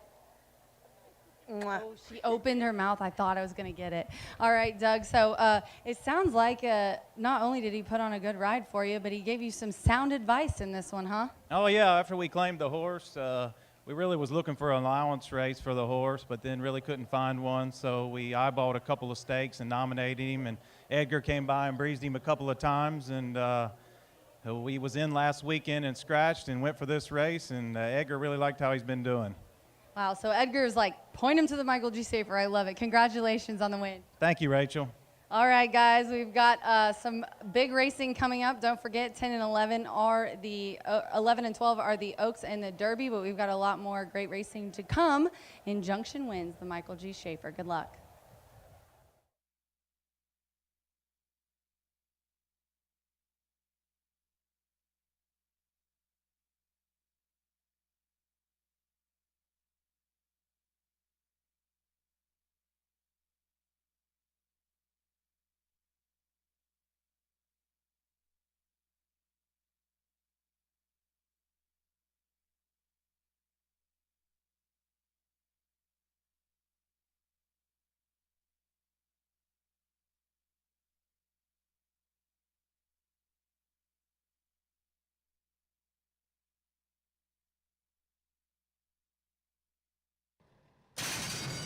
And they're off in the Michael G. Schaefer Memorial War Campaign with 5-star General. There's Mr. Wireless with an early bid, and Injunction is also vying for the early lead as they enter the first turn. It is 5-star General toward the inside for Corey Lowry. 5-star General to the front with 7 furlongs to run. Injunction is close up. Mr. Wireless gets position running in third. Then toward the inside is War Campaign, Trademark, and Kapuna. It's 5-star General who dictates the stakes. 5-star General out in front. Leads here Injunction, making this backstretch run. Then Mr. Wireless outside of War Campaign toward the rail. As Trademark starts to gain on the outside of rivals, and Kapuna trails the stakes sextet.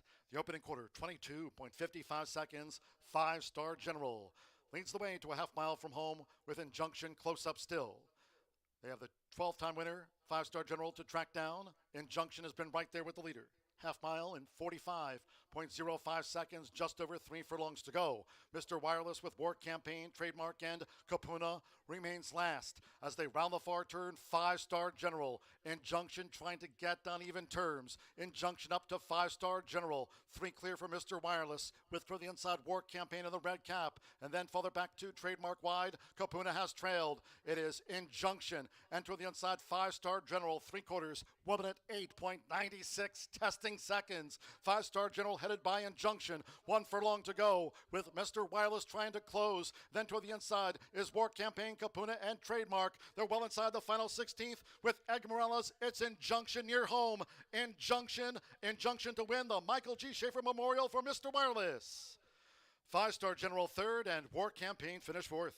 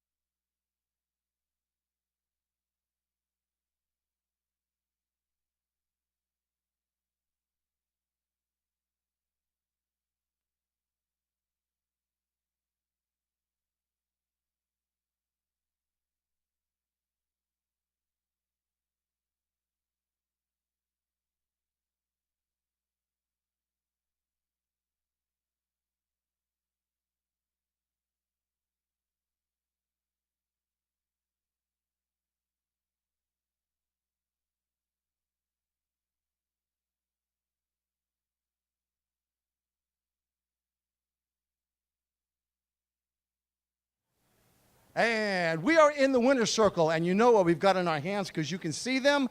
We do ask that you be careful. We are throwing T-shirts. There are a lot of young people here, and we do not want to see them hurt. So please reach your hands up in the air, get ready. We're going to be tossing T-shirts along with our jockeys and our interns for today. Good luck at Horseshoe Indianapolis, and we're throwing in 1, 2, 3.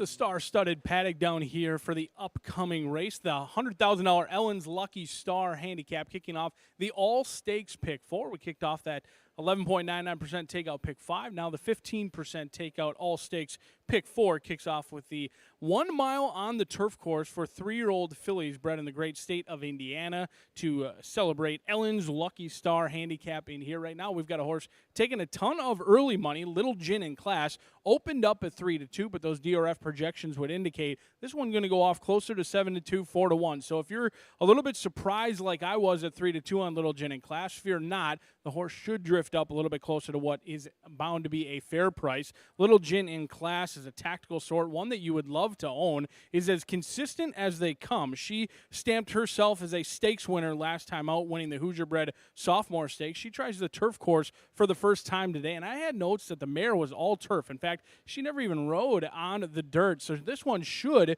move up on the turf. They are tactical in nature. She's done it from both off the speed and on the lead. So we'll see what Fernando de la Cruz, the winningest rider in Horseshoe Indianapolis history, opts to do in here for Little Gin in Class. Looks to make it 3 wins in a row and is a photo finish away from a 3-race win streak in here. She's as consistent as they come. She really kept to task nicely when dominating that field last time out. None of your business was well meant that day and heavily backed, and Little Gin in Class really ran her into the ground. She takes to the turf for the first time. Not really too concerned about the turf, maybe the distance, but certainly holding her weight well down here in the walking ring. Not a drip of sweat despite a little bit of a hot day. We'll see if Little Gin in Class can make it 3 in a row in the Ellen's Lucky Star handicap. We're going to have to deal with a horse who is not trying the turf for the first time. Best Cupcake really moved up in a huge manner last time out. They switched her to the turf, and she responded very willingly. She was bet down to favoritism in a 10-horse field,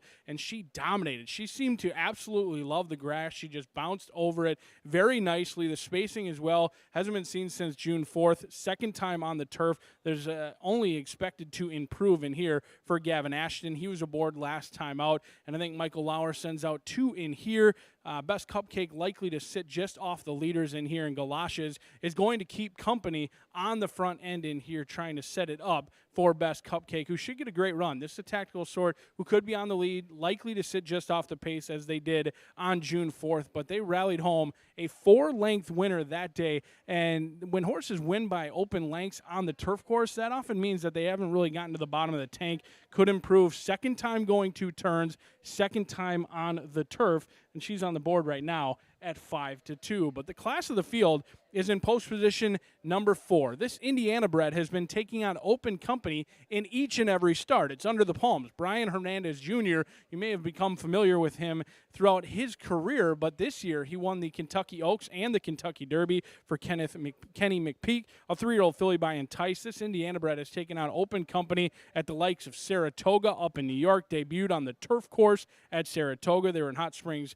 Arkansas, as well as Churchill Downs. Actually gets some class relief coming to this stakes competition. It'll be the first time this Indiana bred has been against stakes company. She tried 9 furlongs last time out. She went to the lead, tired late. I thought stayed on evenly, just didn't have a ton of turn of foot at that 9 furlong distance. But it's interesting to note, they debuted on the turf course. Maybe they thought they had a turf horse all along, ran well on the dirt, stayed with that dirt through the last 5 races. They'll be back on the turf today. Right now, 5-2 on the board as those 3 taking the majority of the action right now. And if you can get around the 1, 9, or 4, this race really opens up in this spot. Some long shots to be had in here. If you're able to get around the 1, 4, and 9, we've got 3-year-old state-bred fillies as the riders set to get the leg up for the $100,000 Ellen's Lucky Star handicap, kicking off today's all stakes pick 4.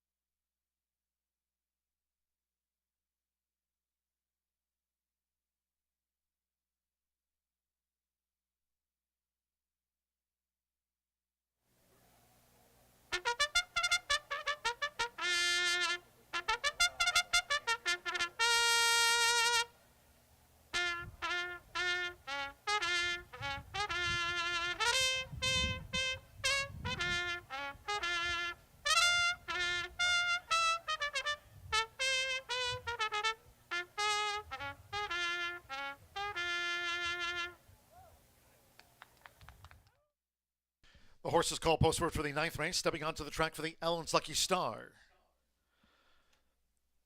This handicap on the turf over the mile. Course now good, a field of 12.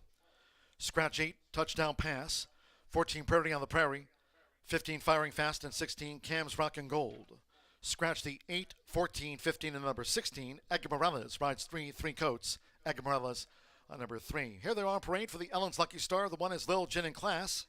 Fernando Little Cruz back on board for Tim Eggleston. Trains for Matt Kwiatkowski and Jason Kaler. Number 2, Lilmore Kraken with Florent Giroux. Ian Wilkes trains for the ownership group of Harpinator Racing, Tampatoga Racing, and Tracy Wilkes. Number 3, Three Coats, Edgar Morales, going for a double on the card. Here for Mike Lauer, and then green, white diamond belt and a green cap for Penny Lauer. Number 4, Under the Palms with Brian Hernandez Jr., trained by Kenny McPeak and owned by Tilted Shamrock Stables, LLC. Number 5, Inspired Fire with Sammy Bermudez, trained by Tony Cunningham for owner Salvador Villalobos. Number 6, Primrose Girl with Evan Roman, conditioned by Stephen Fosdick for breeder owner Blaine Davidson.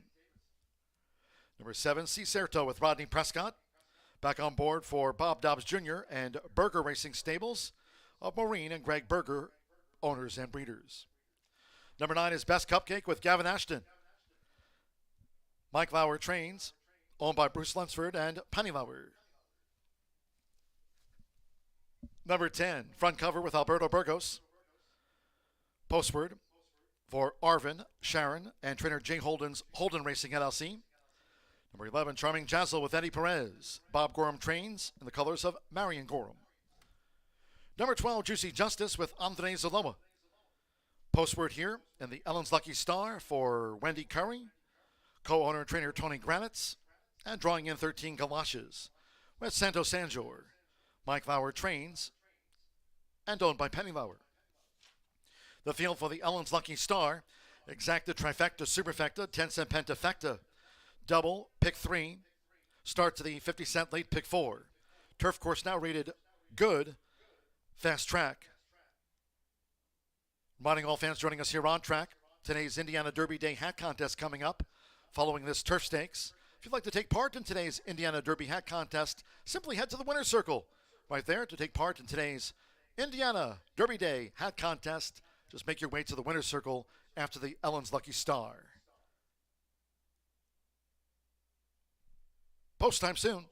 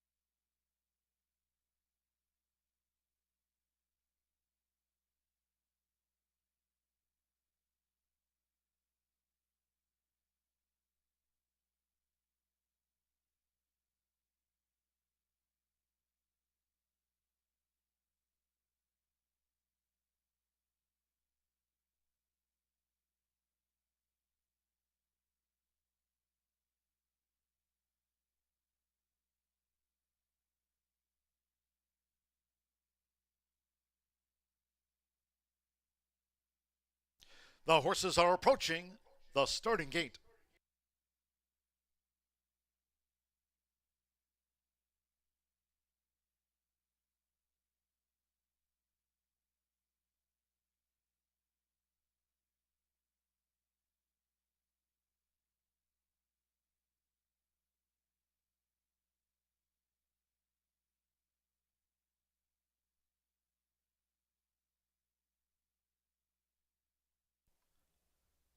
The fillies now crossing over to the turf course near the mile start.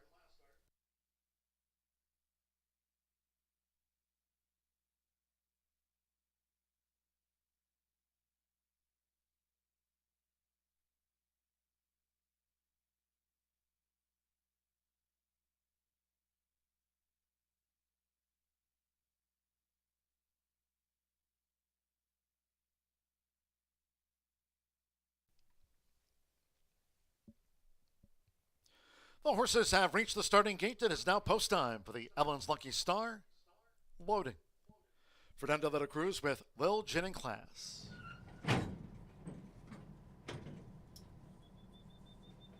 Rodney Prescott with Cicerto.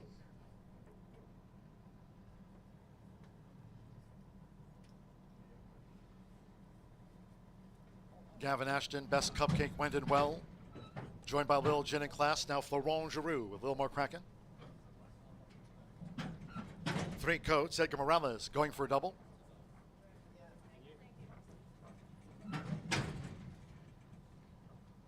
Alberto Burgos with front cover. Brian Hernandez Jr. under the palms going in. Eddie Perez with Charming Jazzle. Samuel Bermudez, Inspired Fire, drew 5. Course here now good. Andres Alo with Juicy Justice. Coming back.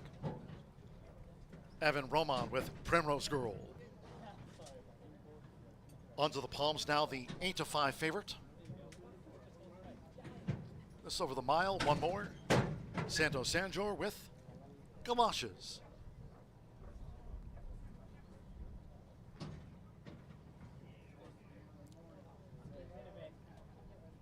Turf course rated good after being rated yielding earlier in the day. Fast main track here for the Indiana Oaks, and to close out the card, the Grade 3 Indiana Derby. Waiting for Galoshes.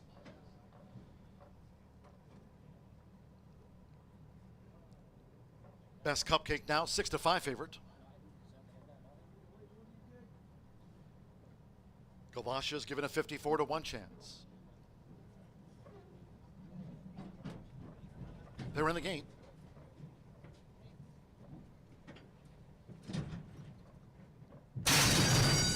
And they're off. And the Ellen's Lucky Star, Lil Gin in Class broke smartly with Lil More Kraken. Three Coats, Cicerto, Best Cupcake coming in company with Galoshes, who ranges up on the outside for Santos Sanjor. Looks to cross and clear. Lil Gin in Class with the red cap. So it's Galoshes. Galoshes leads out as they enter the first turn from Little Gin in Class with Best Cupcake third close up. Inspired Fires a wide fourth. In the meantime, Lil More Kraken saving ground in fifth at the 5.5. Then toward the inside comes Three Coats, Cicerto's midfield, under the palm settled with the rail. Then three wide Charming Jazzle, we trail back two. Front cover with Primrose Girl, and Juicy Justice has dropped back to 12th.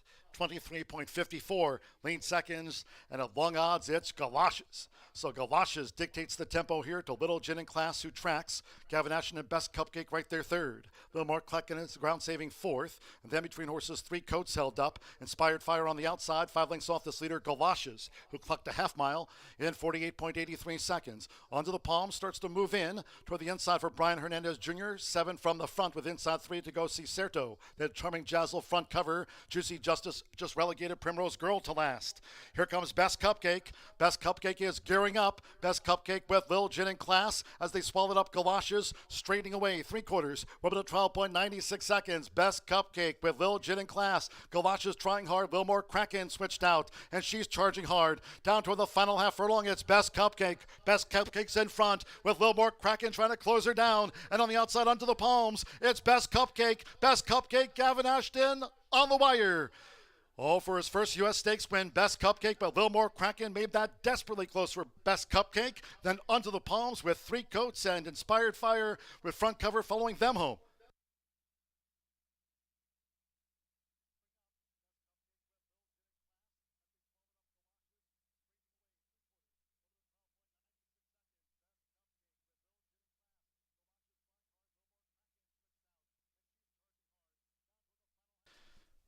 138.02 in the Ellen's Lucky Star. It is a photo finish. Photo, please hold all tickets.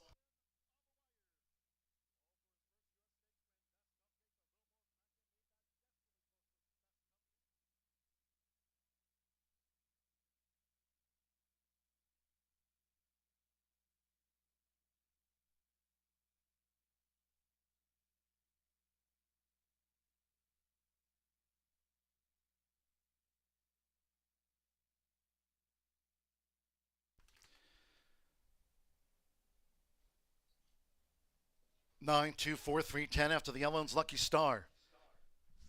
Number 9, Best Cupcake. At 6-5, gets the result.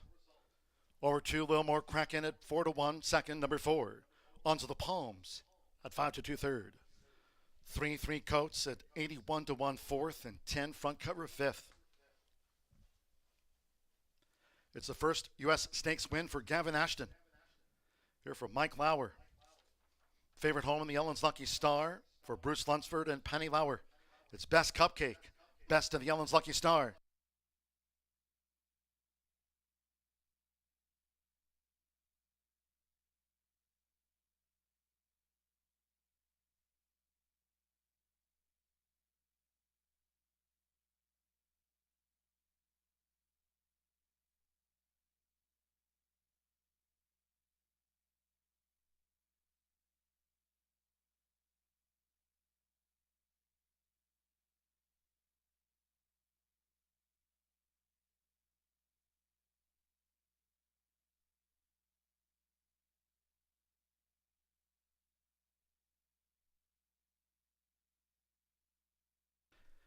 Returning to the Murphy Trailer Sales Winner's Circle, the 9, Best Cupcake, and Gavin Ashton recording his first U.S. Stakes win a year after coming here to the States from Great Britain. Best Cupcake is a 3-year-old chestnut filly by Oscar Performance out of the prized mare, Hey There, Cupcake. Bred in Indiana by Penny Lauer, Mike Lauer, and Ammerman Racing LLC. Mike Lauer trains for Bruce Lunsford and breeder Penny Lauer. Carrying Gavin Ashton to his first U.S. Stakes win, Best Cupcake, at 6-5 in the Ellen's Lucky Star.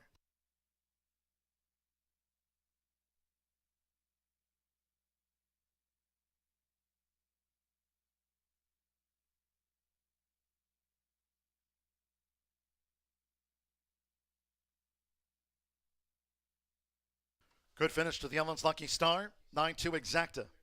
Return 15.60, 10-cent Pentafecta with front cover fifth. $469.44, 924.310. 50-cent Trifecta Under the Palms third, 924, $12.55, 29 double 57.40. 10-cent Superfecta, $40.85, 3 coats fourth. Pick 3, 162.90.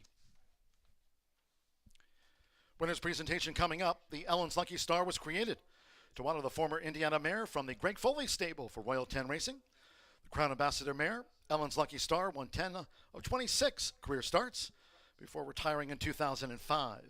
The Ellen's Lucky Star, now in its 16th running, and features Indiana sired and bred 3-year-old fillies over the turf course, won this year by Best Cupcake. Eric Corrado, Thoroughbred Breed Development Coordinator, and Jessica Barnes, Director of Racing and Breed Development, making the trophy presentation to the winning connections of Best Cupcake, taking out the Ellen's Lucky Star in a photo finish.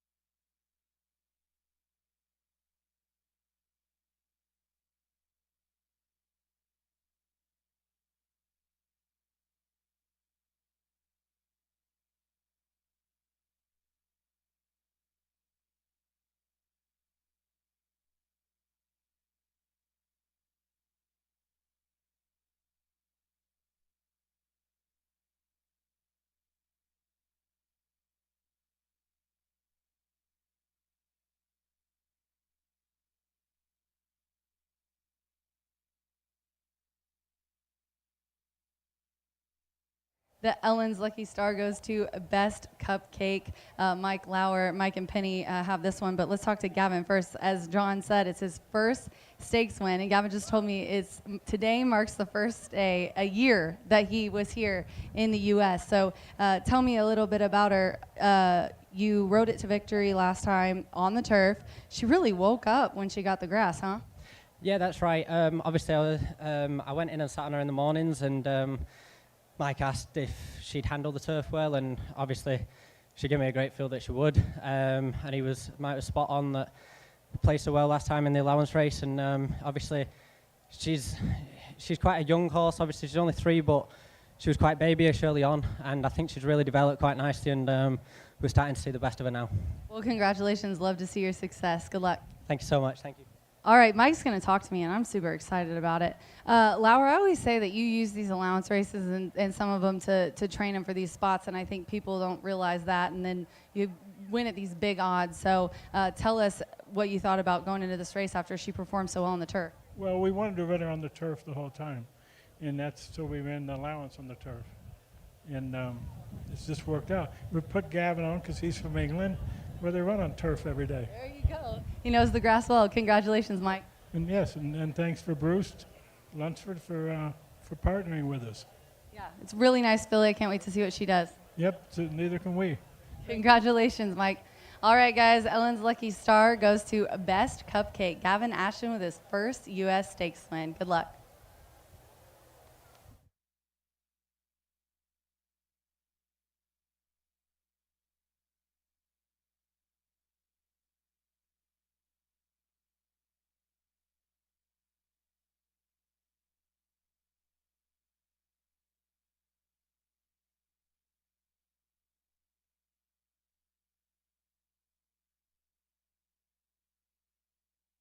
They're off. And the Ellen's Lucky Star. Lil Gin and Class broke smartly with Lil More Kraken.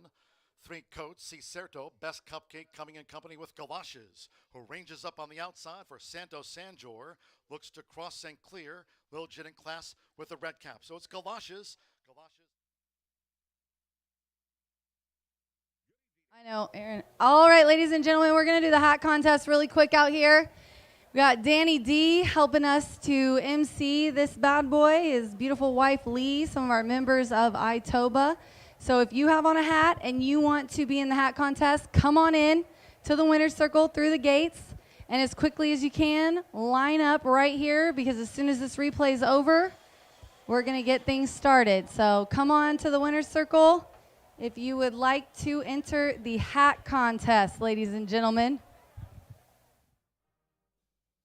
Galoshes, who clucked a half mile in 48.83 seconds. Onto the palm, starts to move in toward the inside for Brian Hernandez Jr. 7 from the front with inside 3 to go Cicerto. The charming Jazzle front cover. Juicy Justice just relegated Primrose Girl to last.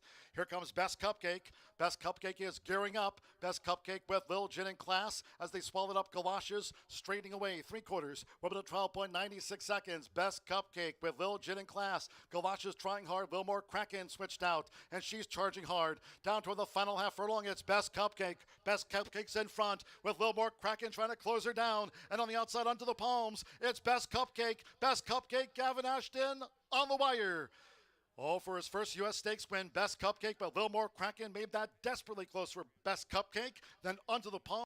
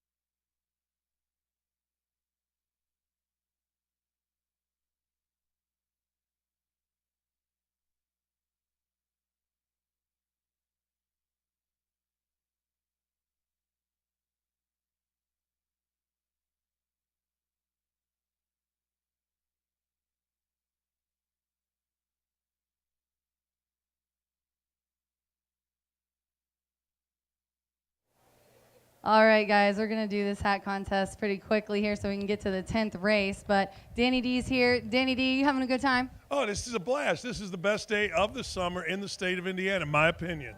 Give everybody your Indiana Derby pick quickly. I like a grade 1 winner. I like Stronghold. I think Stronghold coming off running in the Derby is going to win this, but I think it's going to be a great race. But I'm going with Stronghold across the board. All right, the lovely Mrs. Dockage Lee is over here. She's going to judge. The very handsome and dapper Alex Stuckey, our placing judge, and Michelle Elliott from Itoba is here. So we got the top 5. First place gets $500, right, Lee? All right, Danny D, let's get over here and let them do their thing. All right, you guys got 30 seconds. I'm just kidding. So many beautiful hats.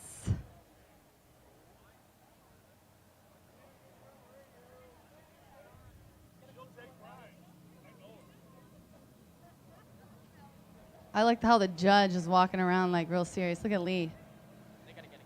All right, you guys. I'm going to give you 1 more minute to look, and then I want you to come over here and make a decision. All right, Alec, come here. Let's converse.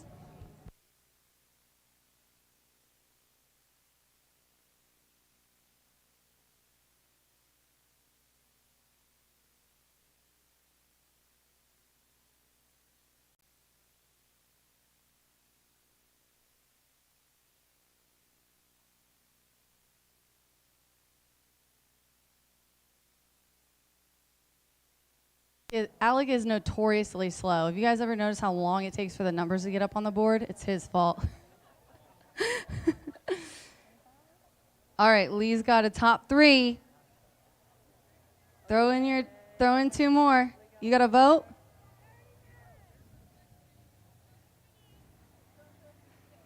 All right, ladies and gentlemen. All right. First place is. Yep. Oh no, you're smart. Let's go backwards. See, this is why Lee runs the show. 5th place, 27. Woo! 4th place, 25. 3rd place, 37. 2nd place, 9. 1st place, 39. All right, ladies and gentlemen, those are winners for the hat contest. Maddie and I will be right back to handicap this race.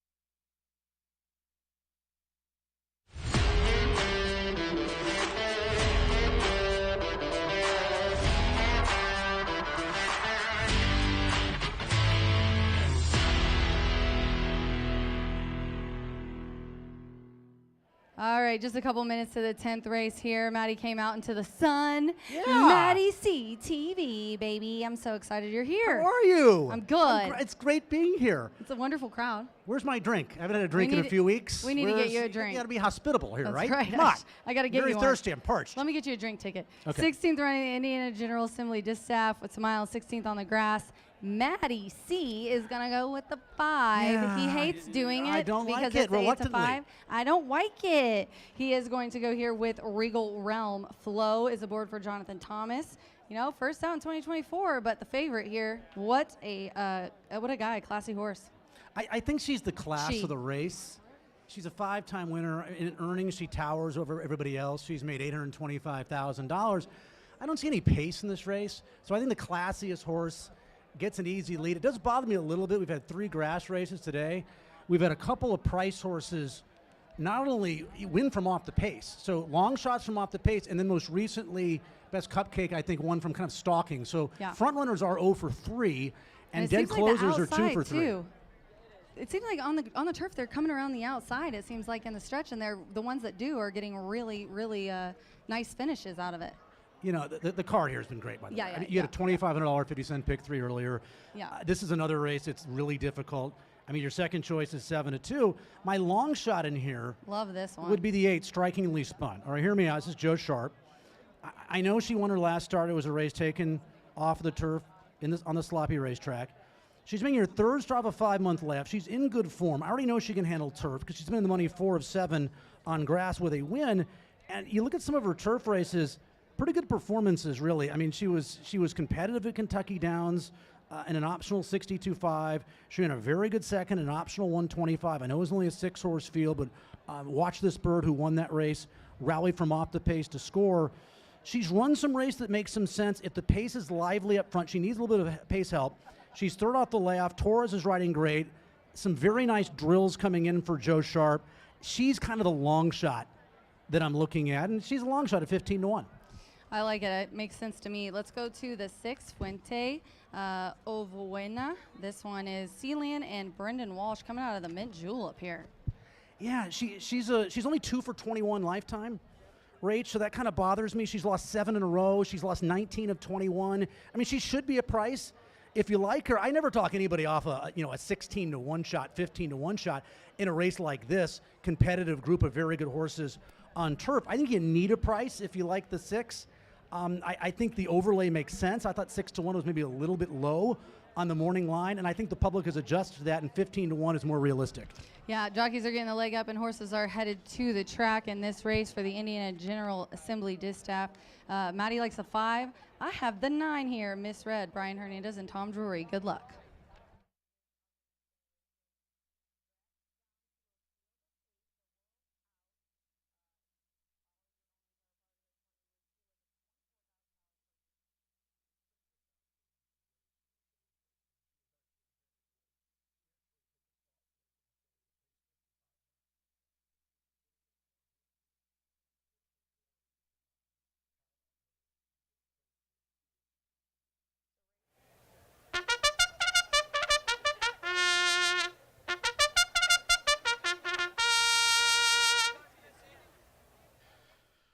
The horses coming onto the track now for the 10th race, the Indiana General Assembly Distaff.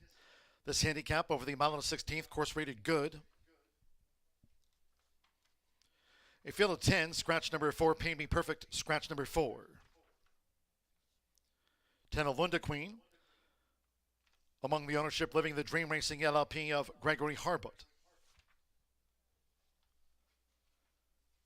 Here's the field for the Indiana General Assembly Distaff handicap. One is Bolivi. Alberto Burgos rides this filly for Brendan Walsh.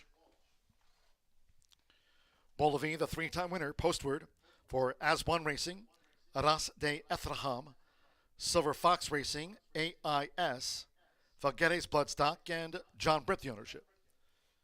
Following Bolivi, the 2 join the dance with Mike Smith. Dallas Stewart trains for Gervais Racing LLC.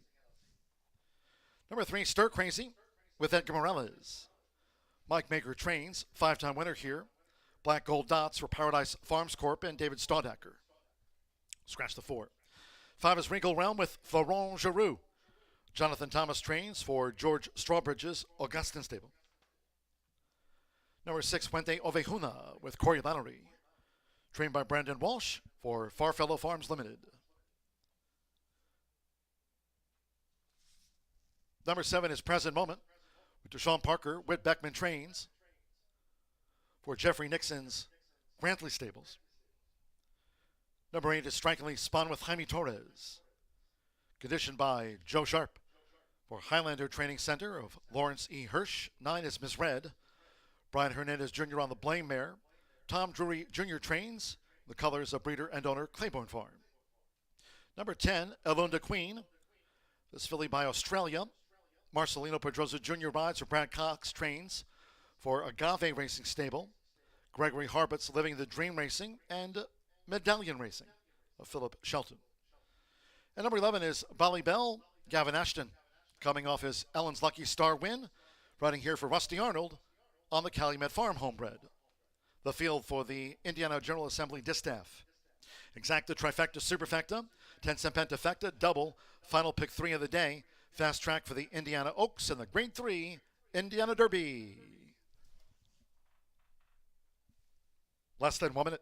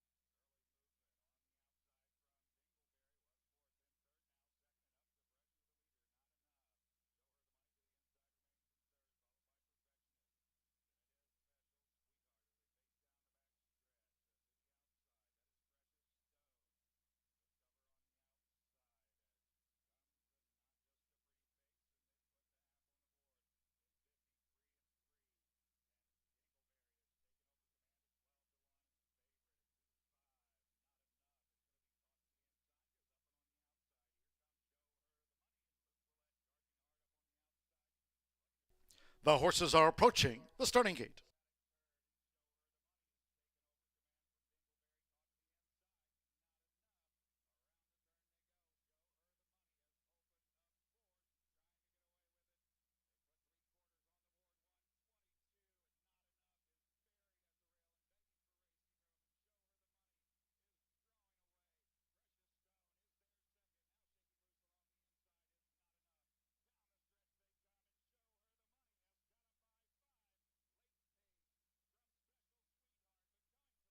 Crossing over to the turf course for a final time today.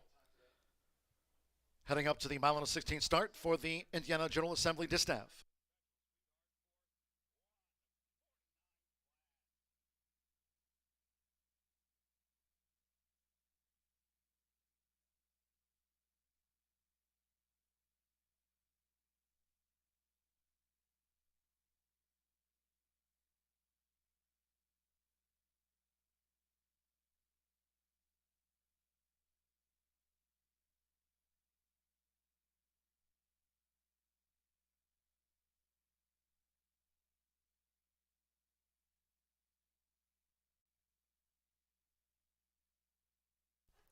The horses have reached the starting gate.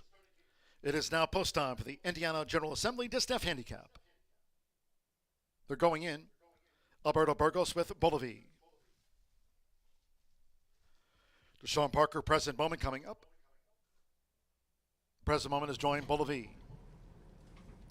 Mike Smith with Join the Dance has joined the line. Jaime Torres strikingly spun. Edgar Morales, stir crazy. Now Brian Hernandez Jr. with Misread in the gold.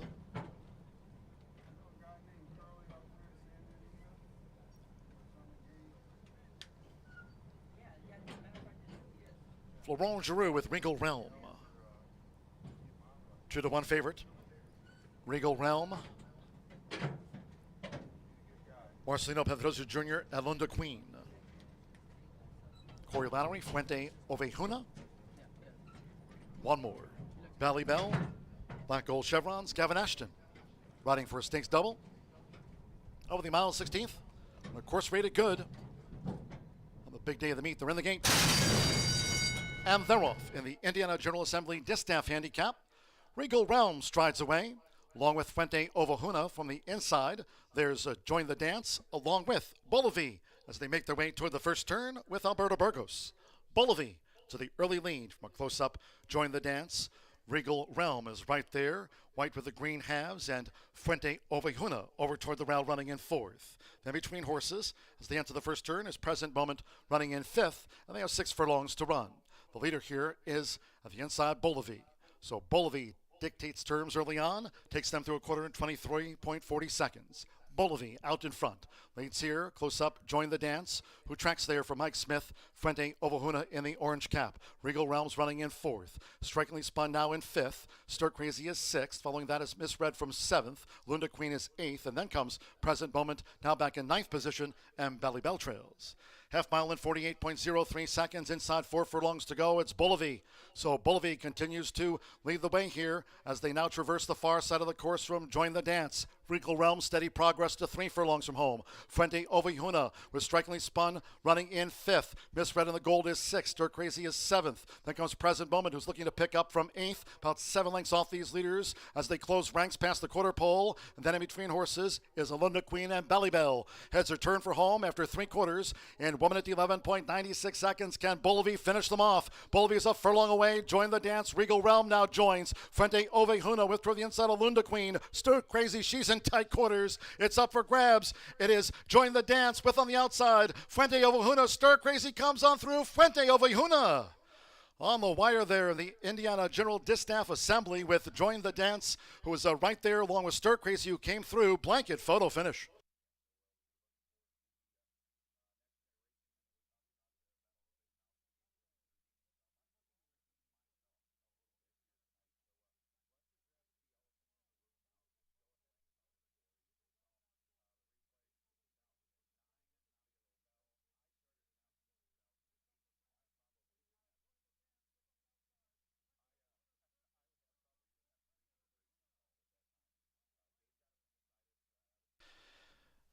Photo finish after a wild scramble to the line.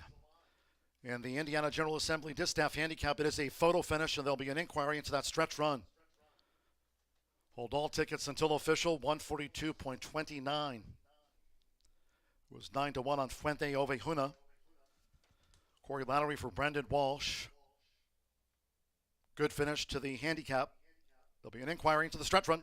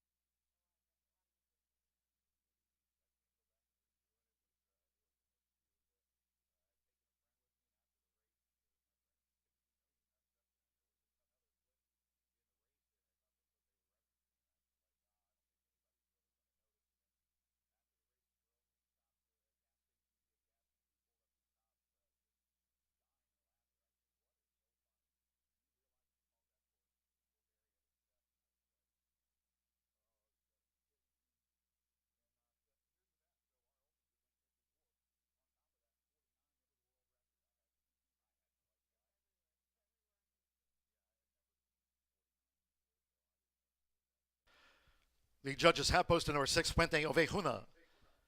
9-1 first, 3 Stir Crazy, 5-1. Getting into the exacta, they'll examine another photograph before posting the 3rd, 4th, and 5th.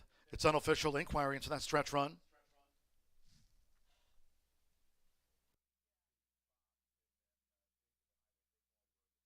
Returning to the Murphy Trailer Sales Winner's Circle, it's unofficial. The 6, Fuente Ovejuna with Corey Valerie. Fuente Ovejuna is a 5-year-old chestnut mare by Lope de Vega, and a Lipstick Rose by Dream Ahead, bred in Great Britain by Stone Rose's Bloodstock. Brendan Walsh, another winner on the card here for Kip Nelman's Farfellow Farms Limited. Horseshoe Indianapolis congratulates the winning connections of Fuente Ovejuna. Takes the Indiana General Assembly distaff. It's unofficial.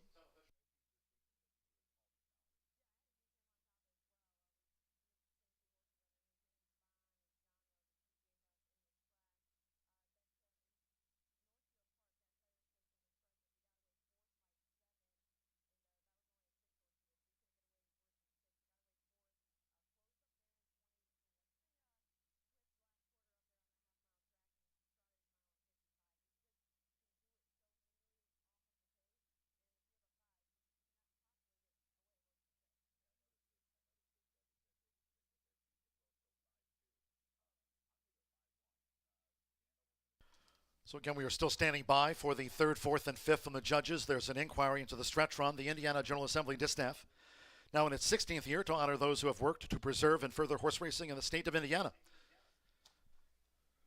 Making the trophy presentation,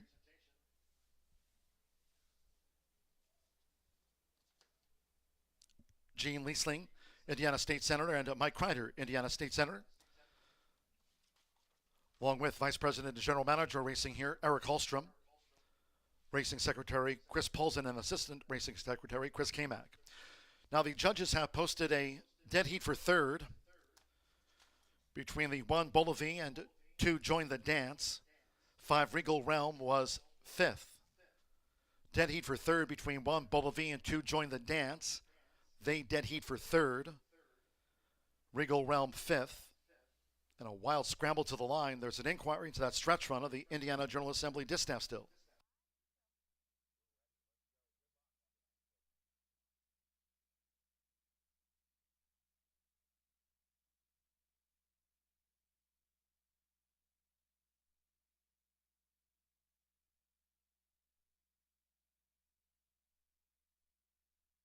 There was an inquiry into the stretch run. No changes will be made to the running order after the Indiana General Assembly distaff.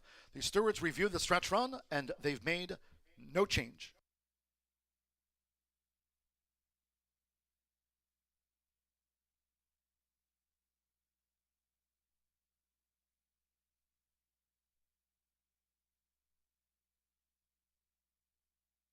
Fuente Ovejuna, I leave that to John Dooley. He's the master. Indiana General Assembly distaff goes to Brendan Walsh and Sealand. Corey, this is the first time you've ever ridden her, you said, and she seemed like she liked you. You guys really had a patient ride. You tucked behind him and kind of made a move there.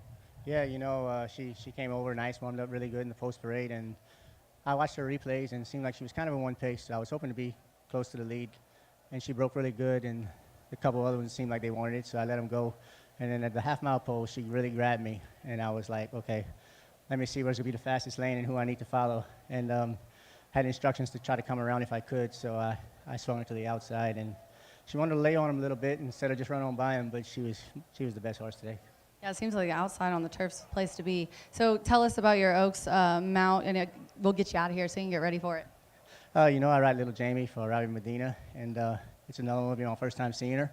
I watched all her replays, and she looks like a horse with a lot of upside. He took the blinkers off of her, and we're hoping she's on the improve, and it's good enough today. Yeah, it worked out for you this time, first time rider. Let's see if we can roll it into the Oaks. You got it.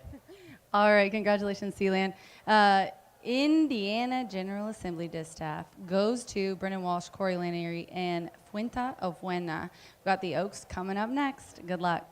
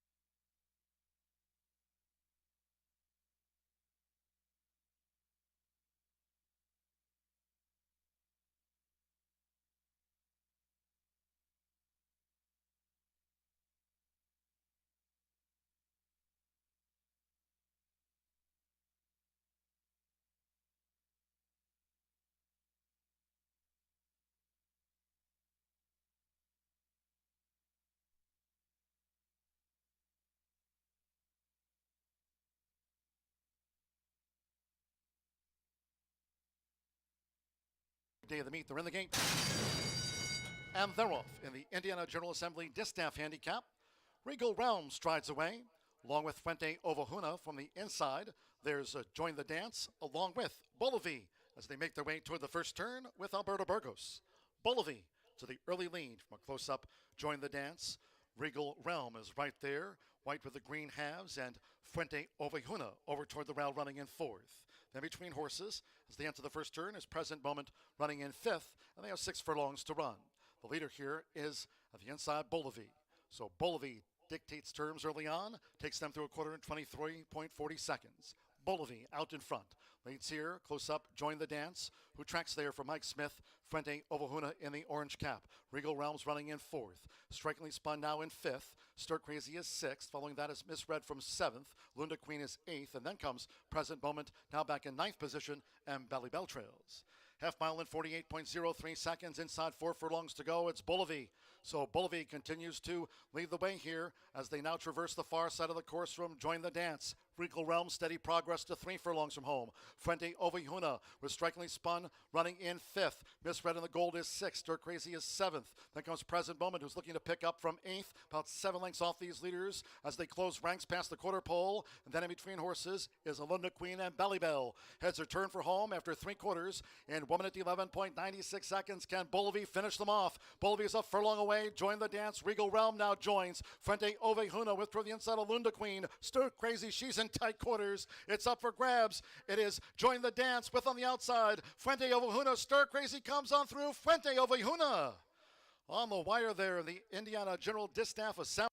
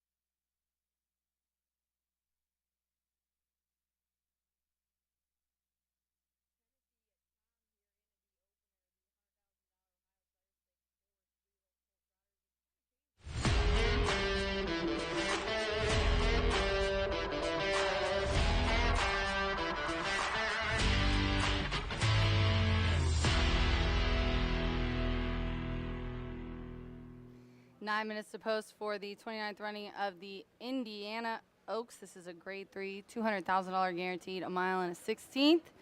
And the 1, 3 are out of here. The favorite right now is the 7. That 3 to 5, B. Well, I mean, it is your top pick. You don't pick favorites. You make favorites, right? I make favorites. Everything I pick gets to be the favorite. Neon Icon is who B is going to go on top. Neon Icon has Edgar Morales and Rusty Arnold. Edgar already winning today. A nice stakes race. And this one, it's a big step up. Yeah, I mean, I'll let you get creative with Impel, the 2 to 5 shot. I think Neon Icon, Georgie Arnold, Edgar Morales, he already has a winner on the day. He's already got one, brought his baby into the winner's circle, and why not? I think she'll perk up this time, second time around the winner's circle. But Neon Icon could be the value player in here. This is a horse who's 2 for 2. I know they likely would like maybe a little bit further, maybe 10 furlongs. I think ultimately she's going to be able to run all day. But I like that on a track that could still be drying out a little bit, even though we've been listed at fast all day, certainly has the stamina to stay close early. How much running they have to make up in the lane is going to be the question mark in here. But Neon Icon, a horse who's a perfect 2 for 2. Louis Saez opts not to ride in here. Edgar Morales picks up the mount in here, and you're getting a ton of value, at least in my opinion right now, on the board at 5 to 2. Projected to go off closer to that 9 to 2 range. The 7 Impel is who I'm going to put on top, and B has in his exact spot. Flo is aboard here for Brad Cox. This one in grade 2 was second. The Ashland, a nice third. Hasn't been worse than third in all of her career starts, starting at the very beginning of the year, January 1st. What do you think about Impel? You just don't like take that money. She's the class of the field, no doubt about it. I mean, 2 to 5 seems a little bit heavy for me. I know she exits a race in the Kentucky Oaks Day. I'm not all that convinced that she ultimately wants to go a mile and a 16th in here. I know she looked impressive over at Oaklawn Park when she did it, and then she ran in the grade 1 Ashland, and certainly you see who she lost to, Leslie's Rose, and just FYI. But last time out, she was traveling with the winner early and really had no excuse in that race. Just didn't fire in the lane. Maybe one turn, mile for her, right up her alley. The mile and a 16th, 2 turns, is yet to be determined, and that's why I've avoided 2 to 5. What about my 8, Little Jamie? We just talked to Sealand. He won the last race. Robert Medina trains this one, and he said, hey, this is going to be the first time I've ridden her as well, but, you know, he just had luck doing so in the last race. Third in a salty allowance at a mile and an 8th at Churchill. You know, a mile and a 16th, I guess, is a little bit of a question mark here, but I thought it was worth throwing in. And right now, it's 11 to 1 on the tote board. When you talk about money riders, I mean, Corey Landry, the ride he just gave that 6 horse in that last race, covered up, down on the inside, shifted out 4 wide, wasn't ever concerned that the 3 got the jump on him, and now he rides for Bob Medina in here. Pretty cool interview as well. He did a great job with that, and Corey Landry is just such a veteran rider in here saying, hey, Little Jamie looks like a horse with a ton of upside. They'll take the blinkers off in here. I think she's tactical in nature, but likely to go to the lead. And on the pace with some horses that may not necessarily want to go the full mile and a 16th, on the lead is likely where you want to be. We both put the 2 in our trifecta spot, 5 to 1 right now on the tote board. Chatalas, this one, Antonia Frezu aboard for Grant Forrester, a 3-year-old filly by Gunrunner. You know, ran 6 races, 4 of which have been in the money, and was beaten just by a neck first out on turf by Maduro in there, who came back to win again. I think this is definitely one that you have to include. I mean, it's just disrespectful to leave a grade 2 winner on the board at 5 to 1. I know the morning line was 8 to 1, but 5 to 1 for a grade 2 winner in here. This is a horse who was well meant. She ran in the Breeders' Cup Juvenile Fillies. They tried the turf last time out. Ultimately, the connections believe she is a 2-turn dirt horse despite trying the turf last time out. And typically, horses from the West Coast on the dirt can ship wherever, to the East Coast or the Midwest, and run very well. Frezu here for a reason. We'll see if Chatless is that reason. All right, ladies and gentlemen, jockeys are getting the leg up, and horses are headed to the track for the Indiana Oaks, a grade 3 event, $200,000 guaranteed, a mile and a 16th for 3-year-olds. I'm going to go 7-8-2 with Impel on top, and B is going to take the 4 Neon Icon, 4-7-2 for him. Good luck.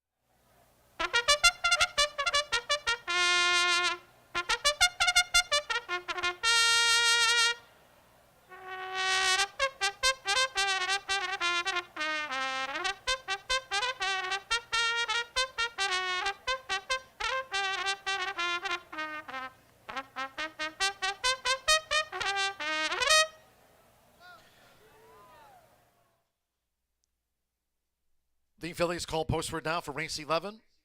29th running of the Indiana Oaks. A grade 3 over the mile and 16th. They field a 6. Scratch 1, Charlene's Dream, and 3, Just Be Quiet. Scratch the 1 and the 3. 5, Dancing Princess, 3 over. 8, Little Jamie, 3 over.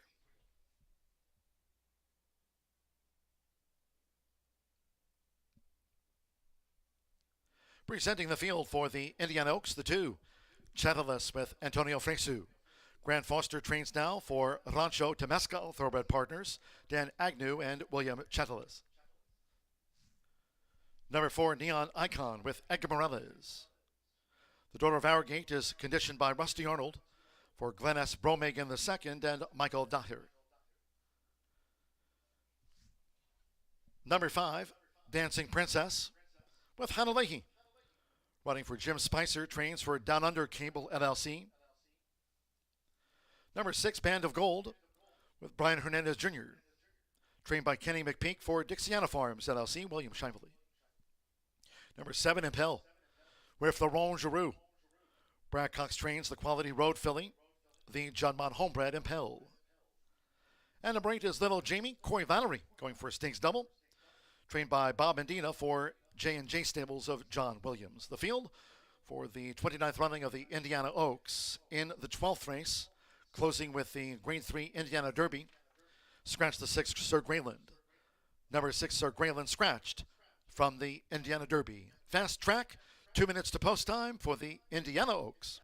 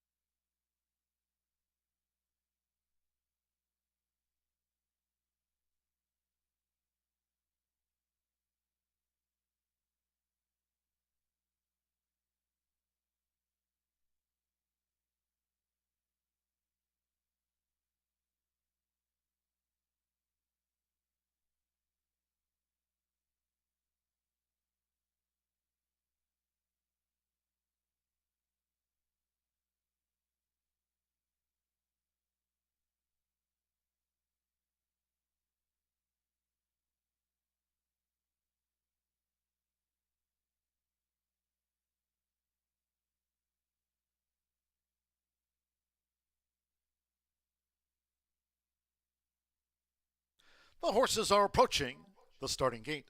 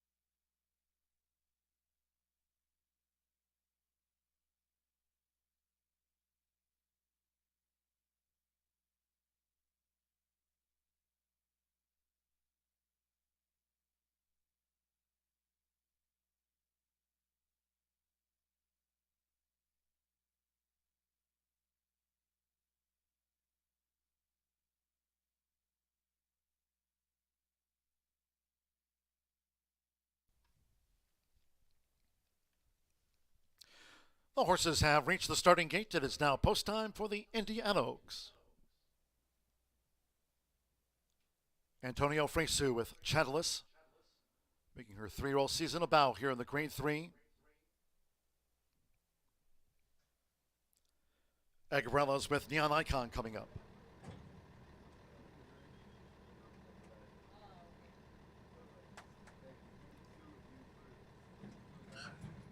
Neon Icon has joined Chantilus. First run of 2024 for Dancing Princess with Hannah Leahy. Impels the 1-2 favorite. Brian Hernandez Jr. Band of Gold. Now Florent Giroux. Here's Impel. Juddmonte Homeblood, Impel. 1-2 favorite over the mile and 16th and one more. Little Jamie. Corey Valerie riding for a stakes double. Fast track here at Horseshoe Indianapolis. They're in the gate. And they're off in the Indiana Oaks. There's little Jamie who strides away. Impel in the pink cap and Chantilus toward the rail as they make their way toward the first turn with Antonio Fresu. It's Chantilus has taken a short lead from little Jamie as they enter the first turn with Impel tracking them from third. Neon Icon is running in fourth as they go to the back of the track. Band of Gold and Dancing Princess has dropped back to last. It's Chantilus. So first run of 2024 for Chantilus. And Chantilus leads the way with 6 furlongs to run from little Jamie, who now tracks Chantilus, making this backstretch run. Florent Giroux and Impel is running in third, joined toward the inside by Band of Gold, who's looking to make headway now for Brian Hernandez Jr. Then comes Neon Icon, and Dancing Princess remains last. The opening quarter for Chantilus, 23.72 seconds, just over a half mile to go in the Indiana Oaks. It's Chantilus, who's a 3-length leader from little Jamie. Band of Gold with the rail just gains third. Neon Icon with Impel on the outside. As they enter the far turn, Chantilus clocked a half mile in 47.48 seconds. The distant trailer is Dancing Princess, but now with inside 3 furlongs to go, it is Chantilus. Chantilus continues to lead. Right there is little Jamie, who's close up for Corey Valerie coming toward the quarter pole. And Impel, her bid is 3 wide. As they straighten past the quarter pole, Band of Gold, Neon Icon, and Dancing Princess. They straighten away after 3 quarters in 1 minute 11.29 seconds. Here's little Jamie to the attack. 1 furlong to go. Chantilus trying to respond to little Jamie, who's narrowly in front. There's a 16th to go. And then to the inside, Band of Gold. Impel is now fourth. It's little Jamie. Chantilus determined. Little Jamie and Chantilus. Chantilus dug her heels in. Chantilus in the Indiana Oaks. Little Jamie with Band of Gold, Impel, and Neon Icon after that.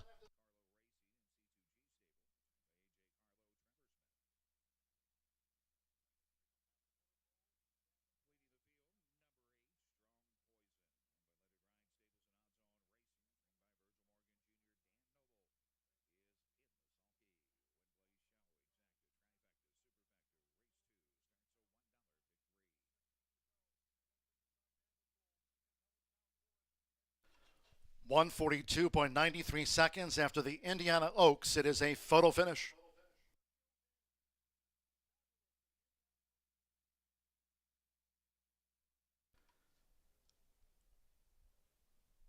Shades of her resolve last season in the Chandelier at Santa Anita. Chantalis with Antonio Fresu. Grant Foster 10-1 on Chantalis at the off for the Indiana Oaks.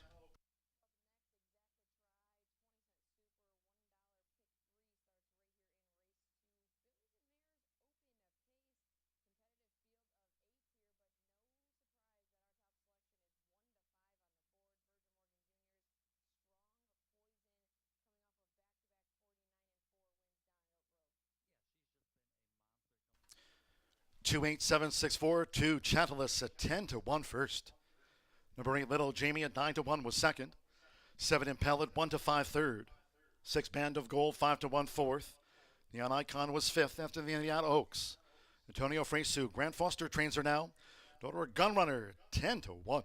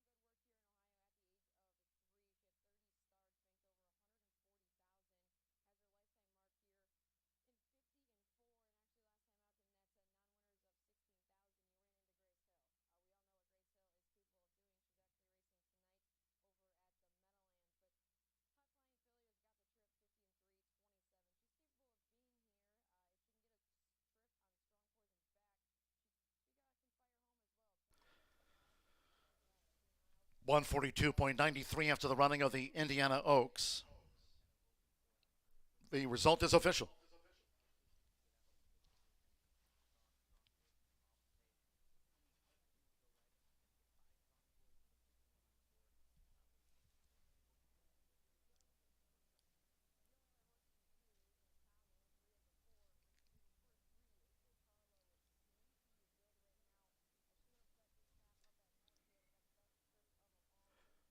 Leading into the Murphy Trailer Sales Winners Circle, the 2, Chantalis with Antonio Fresu. Chantalis is a 3-year-old bay filly by Gunrunner. Out of Indian Safari by Indian Charlie, bred in Kentucky by Dan Agnew. Trained now by Grant Foster. For Rancho Temascal Thoroughbred Partners, Joseph Miller, Dan Agnew, breeder and co-owner with William Chantalis. Horseshoe Indianapolis congratulates the Indiana Oaks champion of 2024, Chantalis.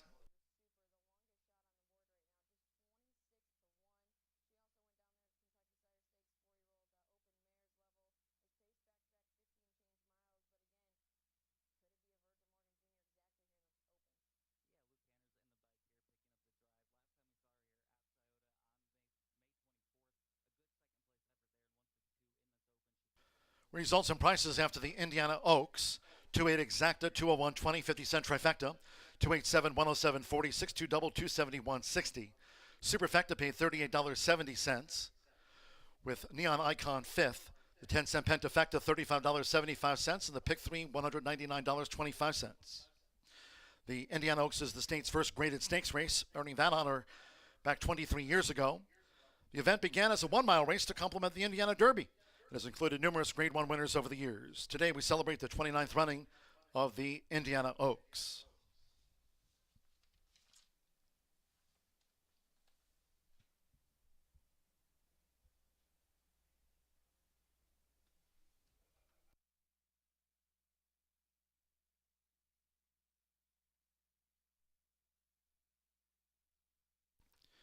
Making the trophy blanket and winner's shawl presentation, Horseshoe Indianapolis Vice President and General Manager Racing Eric Hallstrom, Director Racing Chris Polson, and Assistant Racing Secretary Chris Kamek after the Indiana Oaks.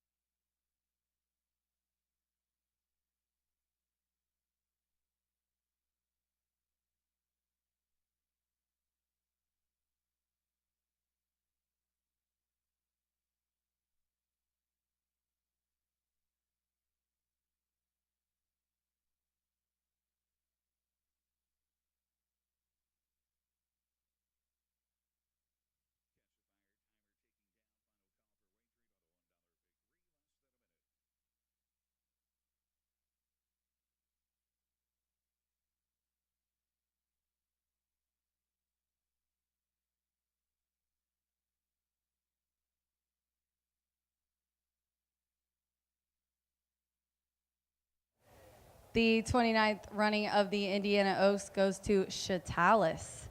I've been putting the wrong emphasis on the wrong syllable. Frezu rides. Grant Forrester was kind enough to stay and talk to me. This one you said you've had her for about a month. Very versatile now. I mean, she obviously liked the distance. She ran in that grade 2 at Santa Anita very well on the dirt. She had a really nice race, getting beaten just by a neck in that allowance last time. So tell us a little bit about this filly. Well, she's just a lovely filly. Mark Latz, the trainer in California, and he got with his ownership group, and they really wanted to kind of map out a campaign for this filly in the Midwest and the East with all the dirt races back here. Southern California in the summer for 3-year-old fillies, it's mostly all turf.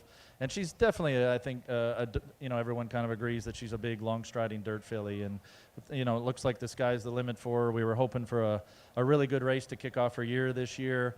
And, now it looks like she's set up to have a really great second half of the year. Yeah, when we were talking about her there because she was both in our trifecta spot, sorry. She has really nice scope on her. She was standing there and she looked so calm and professional. Do you have any idea where you're going to go next? No, we'll just kind of see how this race goes, and then there's a lot of options coming up. Obviously, Saratoga potentially, other oaks around the country. With a fancy dirt filly like this, it's an exciting time, and so we'll just enjoy this, and really glad she was able to fight back and get the victory, get her nose in front again, get that confidence again, and hopefully it's just going to move her forward for the rest of the year. Congratulations, Grant. Thanks so much. All right, ladies and gentlemen, the 29th running of the Grade 3 Indiana Oaks goes to Chatalis, Grant Forrester, Antonio Frezu, and we do have the Indiana Derby, our feature race, coming up next, so stick around. The Indiana Oaks champion of 2024 crown. Congratulations to Ben Meadows. Please report to the first floor OTB counter where you entered the contest to claim your prize for the $3,000 win place show wager on the upcoming Indiana Derby. Congratulations to today's mega bet winner, Ben Meadows. Report to the first floor OTB counter.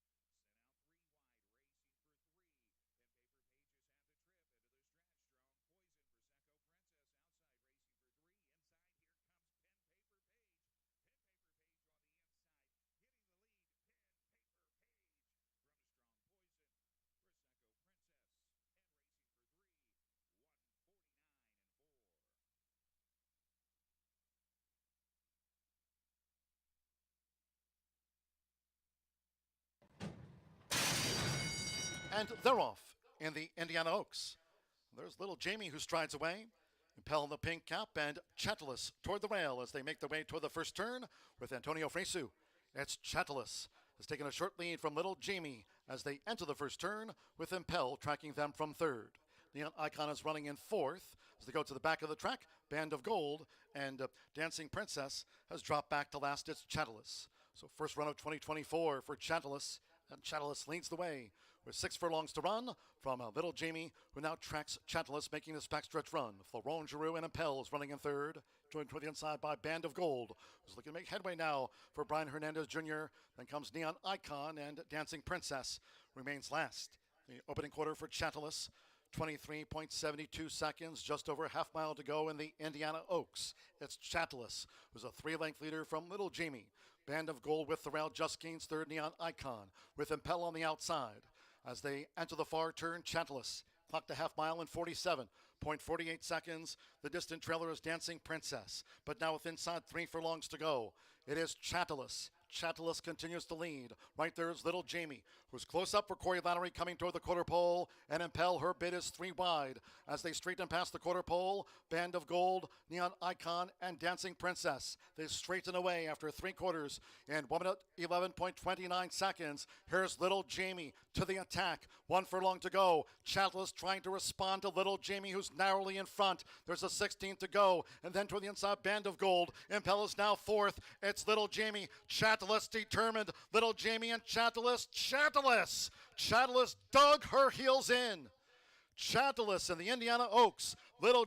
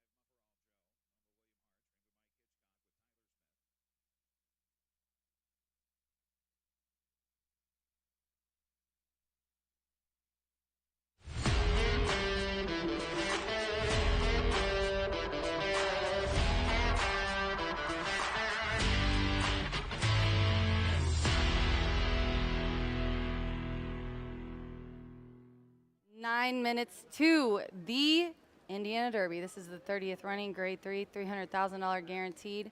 It's a 3-year-old stakes, a mile and a 16th on the dirt, and Sir Graylin out of here.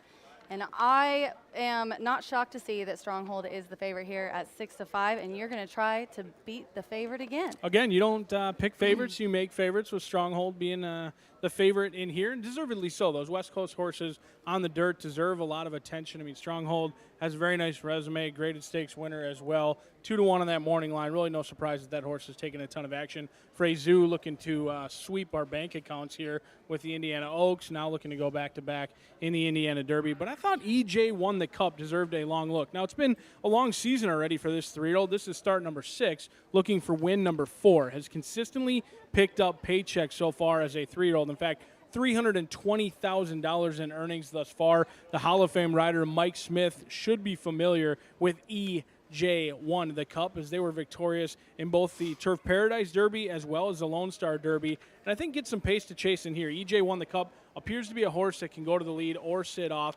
Certainly has some class, and Doug O'Neill seems to be pushing all the right buttons, whether it's here or around the country. But tell me why I'm wrong about Stronghold. What do you love about Stronghold? I'm not telling you you're wrong. I think that this is the class of the race, and we've seen today that a lot of horses that have come from graded stakes, grade 1s or grade 2s, and are dropping down to some of the $100,000 races have done really well. And I think that Freyzoo could make it 2 in a row here. But I like your 7. I've got it in second. Mike Smith aboard. And really, out of the last 7 or 8 starts that this horse has had, has been better than third or better. So I don't fault you at all for putting that one on top. Now, leaving the 2 out completely, I'm not really in agreement with, but I respect you. You're that kind of guy. I did joke and mock about Shatless being on the board at 10-1, being disrespectful, and then I turned right around and be disrespectful, leaving the Grade 1 winner Stronghold out of the top 3. I just thought it was a play against. Horse comes in off of the Kentucky Derby run, had a little bit of a troubled trip that day. Unique spot to come in off the layoff for Stronghold in here. And speaking of unique spots, Dragoon Guard, not very often here at Horseshoe Indianapolis in a graded stakes. In the Indiana Derby, you get an optional claimer winner coming in and taking the action that Dragoon Guard has done. The only question mark I have is 2 turns, and is the Lasix a real issue with Dragoon Guard? Was there massive improvement between 2 and 3, or was it the fact that this horse raced with Lasix the last 2 starts, now races today in a stakes race without Lasix, Florent Giroux, Brad Cox? This horse trying 2 turns for the first time, taking a ton of action right now, an allowance winner, jumping into the deep waters, taking on horses who just exited the Kentucky Derby, and now all the way down to 6-5. Seems a little bit skinny.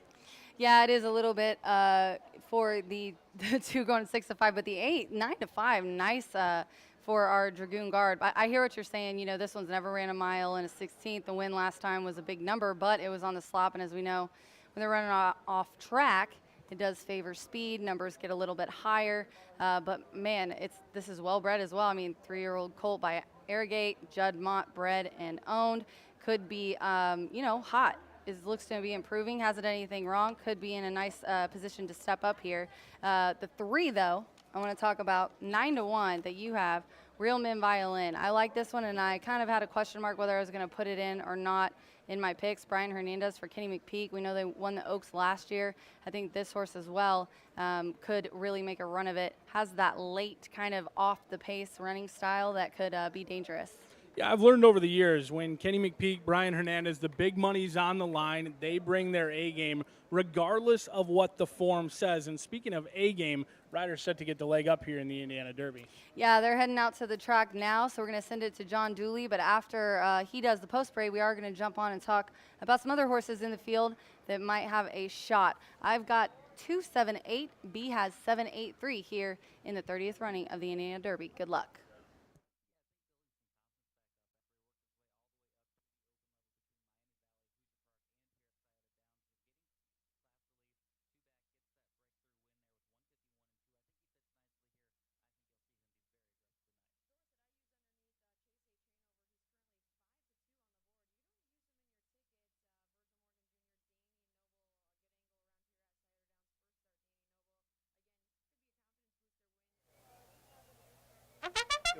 Yeah, he is.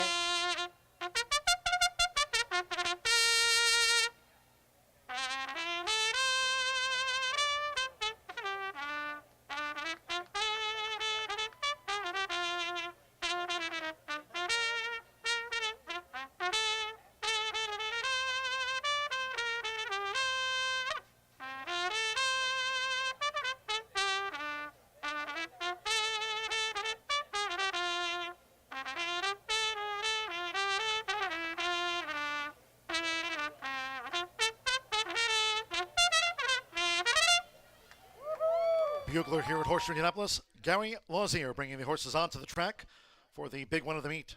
Race 11, we close in the card with the Grade 3 Indiana Derby. Race 12, stepping on over the mile and 16th. Scratch the 6, Sir Grayland. 6, Sir Grayland has been scratched from the Indiana Derby to close out the card.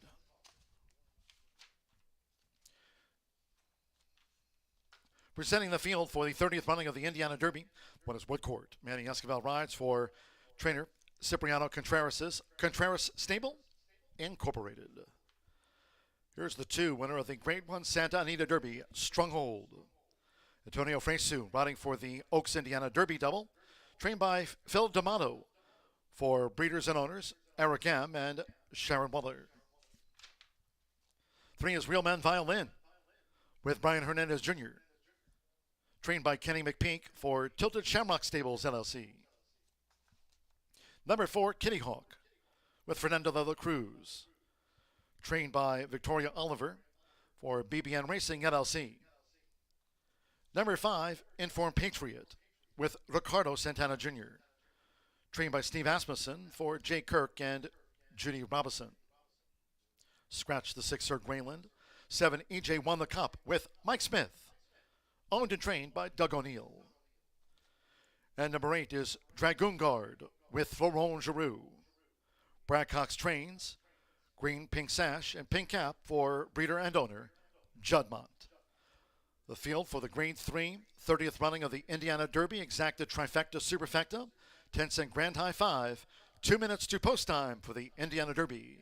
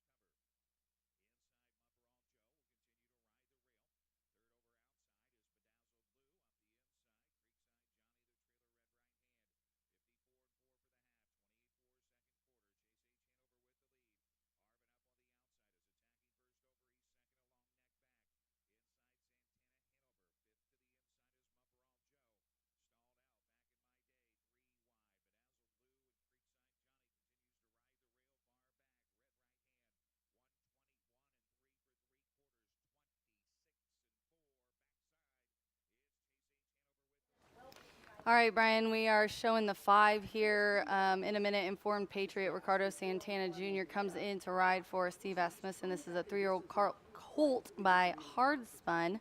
Texas Derby did not do much, and a couple of our horses were in there with him. Stake at Oaklawn went longer, 1 mile and an 1/8. I think honestly might like going a little bit longer. Does have a good 1 mile and 16th in the street sense. That was last year.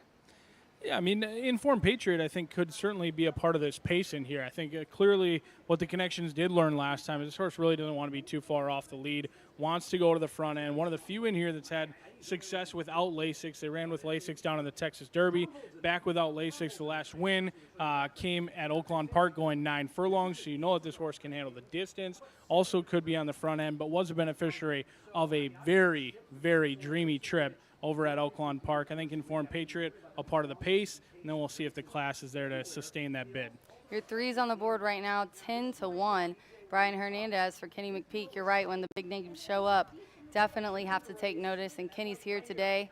Brian's been hot. I think this one has a good chance. Feels like when the bettors jump off, that's the time that Kenny McPeak's runners really head right to the winner's circle. Anytime the bettors jump away, Real Men Violin jumps up and runs a big race. This horse was just favored in the $200,000 Illinois Derby earlier in April. Draw a line through that last race. Really didn't handle that Lone Star track very well. It was sloppy in the lane. Needs to make up 7 lengths on EJ Won the Cup. But Brian Hernandez and Kenny McPeak toss them at your own peril this season. 7-5 right now, the 2, Stronghold. Frezu looking to take both the Oaks and the Derby here. Phil D'Amato trains. This one, you know, we talked about it. It's the class. It's won a grade 1 race for 750, comes to this grade 3 here. Another one, though, that was a mile and an eighth. A mile and a 16th did have a win in the Sunland Derby, though. Yeah, I mean, these West Coast guys looking to come in and take all that Midwest money in here with Frezu and Diamato. A horse who's 6 for 7 in the exacta has really done little wrong. I didn't love the workout. I was fortunate enough to watch on XB TV June 30th. Scrubbed on very hard, came from well out of it, and really was working out with a horse that's 0 for 5 this season. That is a concern to me, especially at potentially even money. Dragon Guard, they just showed, was carrying a lot of good flesh. Looks really, really good in the post parade and also in the paddock. Right now, it looks like we're looking at the 1, and that is Wood Court, home court advantage. Sippy Contreras, 3-year-old colt. Manny Esquivel is aboard, 3rd in the Illinois Derby. And, it could happen. 34-1. Already been a successful claim, right? Claim for 50, turned right around Sippy's good and at that. won an optional claimer just a month later. And Cipriano Contreras, Manny Esquivel, the hometown boys, 24% when they team up together. And I haven't seen very many workouts. In fact, I can say I've seen 0 workouts so far this year over this Indiana track, going 58-4, and that's exactly what Woodcourt did here on June 22nd. All right, they're heading to the gate. Let's throw it up to John G. Dooley for the call of the 30th running of the Indiana Derby. Good luck. All right, cheers. Rachel McLaughlin and Brian Aragoni. Nearing the gate, 7-5 on Stronghold. Antonio Fresu for Phil D'Amato. 8-5 on Dragoon Guard, and it's 3-1. EJ won the cup.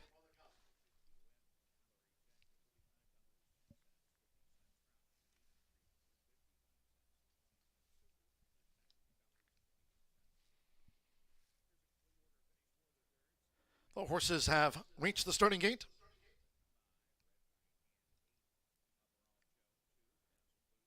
It is now post time for the Indiana Derby.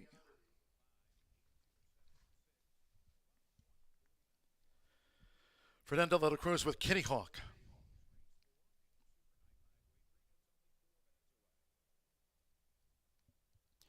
Kitty Hawk first in. Manny Esquivel with Woodcourt. Loads at 35-1. Carlos Santana Jr. with Informed Patriot. Now the Grade 1 Santa Anita Derby winner, Stronghold, Antonio Fresu. Riding for the Indiana Oaks Indiana Derby double, Stronghold is in. 6-5, Stronghold. Mike Smith with EJ won the cup. Brian Hernandez Jr. Real Men Violin, so stand by. One more. Florent Giroux with Dragoon Guard. Over the mile and 16th. It's a green 3. Close out the card with the big one of the meet here at Horseshoe Indianapolis. They're in the gate. They're off. And the Indiana Derby. Stronghold broke sharp. Here comes an early bid from Informed Patriot, and right there is the grain Dragoon Guard as they make their way toward the first turn. It's Stronghold, Informed Patriot, and Dragoon Guard up and after the lead now for Florent Giroux. Dragoon Guard takes the top as they make this run toward the backstretch from Informed Patriot with Stronghold looking to settle there for Antonio Fresu in between horses. Then comes Woodcourt. They have just over 6 furlongs to run. It's Dragoon Guard. Dragoon Guard leads. Informed Patriot, who's right there, with on the outside Kitty Hawk, who's gained 3rd. Stronghold 4th toward the inside. Woodcourt 5th between horses. These are well grouped. Making this run to the half-mile pole. EJ won the cup. Settled back there for Mike Smith and Real Man Violin trails. The opening quarter, 23.74 seconds. They have just over a half mile to go in the Indiana Derby. And it's Dragoon Guard who leads Informed Patriot, who stays close. Stronghold is right there running in 3rd. Woodcourt in 4th as they enter the far turn. Now moving up is Real Men Violin in company with EJ won the cup. As Kitty Hawk is dropped back to last is Dragoon Guard. Took them through a half mile in 47.24 seconds. Informed Patriot staying close to Dragoon Guard at the quarter pole. 2 lengths clear then from Stronghold, who now tips to the 3-path. And EJ won the cup is sweeping 4 wide. And then toward the inside, Real Men Violin, Woodcourt, and finally Kitty Hawk. They've turned for home after 3 quarters in 1 minute 10.77 seconds with Florent Giroux. Dragoon Guard, the grain, leads the way, has 3 lengths to hold on Stronghold, who's charging hard on the outside, but they're near home. It's Dragoon Guard. Dragoon Guard has won the Indiana Derby from Stronghold. Informed Patriot was 3rd, then EJ won the cup with Real Men Violin. Woodcourt and Kitty Hawk was last home.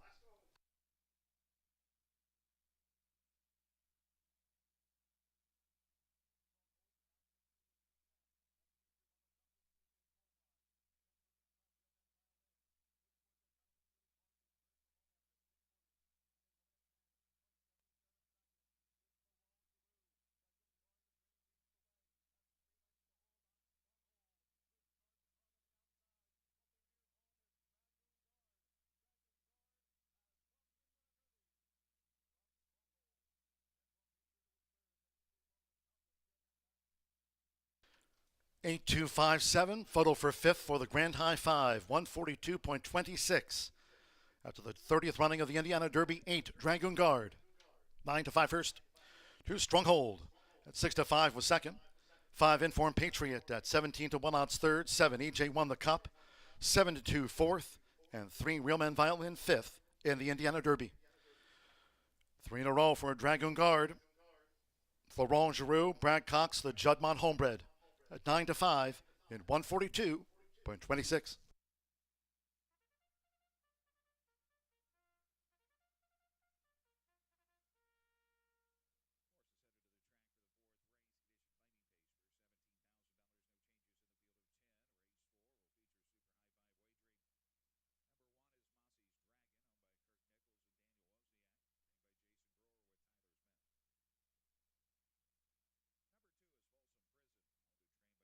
Your attention, please. There's been a jockey's claim of foul lodged in the running of the Indiana Derby into the first turn.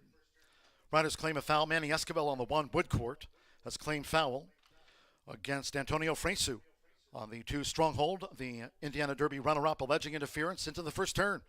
This is a jockey's claim of foul. Manny Esquivel on the 1, Woodcourt, claims foul against Antonio Fresu on 2, Stronghold, alleging interference into the first turn. It's unofficial, 82573.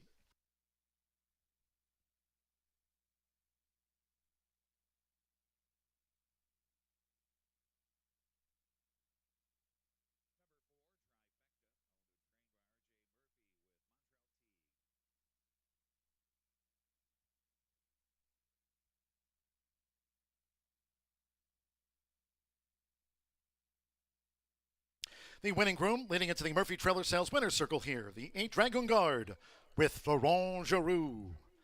Dragoon Guard is a 3-year-old gray roan colt by Arrogate. Out of the mizzen-masked mare, Philembi, bred in Kentucky by Juddmonte. A Fahad bin Khalid, trained by Brad Cox. In the Winner's Circle, the 30th Indiana Derby champion, Dragoon Guard.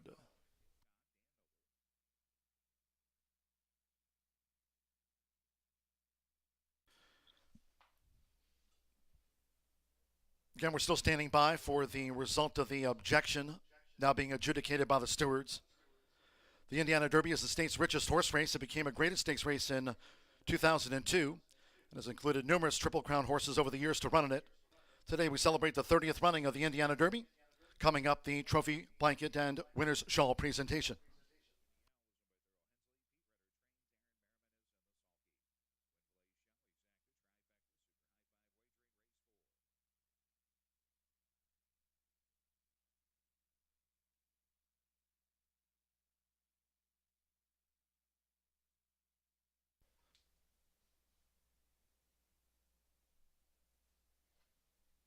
Dragoon Guard not a part of the jockey's objection, making the trophy, blanket, and winner's shawl presentation after the 30th running of the Indiana Derby. Vice President and General Manager here at Horseshoe Indianapolis, Eric Hallstrom. Director of Racing, Chris Polson, and Assistant Racing Secretary, Chris Kamak. The trophy presentation to the winning connections of Dragoon Guard, the 30th Indiana Derby champion.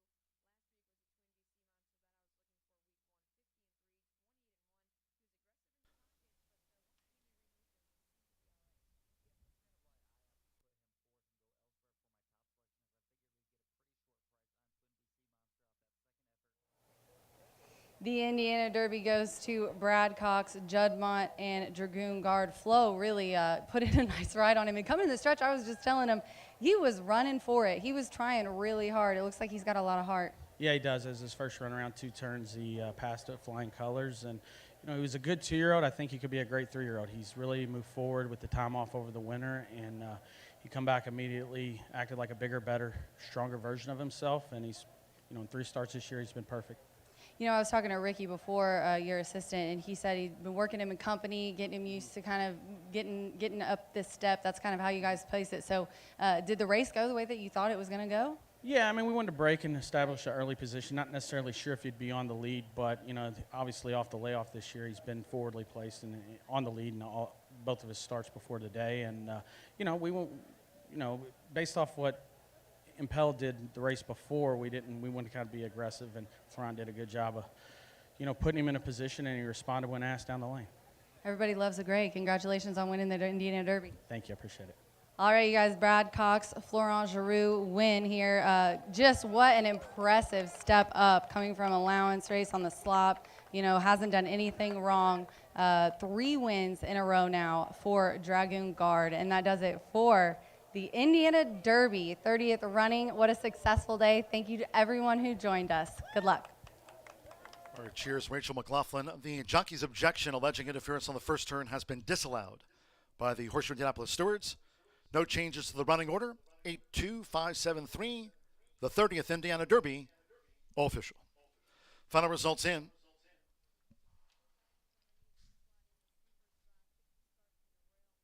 The exact 8-2 paid $16.60.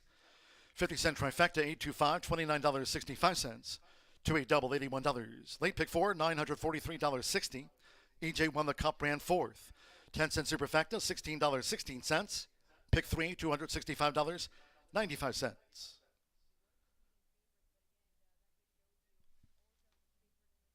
The pick 5s here at Horseshoe Indianapolis Daily with the low 11.99% takeout on Indiana Derby Day. 50-cent late fire 5, $9,143.55 on 5 of 5. The 10-cent pentafecta paid $24.66. Real Men Violin ran 5th. In the 30th Indiana Derby, the 6 was a non-runner. The favorite, 2nd. 7 ran, 142.26. So that concludes our live racing program on the big day of the season. As a reminder, casino here at Horseshoe Indianapolis, open daily 24/7. Live racing resumes on Tuesday. No live racing on Sunday nor Monday this upcoming week. We'll be back on Tuesday with our thoroughbred and quarter horse card kicking off at 2:10 p.m. Eastern. You can always follow us on social, on X at HS Indy Racing, and if you can, do subscribe to our YouTube channel at Horseshoe Indianapolis Racing. Until next time, for all of us here on Indiana Derby Day, it's been my pleasure from the broadcast booth. For our entire crew, track announcer John G. Dooley saying, on Indiana Derby Day, good night.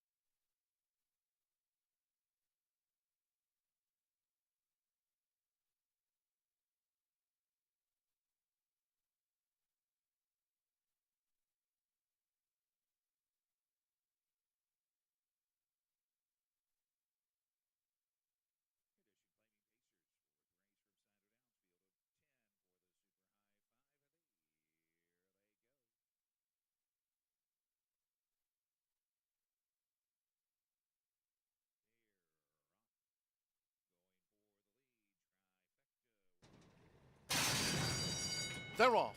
And the Indiana Derby Stronghold broke sharp. Here comes an early bid from Informed Patriot, and right there is the gray Dragoon Guard as they make their way toward the first turn. It's Stronghold, Informed Patriot, and Dragoon Guard up and after the lead now for Florent Giroux. Dragoon Guard takes the top as they make this run toward the backstretch from Informed Patriot with Stronghold looking to settle there for Antonio Fresu in between horses. Then comes Woodcourt. They have just over 6 furlongs to run. It's Dragoon Guard. Dragoon Guard leads. Informed Patriot, who's right there, with on the outside Kitty Hawk, who's gained 3rd. Stronghold 4th toward the inside. Woodcourt 5th between horses. These are well grouped. Making this run to the half-mile pole. EJ won the cup, settled back there for Mike Smith, and Real Man Violin trails. The opening quarter, 23.74 seconds. They have just over a half mile to go in the Indiana Derby. And it's Dragoon Guard who leads Informed Patriot, who stays close. Stronghold is right there running in third. Woodcourt in fourth as they enter the far turn. Now moving up is Real Men Violin in company with EJ Won the Cup. As Kitty Hawk is dropped back to last is Dragoon Guard. Took them through a half mile in 47.24 seconds. Informed Patriot staying close to Dragoon Guard at the quarter pole.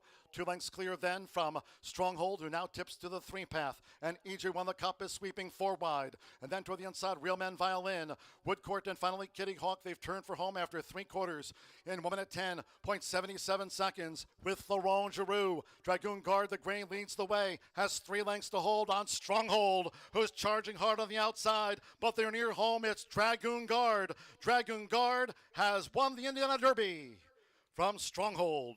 Informed Patriot was third, then EJ Won the Cup with Real Men Violin, Woodcourt, and Kitty Hawk. Monster again was parked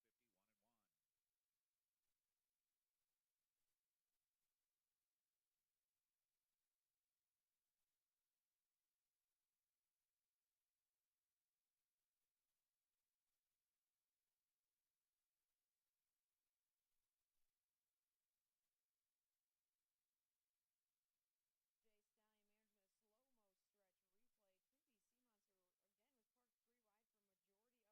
wide for majority of the first quarter and was able to clear